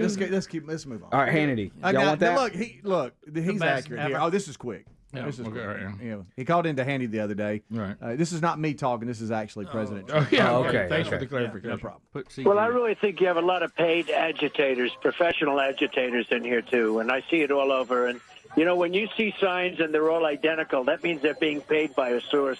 These aren't hand-painted signs where people would go to their basement and paint something because they really believed it. These are all signs that are identical. They're made by the same printer. And, when you see that, that means there's somebody at top that's paying or a group that's paying, and they're doing great. Yeah. And it takes everybody back to the summer of 2020 and other times where there was organized. Sure. But that's what I meant. Yeah. That's it. Soros is probably in there somewhere. Right, for sure. Yeah. All right, we'll come back. We have more to cover. Speedy, you keep working on that. You just about have it. Got it. I'm getting it there, Rick. Thank you. Thank you for that. Did you? What did you think about the Megyn Kelly thing? She's been kind of fired up lately. This one is pretty straightforward, but I think she had one a day or two ago that was even more out there. Oh, more than this? Yeah. Megyn Kelly, she's very attractive. Rick and Bubba. But do you not know what the product is? You didn't go buy it over in the hairspray section. If I looked at a product and it says that it could cause pain, swelling, itching, burning, dryness, and some skin problems, some of the gases or liquids could also cause frostbite or freeze burns. If I just see that with my own research, I probably don't spray it on my hair. Yeah. How about the name is Gorilla Glue? Yeah. Rick, I got about 39 seconds of audio. She had an interview with Kiss 92.5 in Toronto where she said she's thinking about suing, and this is audio out of my channel. And she said she went to the hospital and the treatments haven't worked. Here's just a little bit of it. They went and got nail polish removal. She got some saline water, and they start on the back. but it burned so bad to where my heart started beating too fast. And she told me it looked like she can do it, but it's going to take at least 20 hours. They gave me some nail polish removal to go home with. The thing is, like, every time we start, it burns, like, extremely bad. No. And you can't even get it to a point where it loosens the hair a little bit that you can then just shave it all off. And that's the part that I'm trying not to get to. I really don't want to shave my hair. No. Yeah, Like, no, that's for gonna be, sure. like, the end She's- result. You know, I have nothing else to do. She said her hair hadn't moved in a month, and she that's cannot. some good hairspray. She can't. She Gorilla can't. Glue is good stuff. Man. I would say I'd use her as a commercial for Gorilla Glue. How about if it's called Gorilla Glue? That means it's Yeah. like really powerful glue because Right. gorillas are powerful. Do y'all think this isn't real, is it? Unfortunately. Did somebody really do you this? can't even imagine that this is. Did you real. hear that radio show? Oh, wow, that's awful. Mm-hmm. No, there was a time that if somebody in this world sprayed Gorilla Glue on their hair for a hold because they were out of hairspray, you'd never know about it because they wouldn't come out in the light of day and tell you. Yeah, you would. you're right. Matter of fact, you would go, "Hey, don't you dare tell him, baby. Don't you tell him. Come over to You my tell house. You're not someone going to what I believe did. it. I'd secretly get some people to try to help me, Yeah. but I would not be doing radio interviews and being on TV and launching lawsuits against a glue company when I sprayed their glue, super glue, in my hair. Basement Joe. Well, you know, we had the stuff revolving around Joe that he's a little creepy, kind of a little bit of a. He's got just a little bit of dirty old man to him, and my wife describes these men as cheesy. You know, they'll go real far and they're inappropriate, and they think they're handsome. They think they're cool. They think somehow that a woman is drawn to this ridiculous flirtatious behavior, and so. Here is this is being called cringe-worthy. Right? Cringe-worthy. So now we're going to have the president start flirting with a young nurse, and is it a compliment or is it just too far? Well, we'll see. Here we go. FEMA, all the other states, everybody that I've partnered with here, I get nothing but the utmost support, and it's been amazing to collaborate with everybody. They check in. If I need something, it's done. They know that I'm trying to do everything to make this safe and efficient. So, Well, support. Yeah. are you a freshman at the university? No. I'm teasing. You look like a freshman. Well, thank you. No, thank you for what you're doing. It Joe. really matters. As I said to the doctor. Thank you, Joe. Thank you. Oh. Yeah, it's and you're like a freshman. No, yeah, you're like a freshman. Mm-hmm. Where did he go? Hey. It was almost like we were watching Bill Clinton there a little bit, wasn't it? Hey, you look like a freshman. Hey, you ever seen that movie? No. Yeah, you know, it's. I think for him, you know, this is that thing where some of these creepy older men they can't understand why people think that's cringeworthy, which they don't quite fully get it. I mean, that was one of those things where there's no reason to even remotely make that comment. I mean, it's look like a freshman. You look like a freshman out there. Yeah, you know, back in Scranton. So yeah, it's a wonder we didn't get that. Another thing, Bubba, that we had, I know we had forgotten about it, but it is coming up. Did you know that Derek Chauvin's case his trial starts on March the 8th? Really? Here, coming up, huh? Here it comes. Mm-hmm. And Minnesota is preparing for what they're calling potential George Floyd-related unrest. Uh-oh. Well, I mean...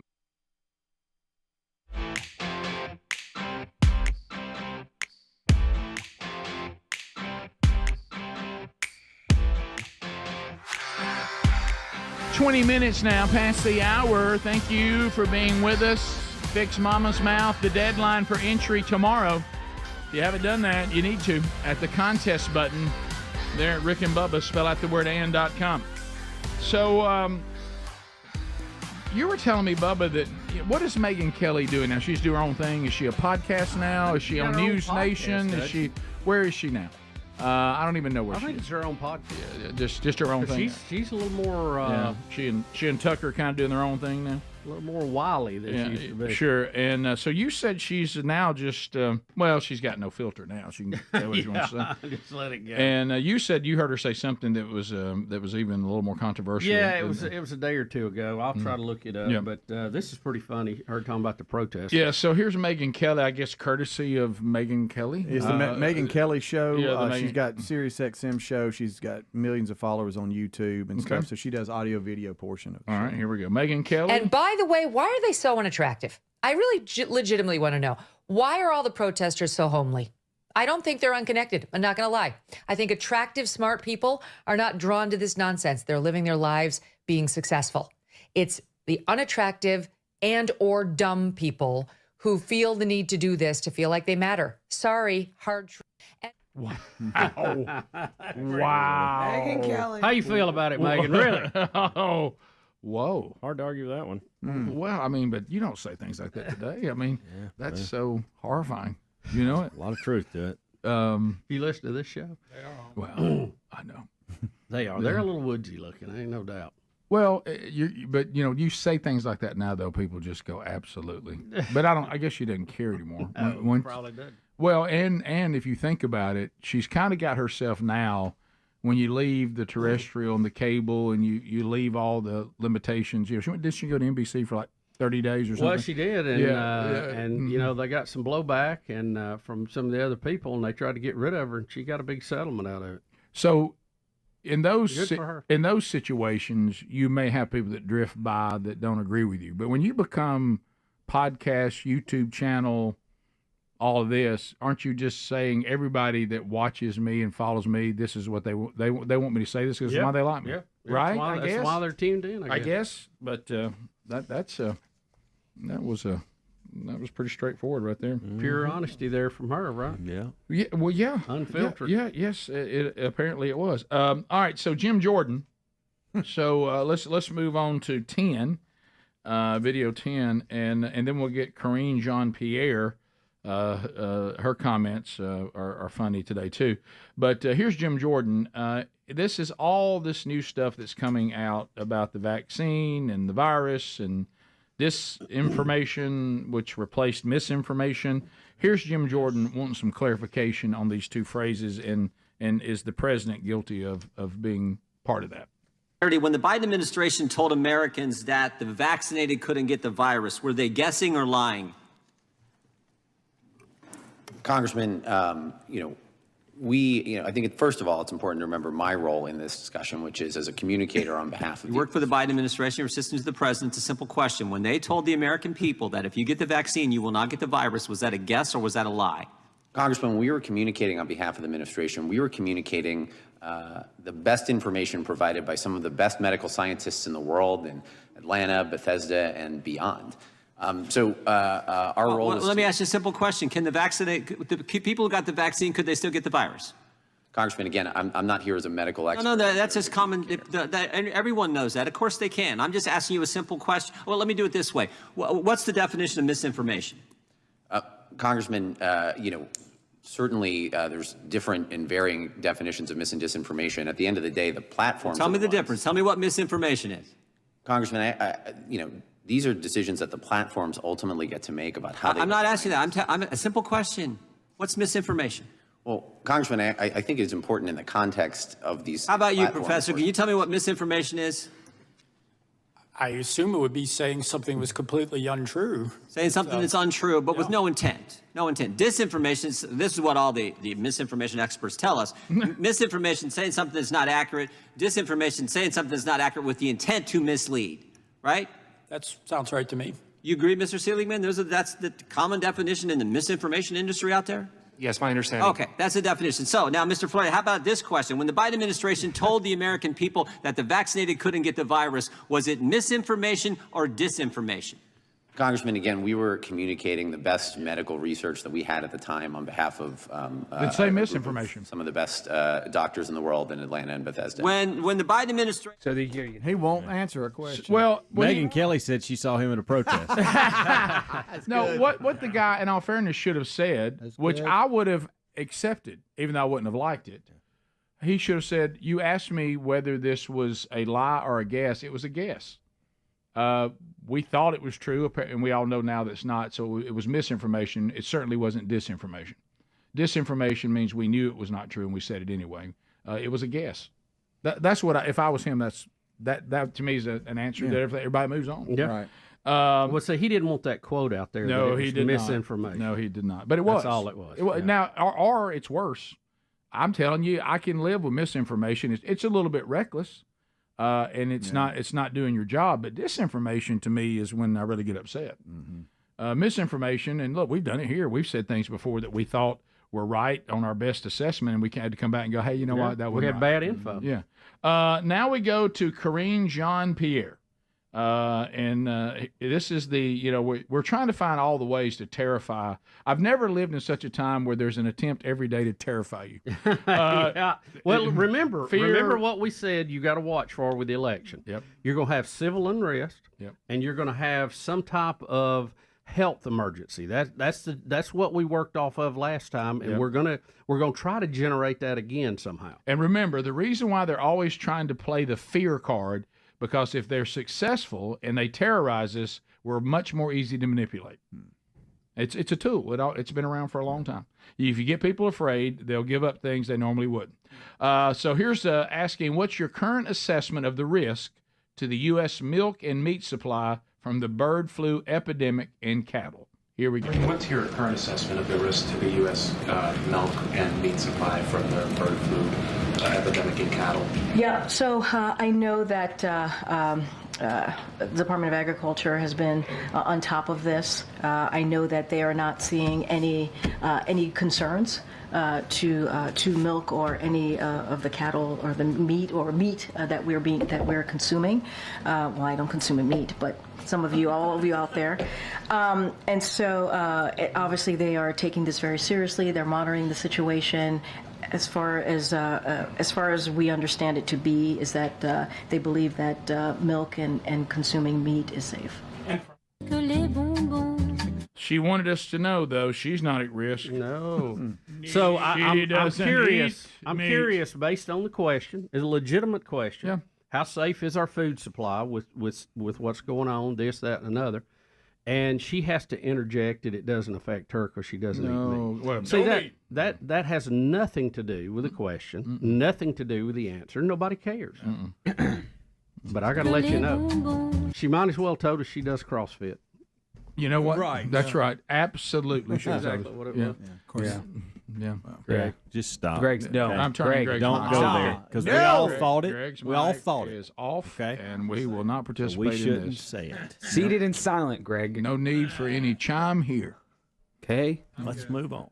But you're right, Bubba. She's trying to do an underhanded course. If you just be like me, you wouldn't be at risk at all. You're right. That's yeah. I'm smarter than y'all. Right. Karine Jean-Pierre doesn't eat meat. Nothing funny about that. No, Probably has to take a handful of supplements every day. Taking all Adler's mic down as well. Yep. So we're down to 4 mics.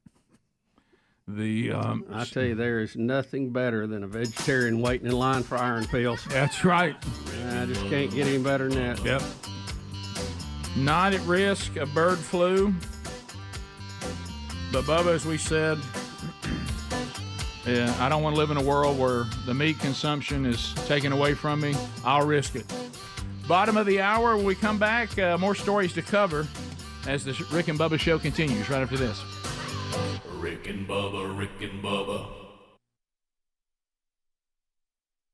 Maybe that's just a general statement. Since it hasn't started, maybe we shouldn't read more into that than is appropriate.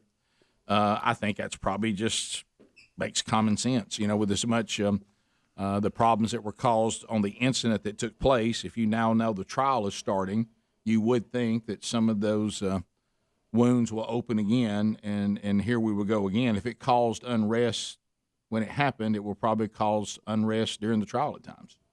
Yeah, I think that's a safe assumption. It's it's painful watching all that, and you're going to get a lot of replays of that. So, who knows? Well, and we're in one of these situations which we never like to be in when justice, people have different definitions of what justice is and isn't. And any time that somebody thinks in a trial, because we get in our minds, and I'm being very, very sensitive to the situation, and none of us like what we saw. However, when you get into, I'm about to either, put the death penalty on somebody. Of course, Minnesota doesn't have death penalty, do they? I don't think. Or I'm going to put somebody. No, in, they don't. They don't have it. I'm going to put somebody in jail for the rest of their lives. When these trials start, there has to be evidence and legal standing and everything. Things don't always work out in courtrooms the way we want them to work out, out walking up and down the streets and going to work every day. We see videos, we see things, and we think, well, my goodness, this is clear. And the things that we saw were very unnerving. And none of us want that. And I haven't seen anybody who's rushed out and said, "I tell you that Derek Chauvin, I think he's an okay guy."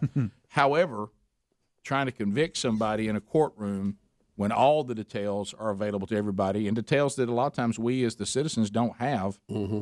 Sometimes trials don't go the way you think they should go. Yeah. And I'm not saying that's going to happen. Yeah. It may be open and shut, and he'll be punished, and it'll be exactly what we all think it should be based on the stuff we know. Right. But sometimes there's things in the legal world that we don't know or don't understand how it works, and sometimes things are not as simple as they may seem. Yeah, the is law. that a fair statement? The law, in its purest form, is not always just common sense. Put it that way. Right. So, and how about this? If someone shouldn't be charged with, the thing you have to be careful of, we've heard it 1,000 times and we've seen it, is when things get emotional, sometimes people overcharge and they try to go for a verdict that is unattainable when they might have been better off to go for the verdict that was attainable. Right. That's another fair statement, I think. I know it's not, some people don't like to hear that. Right. So I think it also you got to be very careful how you present the case. What are you charging this person with? And you need to charge them with the things that you can prove, as opposed to them not being charged with anything because you charged them with the wrong thing. And and I don't know how that's all played out. I haven't. Well, I think a lot of times as a DA, you don't want to go out and face the mob. Correct. If you haven't, in their mind, charged them with enough. Yep. But again, you have to have prosecutable evidence, and we know sometimes that's not the easiest thing to have. Right, and so we'll see. But Minnesota preparing for what they're going to go through with that trial, and I'm sure it's going to be nasty. We'll be back. Bubba, Rick and Bubba. To the phones we go.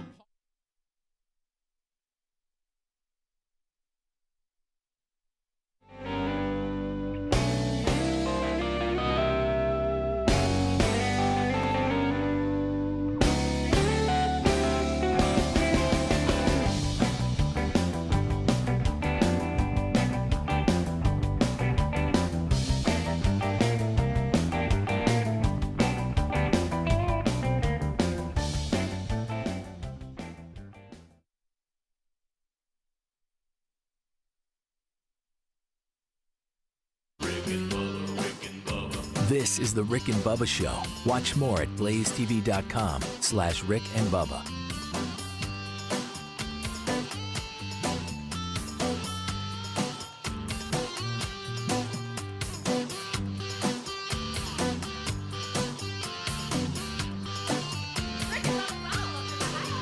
Rick and Bubba, Rick and Bubba.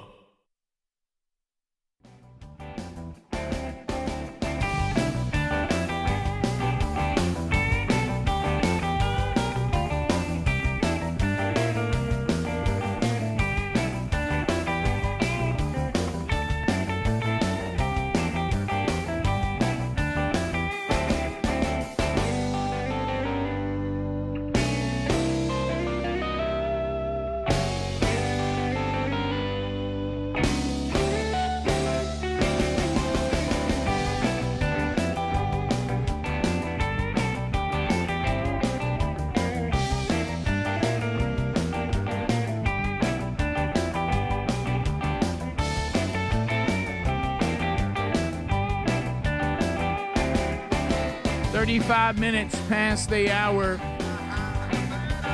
The Rick and Bubba Show, I say.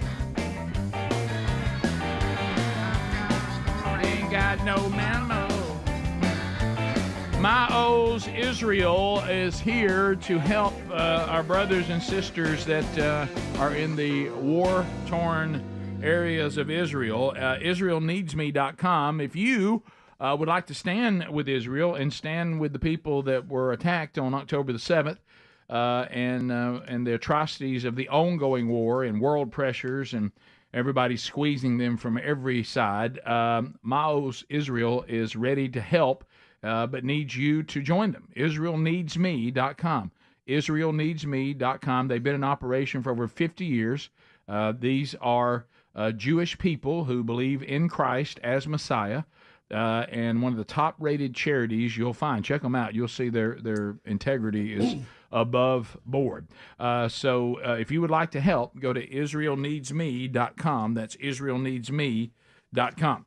Bubba, I love old Billy Preston. Okay. He's got quite the little resume, too. Bubba, we have an incredible story. Apple's first investor, is it Markula? Mike Markula? And so he is telling his story. He put $250,000 for a third of the business. Here he is talking about that first investment into Apple. Here we go. Called me up and said, there's two guys over in Los Altos that could really use your help. And you ought to go see them. I said, okay. Because that's what I did on Mondays. Okay. I was retired. I think I was 32, and I retired from Intel. But one day a week, I would help people start companies and write business plans. And I did it for free, just for the interaction with bright people that had a lot of fire in their belly. So I went over and talked to the boys. The two of them did not make a good impression on people. They were bearded. They didn't smell good. They dressed funny, young, naive. But Woz had designed a really wonderful, wonderful computer. Technology that was really advanced. The problem was, you could walk down the street in 1976 and talk to 100 people and say, would you like a personal computer? And they go, well, what's that? And so I told them, I said I'd help them write a business plan. So I got to working on it. And I think, gosh, the opportunity here is just too great. The business plan said that with $142,000, we could be cash flow positive in 9 months. And I came to the conclusion that we could build a Fortune 500 company in less than 5 years. Wow. Good investment on him. I'd like to know how much you made back on that. Oh, Bubba. I'm going to look him up. Look him up and see how he's doing. Yep. So he... I'm back to retired at 32. Right. Yeah. Good gracious. Well, things went well at IBM for him. If you look... he's at Intel. Or Intel, excuse me. Yeah. If you look at him, though, where I think that folks like him stand out, because a lot of times everybody's too short-sighted. You look around and go, nobody cares about a personal computer, but he was wise enough to go, yeah, but they will. They will in the future. Because I see how this works, and people will flock to this once it gets established and we explain it, and people see how it can make their lives better. So, to be able to make that kind of forecast, though, when he said at that point, no one was interested in a personal computer. So he retired at 32 is. from Intel. Yeah. He is still alive today. He's 82 years old. He is worth $1.2 billion.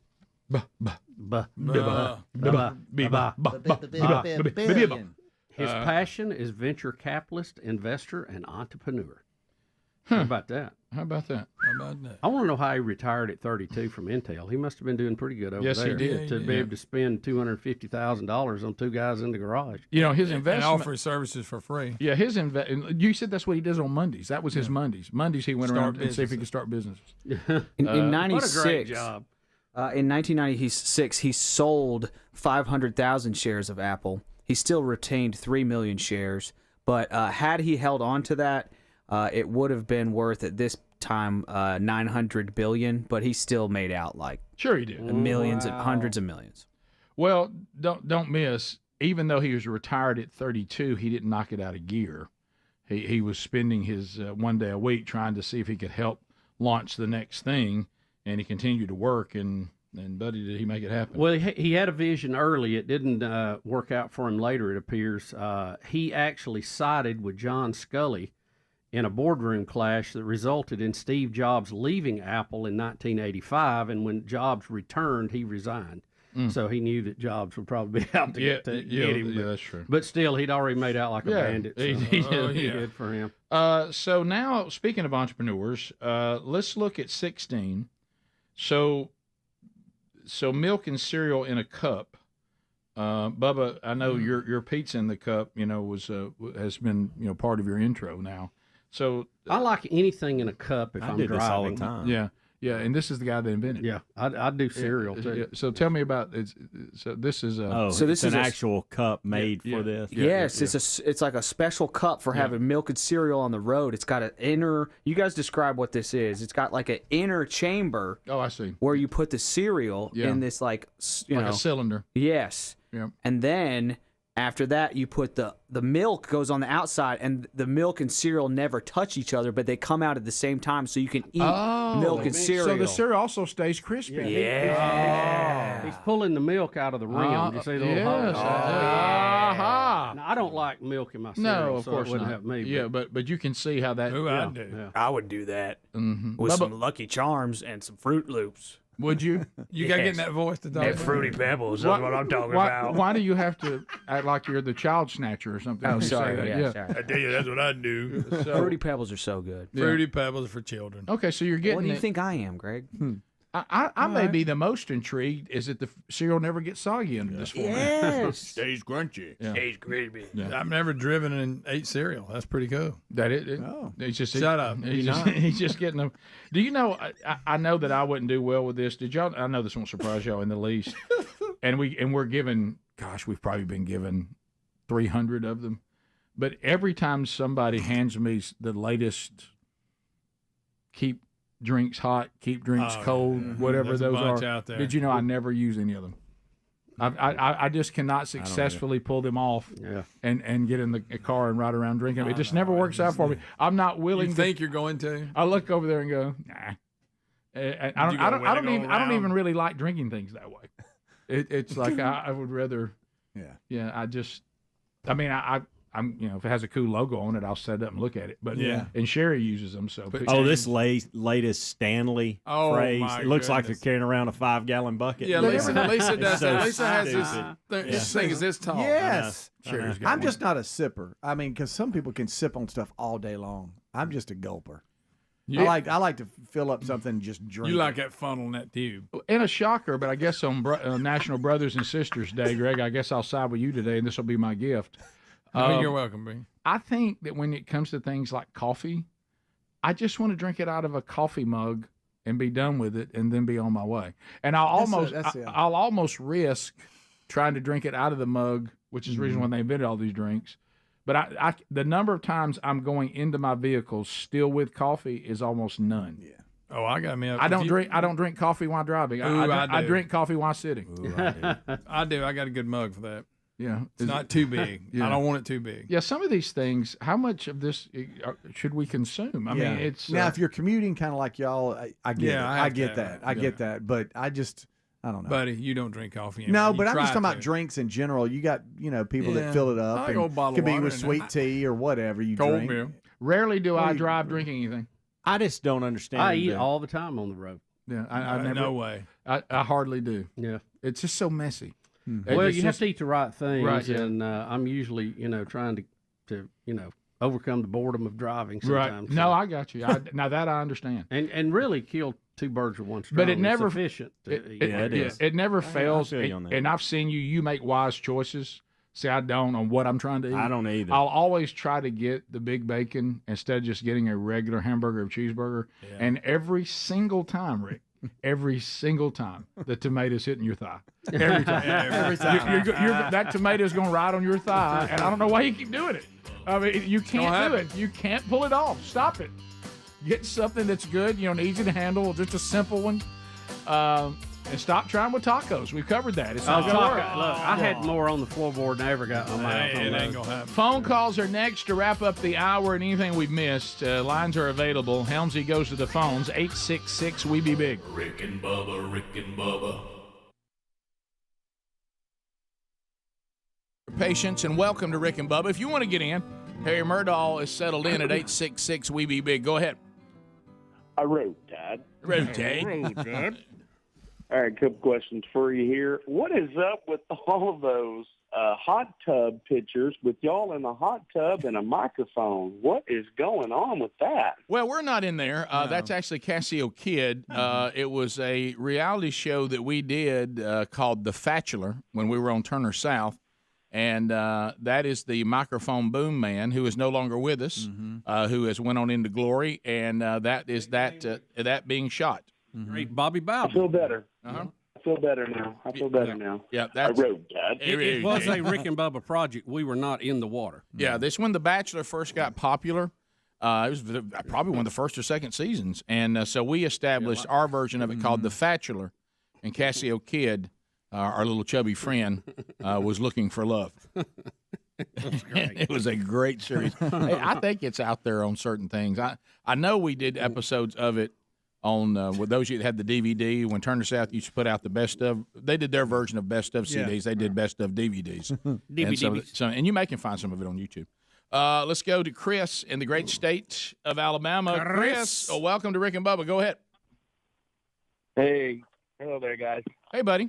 Man, y'all just stole my thunder. I was on hold for a minute. My wife called. I had to hang up, but I was going to tell y'all or ask y'all about Leroy Brown and Slim, and then I come back on and y'all, here you go. You're playing the song, so you just can't have nothing. Yeah, hey, you can't even have bring a story song to the table without Rick and Bubba playing it first. You know what I remember about that song more than anything is Sonny and Cher did it on their variety show. And Did they had really? the little cartoon of it. Well, how You know, about it's that? pretty good. Let's go to Alex in the great state of Mississippi. Alex, welcome to Rick and Bubba. Go ahead. Alex. What's up, guys? You, buddy. Here's the deal. Y'all talking about the bikini man or streaker or whatever, y'all ain't giving this enough.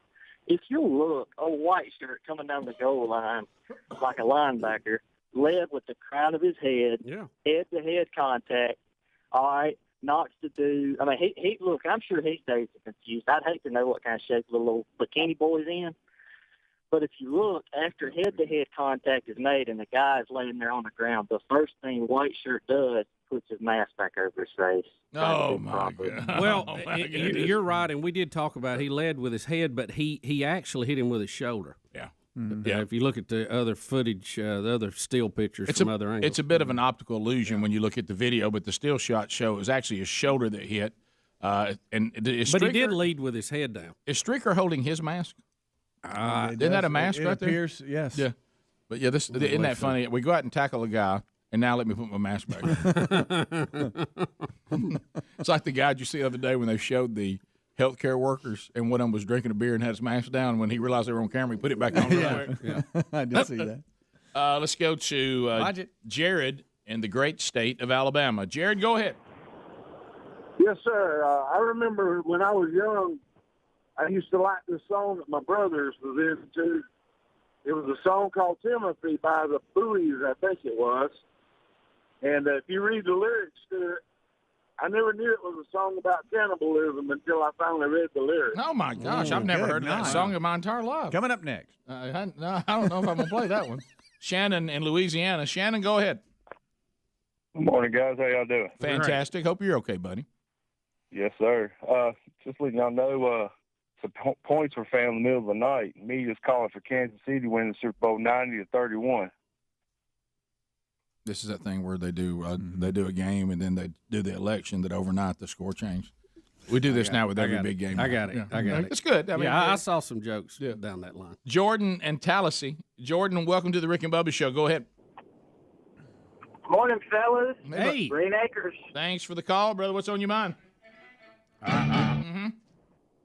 All right, story songs. Where y'all at on Midnight in Montgomery? Alan Jackson, one of my favorites. And then for Bubba, I know he's trying to do a little bit better eating-wise. You know, I recently lost about 60, 70 pounds. So over the course of a year, All I ate was brisket sandwiches and beaver nuggets for breakfast. That was a great the Bucky diet. That was so good. Somehow I think if you eat like a beaver, you look like one. Gosh, that's funny. Man, that's good. It is. Let's go to David in Missouri. David, go ahead. Welcome. Hey, what's up, guys? Good morning. Hey, buddy. Hey, I was calling to give a little background on the streaker. So he stems from a so-called infamous, famous YouTuber, Vitaly ZDTV. Right. And Vitaly's goal was to streak any and everything, baseball, football, tennis. Well, Vitaly finally got trespassed and banned from every... Things you need to know. We have a brand new Rick and Bubba University. The podcast will be recording today. Chris Skates is our guest. We'll give you an update on that tomorrow once it's recorded. Also, reminder, yesterday's Wednesday Bible study. We started a new series in the book of Hebrews. Installment number 1 is now available on our YouTube channel or our podcast channel if you missed it yesterday and desire to go grab that. All right, so as we work our way back, phone calls, you can join us at 866-WE-BE-BIG. Let's go to Bo in Sylacauga. Bo, welcome to the Rick and Bubba Show. Go ahead, Bo. Hey, good morning, guys. I always love your show. You were talking Thanks. about the value of money, like 1 million, and the way you guys saying is 1 billion, right? So so the value of time is if you take 1 million seconds, that will get you 11 days. If you take 1 billion seconds, billion seconds, that will get you 32 years. Yeah, big so difference. in perspective, when you're talking for billionaires, they have a lot of money. Thanks again, guys. Thank you, Bo. 1,000 million. Yeah, big gap. Big gap, Bo.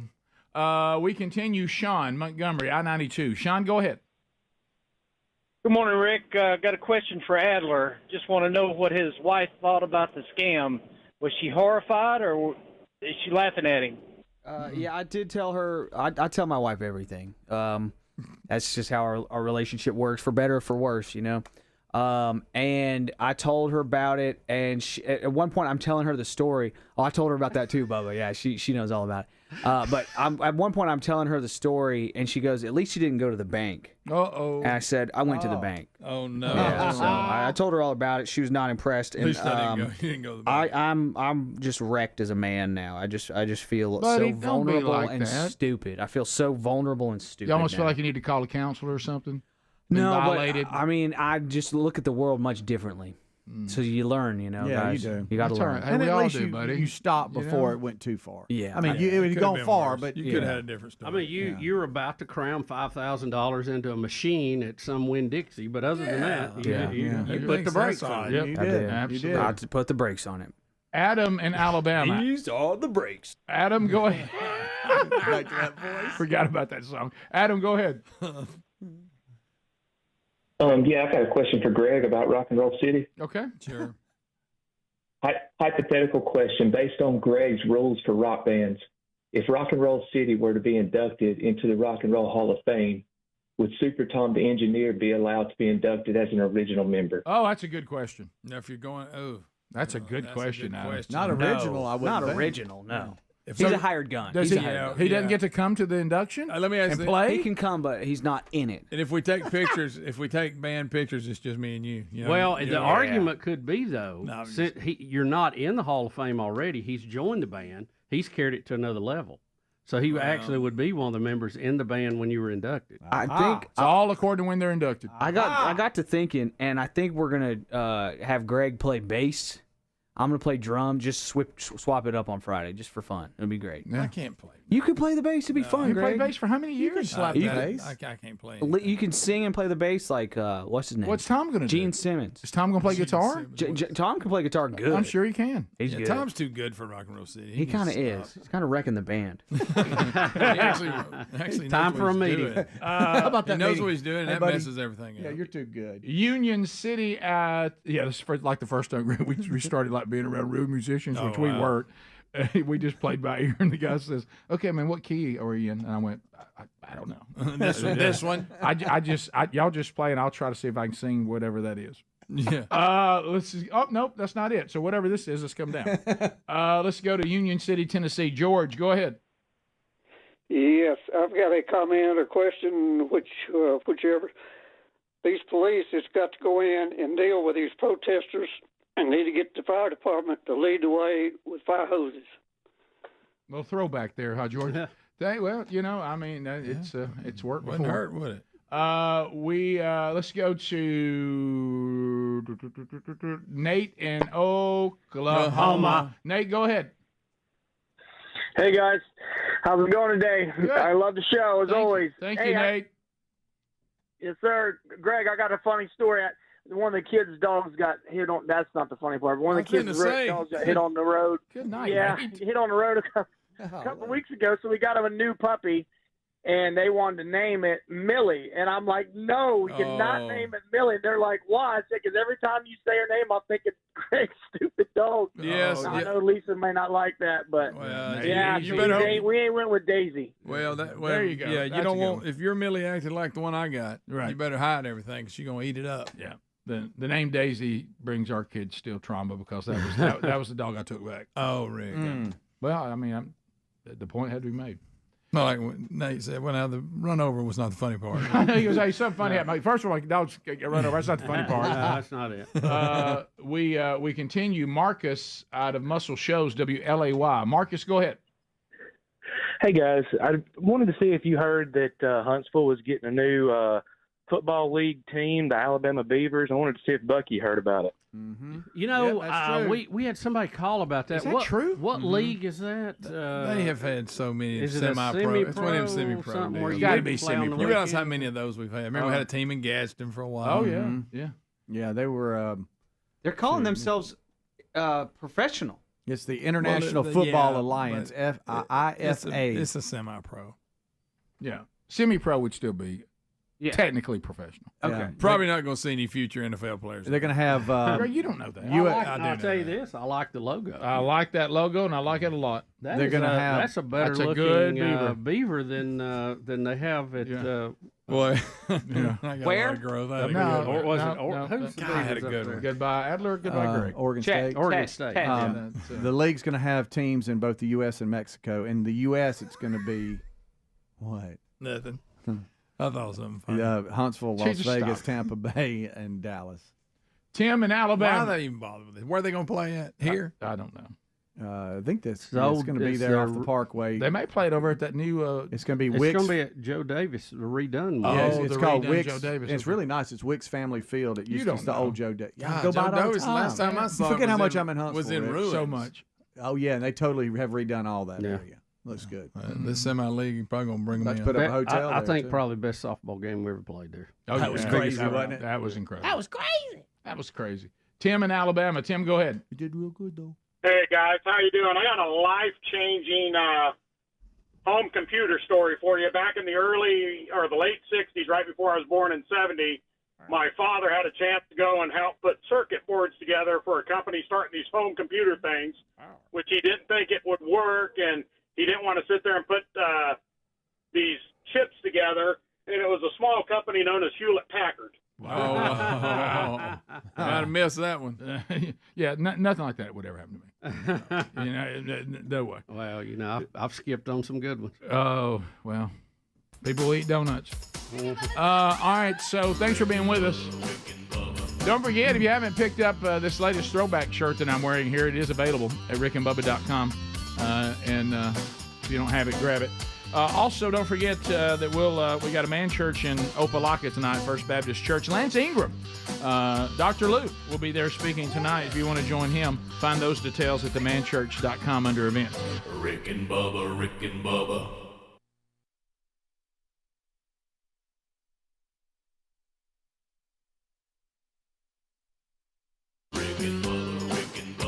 This is the Rick and Bubba Show. Watch more at blazetv.com/Rick and Bubba.